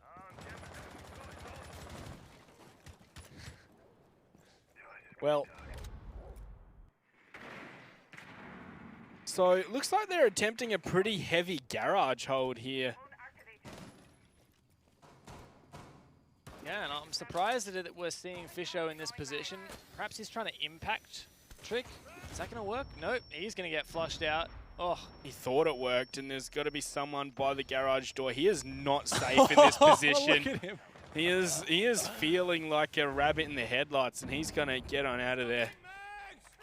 Still, he has the potential to do some damage. No more impact left that he could potentially use to destroy a claymore and go for a run out. But he gets away with his life, which is more than I had expected. Wait, how did Todd take so much damage? Would that be from Fisho? Could well have been that he peeked into Luna. No, actually, you might be right. It must have been from Fisho, I guess. No, maybe peeking up through the top holes towards someone on the... potentially. Yeah. Oh, well, it's a very lit up Hibana. Copper's just running around anywhere. He could go for that strip run out from the main lobby, run out from pool. A lot of options for him at the moment, and I think that because Oddity haven't really mounted the pressure yet, Copper's feeling like he has the freedom to do so.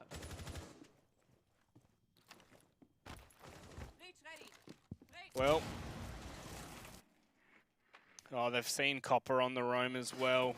Drone not discovered underneath the vending machine. He's well aware of all these angles he might be engaged from.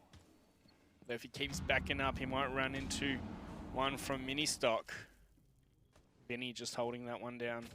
50 seconds left. We haven't seen a ton from Oddity. They've just been doing all the defaults. They got some good control, but a lot of players are taking substantial amounts of damage. 3 of them are a mere bullet away from their demise. TBA all up and healthy as well. Yeah, 30 seconds. We got the smoke right around the corner. No! Oh, he's just allowed to walk right onto site. We're going to see Fisher guy with the down to finish Vinny off. Smoke Babe's going to come on out, and they are all over by Connector. They're going to get stalled out. Todd has found Copper, however. Fisher guy will finish Vast off with that smoke. And 15 seconds. They're going to have to try and make their way through this choke point. Still no garage control, and that really restricts what Oddity can do. This is surely not a plant that can work. God Legion, he's being relied upon to cover, but he's taken out. There's the plant denial as well. Finishing it off is Luna onto Todd, and TBA, this is quite a comeback. We're almost looking at even Stevens. 4 in a row for TBA. It looked like it might have been all over when they were 5-0 down. What was it, 12-0 in total, wasn't it? That's right. You just have to think about the immense fortitude of TBA to lose 12 rounds in a row, and then come back and say, look, actually on our defenses, we know what we're doing. And back to Jim. We've gone full circle here. Not around the world, but we visited most of the continents. Around the club. Yeah. Around Seeing the club. all the sites. House. The clubhouse. The clubhouse. It's a club, like you can call it. That around the house, around the club. I don't know. I guess club is the adjective there, so house would be the noun. But around the house just doesn't sound right. Yeah, how about around the building? Wow, you gotta be so vanilla, don't you? And how about around the bar? Yeah, I like that. Plans for later tonight? Hey? Nothing. No, I've got a date with a bed and a pillow. Alright, it's bedroom again. Right where you want to be heading after this match. Oh, yeah. TBA chose it as their first choice bomb site. So on their 3rd, 4th round of defense, that's where they've ended back up again. Yeah, it makes perfect sense. And looks like they've changed up some of their setup around Cash. Instead of trying to hard hold inside of Cash, which didn't work quite so well last time with Arnie on the Kaid, in lieu of Oddity's Thermite charge on the floor, TBA have completely changed the way that they're interpreting that bomb site, which I love. Yeah, taking CCTV control as well. It's not the worst idea in the world.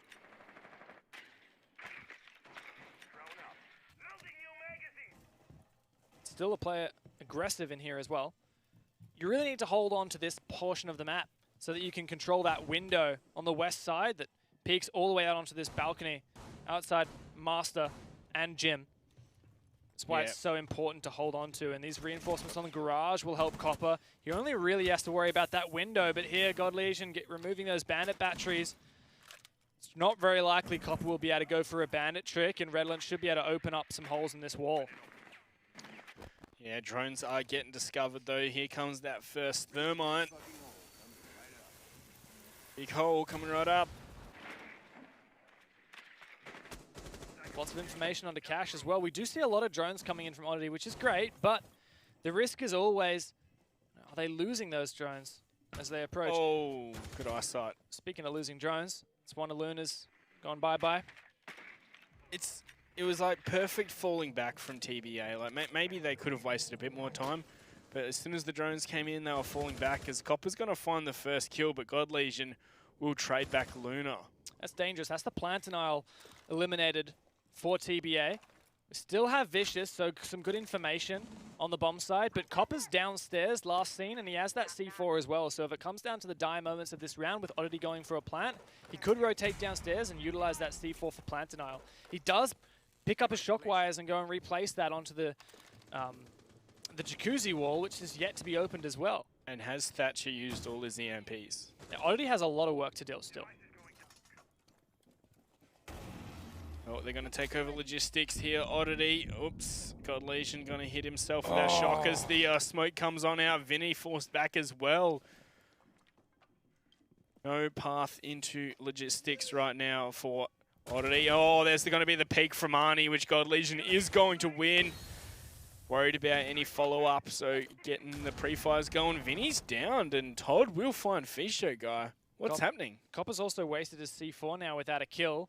Just 2 players left, and one of them's Copper offsite with no C4, but no, that's the fuser dropped by Red as Vicious finds that one. He's under a lot of pressure now, and it's only Copper left against 3. Still a potential for a clutch, but he has all the information he needs to make it happen. He's going to wait as long as possible and then deny this plant. He could not be in a better position right now, except for there's that wall. He can't get the shots to the wall. He eventually finds God Legion 1 versus 1, and Vinny on a sliver of HP, but through the bookcase, Copper goes down, and Oddity regain their lead immensely onto match point.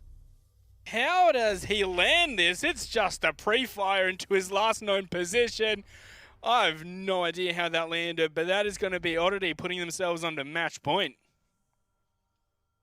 For all this work that they've done to come back from that 12-0 deficit, TBA surely can't lay it to rest here. I think Vinny was a bit surprised that he actually landed that.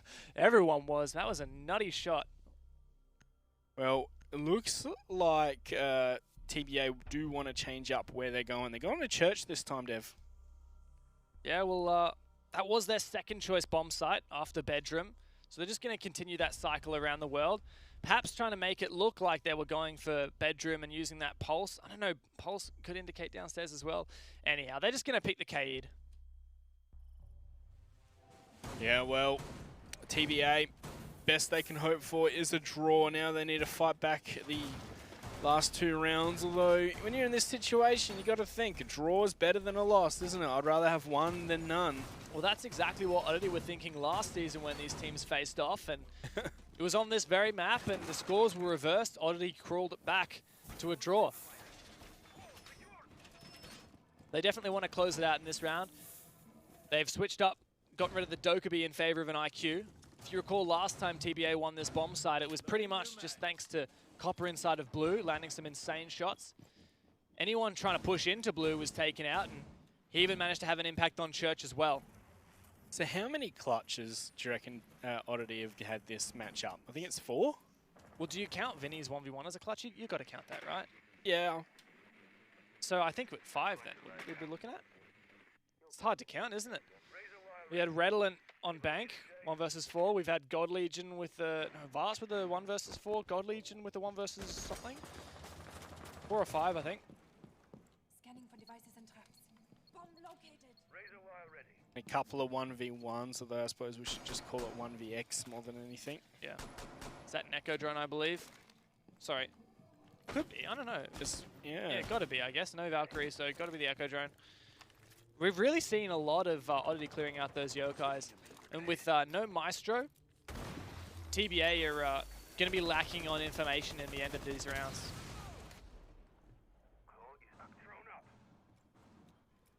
Well, 2 minutes on the clock here on the potentially final round here. It's great timing, isn't it, for Oddity? Yeah, Already cleared out a lot of utility and this map control as well. you know, they have just been looking so good, this Oddity squad. The IQ pick has been great for them so far. Taking out that yokai, taking out some Legion mines. Vast looks very much at home on the roll. Impact grenade prepared. Will it take out the thermite charge? Great placement from Redolent. And TBA still at a loss. All of these hatches forfeited now. Oddity in such a good position. Yeah, it really seems like TBA have been 2 steps ahead pretty much the whole night, doesn't it? It'll come down to a bloodbath inside of Church, as we saw last time. God Legion kind of put pressure on Blue, but it's a difficult task to accomplish. Still players allowed to roam free inside of Armory. Oddity needs some kind of vertical play to eliminate that, but Fisher guys are getting so aggressive. TBA know that they need to make an impact. Yeah, Arnie in a very tough position, but if they drop the hatch, there's the crossfires onto it. It's not just about winning a heads-up gunfight. And they can't seem to find the shots for the floor. Looks like they're all, you know, rank and filing up, getting ready for this push on into the bomb site. This is where it becomes dangerous for Oddity. The time ticking away, 30 seconds now. Still, TBA with 5 men up inside. Oh, Arnie, he's going to find one with a pistol. As he is getting pressured heavily in Armory. He has 1 HP remaining. I have no idea how he's still alive. Can he get the next one? way! Yes, he can. Arnie with the 1 HP kill. It's going to put us into a 5-on-3. Oh, that's going to be Luna found at the back of Armory, however, and Vinny is pushing through dirt, ready to jump on into the bomb site. Nice shot onto Arnie, evening the numbers up. But Copper's there for the immediate trade. Todd jumps down into the bomb site, picks up the diffuser, and is going to start planting. God Legion's in the perfect spot, but oh, it's going to be denied. All the way from Church. Where was that from? From the Church prone smoke player, or whoever it was, mute player. Wow. What an angle. Oddity surely thought that they had that one. It was a bloodbath near the end of the round. A great setup from Oddity, but when it came down to flushing out some of these key positions, Arnie was not to be moved. And he did so much damage before eventually falling.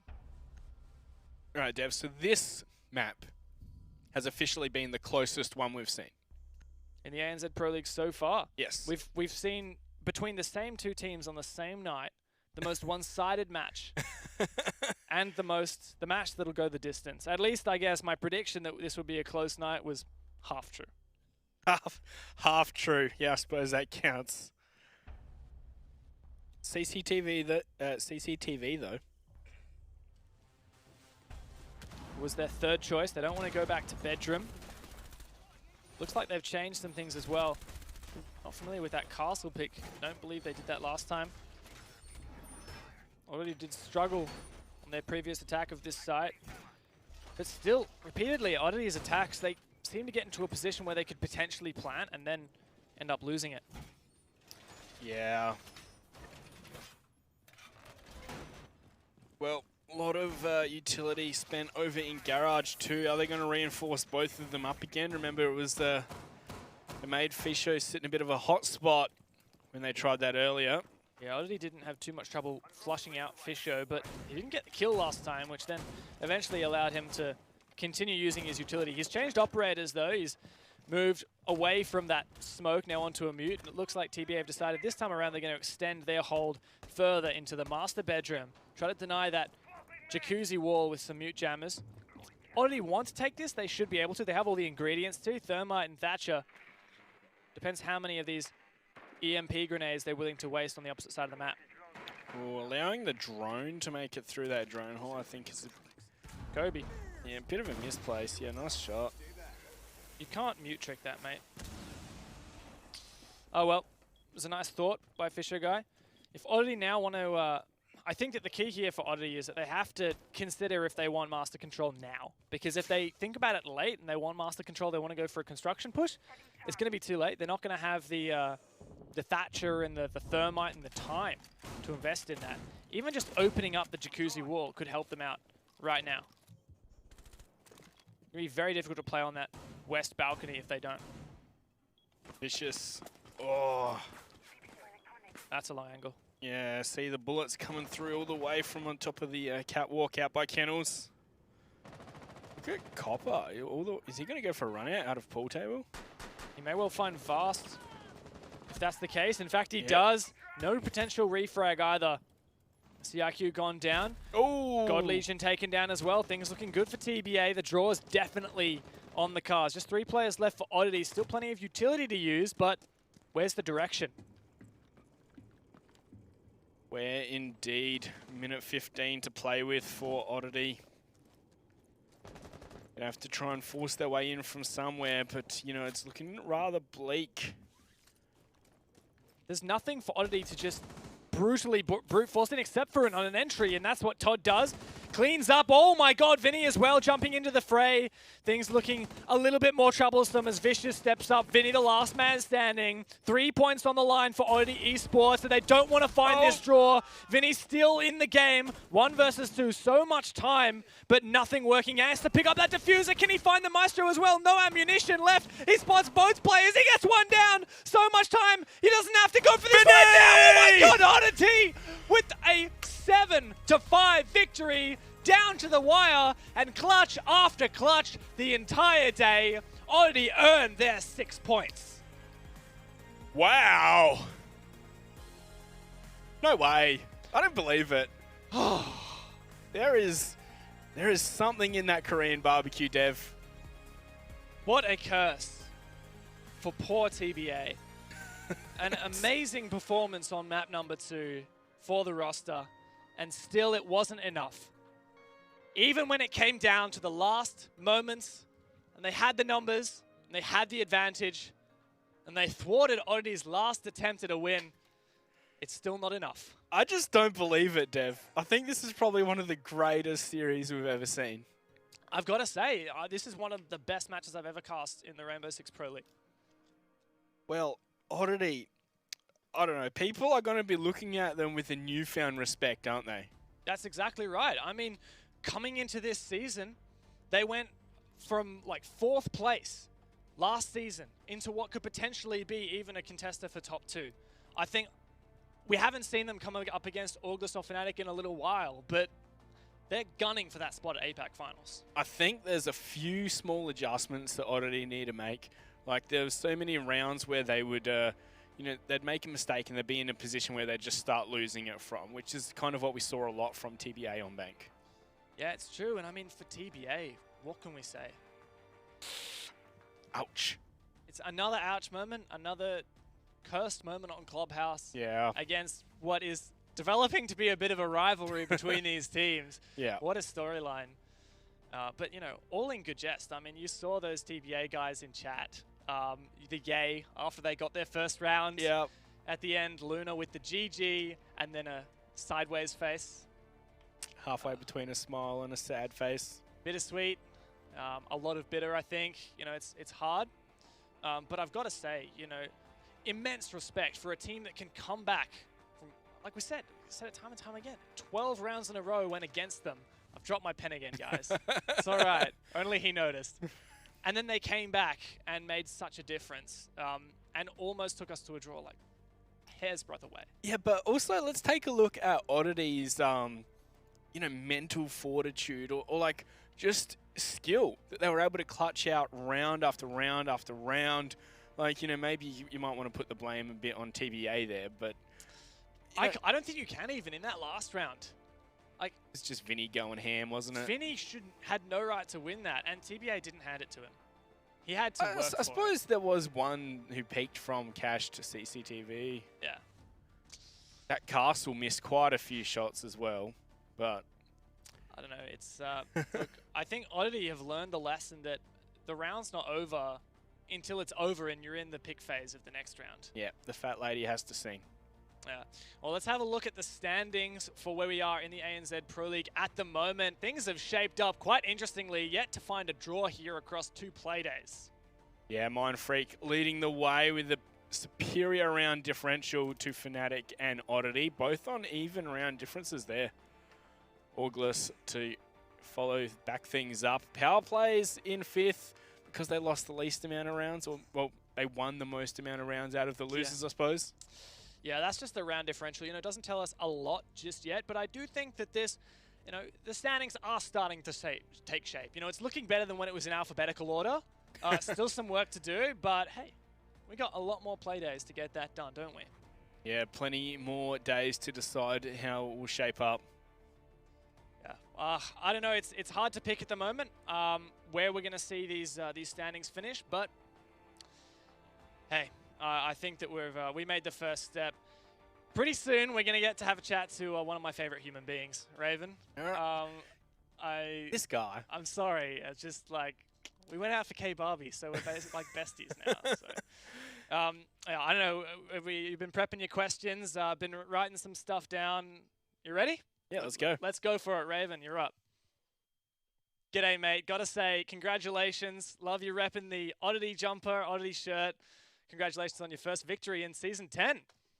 Thank you. Appreciate it. It's good to have some W's, that's for sure. Yeah, it's fantastic to see you guys on the main channel as well. It was a very dominant performance on map number 1. Didn't drop a single round for you guys. Map number 2, things started off pretty good, and then it started to slip away. Was worried that the draw curse was going to come back, but closed it out in the end. I'm wondering, you know, with the way that you kicked it off on the first map in Bank, you started bringing us these strategies we hadn't seen before, you know, extended holds with the roam. When you come into these play days, do you think about what strategies you're actually going to be showing to the world with the knowledge that other teams such as Auglis and Fnatic will be able to watch these for later? I mean, it's good to be mindful of that kind of thing, but at the end of the day, one thing we learned with last season is that you've got to maximize the amount of points you get when they're there to get. So we're really thorough with our preparation and not too afraid about hiding strats. We just wanted to secure some points, and yeah, that's what we achieved. Fantastic. All right, you guys had quite a few clutch rounds. I think probably more than I can count. So what was exactly, like, what are you feeding them, Raven? Tell us. Look, I wish I could tell you it was one thing, but all I feed them is positive reinforcement and just to make sure they don't slack off. Simple as that. So I guess moving on from that one, like, you know, you recently did have the boot camp in Melbourne. You know, what does that give to your team? You know, what were the different processes that you worked through, and how can you actually see that direct translation into performance so far? Good question. Like, we just worked really hard during that boot camp in general. We wanted to really try and perfect a lot of things that we've been working on for a long time, especially with defenses. Attacks are obviously a little more, can be more unstructured compared to defense. So we just always try and zone in on coordination and be really thorough with our attacks. It was a bit tricky with Clubhouse, and Clubhouse has always been a bit of an Achilles heel for our attacks, but it was really good that guys could dig in and end up turning around, getting the result. Yeah, so your bank result 7-0, is that probably your strongest map, you reckon, or what? What was that then? It's definitely our weakest, so that was lucky. I don't trust that. There's a winky face there. So while we're talking about maps, come on, bro. You told me you were going to play Cafe. What goes? You banned it 2 times in a row. I don't know. You're not in my good books right now, mate. To be fair, I didn't actually do the veto today. I was driving at the time. Sure. But deflecting, yeah, I see. Season's just started. All right, good. I like to hear it. So speaking of, season's just started. You know, I want to know, Oddity, what's the next milestone for you guys? You've come through in the Pro League last season, stepped it up, got 4th place. What's the next step? Top 2. Yeah, we're coming for one of those spots. We're going to land. He's confident. I'm excited for it. You know, Brandon, you're not too much of a stranger to LAN. Been there before on the now Mindfreak roster. You know, PAX last year was a good one as well. So I hope we can see you there. Anything you want to add, Monkey, before we finish it up? Yeah, I want to talk to you about the Australian operators. I don't think we really saw much of them from your team. Is there any reason like you don't really like them as much? But we've been seeing them a lot from other teams. Yeah, look, we actually use a bit of Mozzie. Just didn't happen today. The guys are a little bit flexible with operators. They just weren't feeling it for what we wanted to achieve, so he didn't get played. But you'll see Mozzie from us this season for sure. Good luck, not so much. Maybe. We'll see. All right, Raven. Well, it's the debut on the main channel for you guys. It's been a long road, and I'm sure that you guys have picked up some fans along the way, especially now that you've got your first victory in Season 10. What have you guys got to say for all your fans back home and maybe some new ones that you've gathered today? Really appreciate all the support from all the fans, new, old, long running.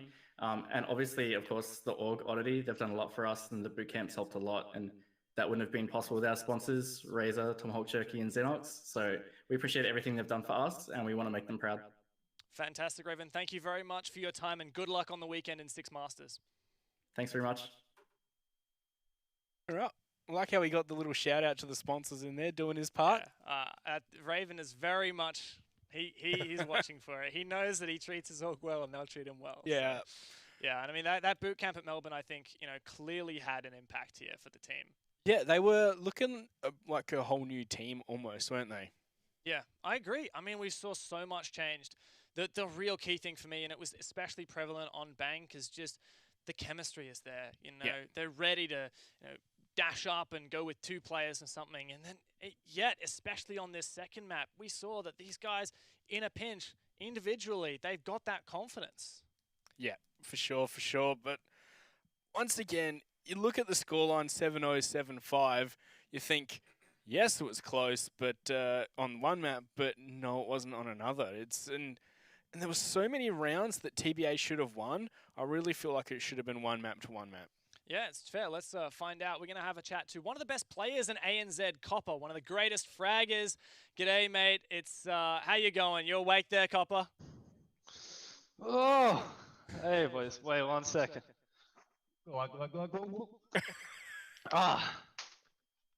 Get your gamer subs. No, what can I say? We were sleeping. Right. Well, good morning. I hope you had a good sleep. So welcome to the stream. Yeah, I know it was a rough ride, but I've got to say, there were moments where individually you very much stepped up. There was a moment in blue on that last map where I think it was a 4K, pretty much won the round for the team, Copper. It's been a tough road, but eventually you did come out. What was the progress during that second map when you were down a lot of rounds and you did turn it around eventually? What was kind of something that clicked for the team? Well, we had a lot of trouble kind of transferring our attacks from how we've been scrimming into this game, and they brought something to us that we just couldn't really play. Well, we just played into their push every time, and I guess we threw a lot of attacks just from our plants because the communication wasn't there with holding angles, crossfires, and they could just slip through with those 1v4s, the 1v3s, all that kind of stuff, So I guess my question following on from that is in terms of, that confidence and feeling like you're performing how you would usually do in scrims, did any of that come down to starting out on attack? Because both maps, you started out on attack, and obviously attack takes a lot more initiative, and maybe starting on the defense you would have felt more comfortable. Yeah, 100%. Like with the coin flips today, my lord, the 50-50s. We went tails both times, lost it both. And then Todd hits us with the tails never fails, and he lands it. So you guys lost quite a few clutches. Do you feel like that there was a god watching out for Oddity out there? Like, I felt like it was some divine intervention that allowed them to win quite a few rounds. I mean, they was definitely slipping through the cracks. Like, props to them, but it was really just us not communicating enough and stepping up and just preventing them from doing that. Something I emphasize is I think you guys, especially on your clubhouse attacks, really, really, really impressive. You stepped up a lot and did some new things. And I got to say, the team is looking good for the rest of the season. I heard you've had some exciting news recently. Couldn't really debut that on the broadcast, but I just want to say the state of the team at the moment, where's the mentality at, and where are you kind of moving on forward from here? I mean, for the future, we just want to be able to make sure we can perform in official matches. That's the biggest problem right now. We're not transferring our practice because we had really good practice leading up to this, and our preparation was great, but we just weren't able to transfer it, whether that's down to pressure or just down to, you know, maybe we've just prepared the wrong way. But for the future, with like the to be announced on stream org and all that stuff,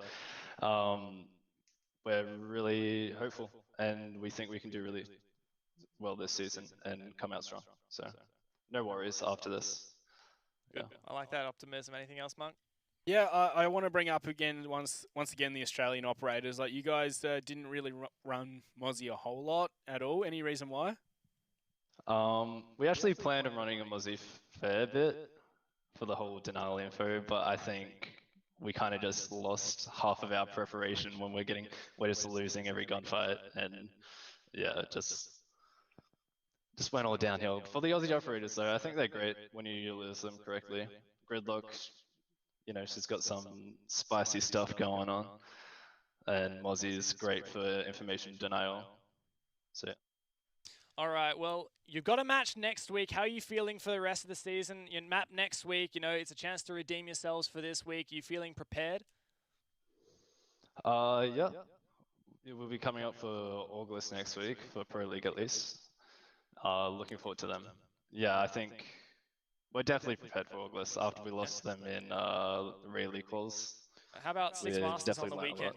Anything particular for Six Masters that you're excited for?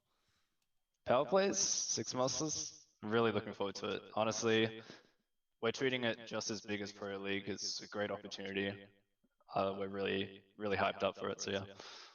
All right, fantastic. I'm sure you guys have a lot of new additional fans with your recent announcement. Do you have anything to say to those guys and the ones who have perhaps been a long-time fan sticking with you? Well, to all the fans, hopefully we don't give the same performance as we just did. And we hope that we keep your support, and we love you all. So keep supporting. That's lovely. All right, good luck on the weekend and next week. Thanks for joining us, Copper. Thank you. That was nice. It's always humble in defeat, humble in victory, humble in defeat. It's a very difficult thing to do, to lose, especially in that way, and then come up on stream and have a chat to us. And, you know, one thing I do want to point out is I made that, you know, divine intervention comment, and he's like, no, it was just us. Like, you know, even though I say in jest, he's not going to blame chance. He says that we lost it, we're responsible, and that's a winner's attitude. Yeah, exactly. Owning mistakes, that's how you get better. And look, I was super impressed by what we saw at some moments from TBD, CBA. Oh, TBA. Slight difference. Nice one. Yeah. It's, look, I got to say, next week is when things are going to spice up. As he mentioned, August is going to be a tough opponent. We've also got Six Masters on the weekend where a lot of these teams are going to be competing as well. But as for this week, that ends the first week of ANZ Pro League. We have upcoming still one more Playday for EU, one more Playday for Latin America on this channel the next few days. So you got to tune in for that as well. Obviously, Pro League all around the world now on this channel. I'm very excited for. Oh, me too.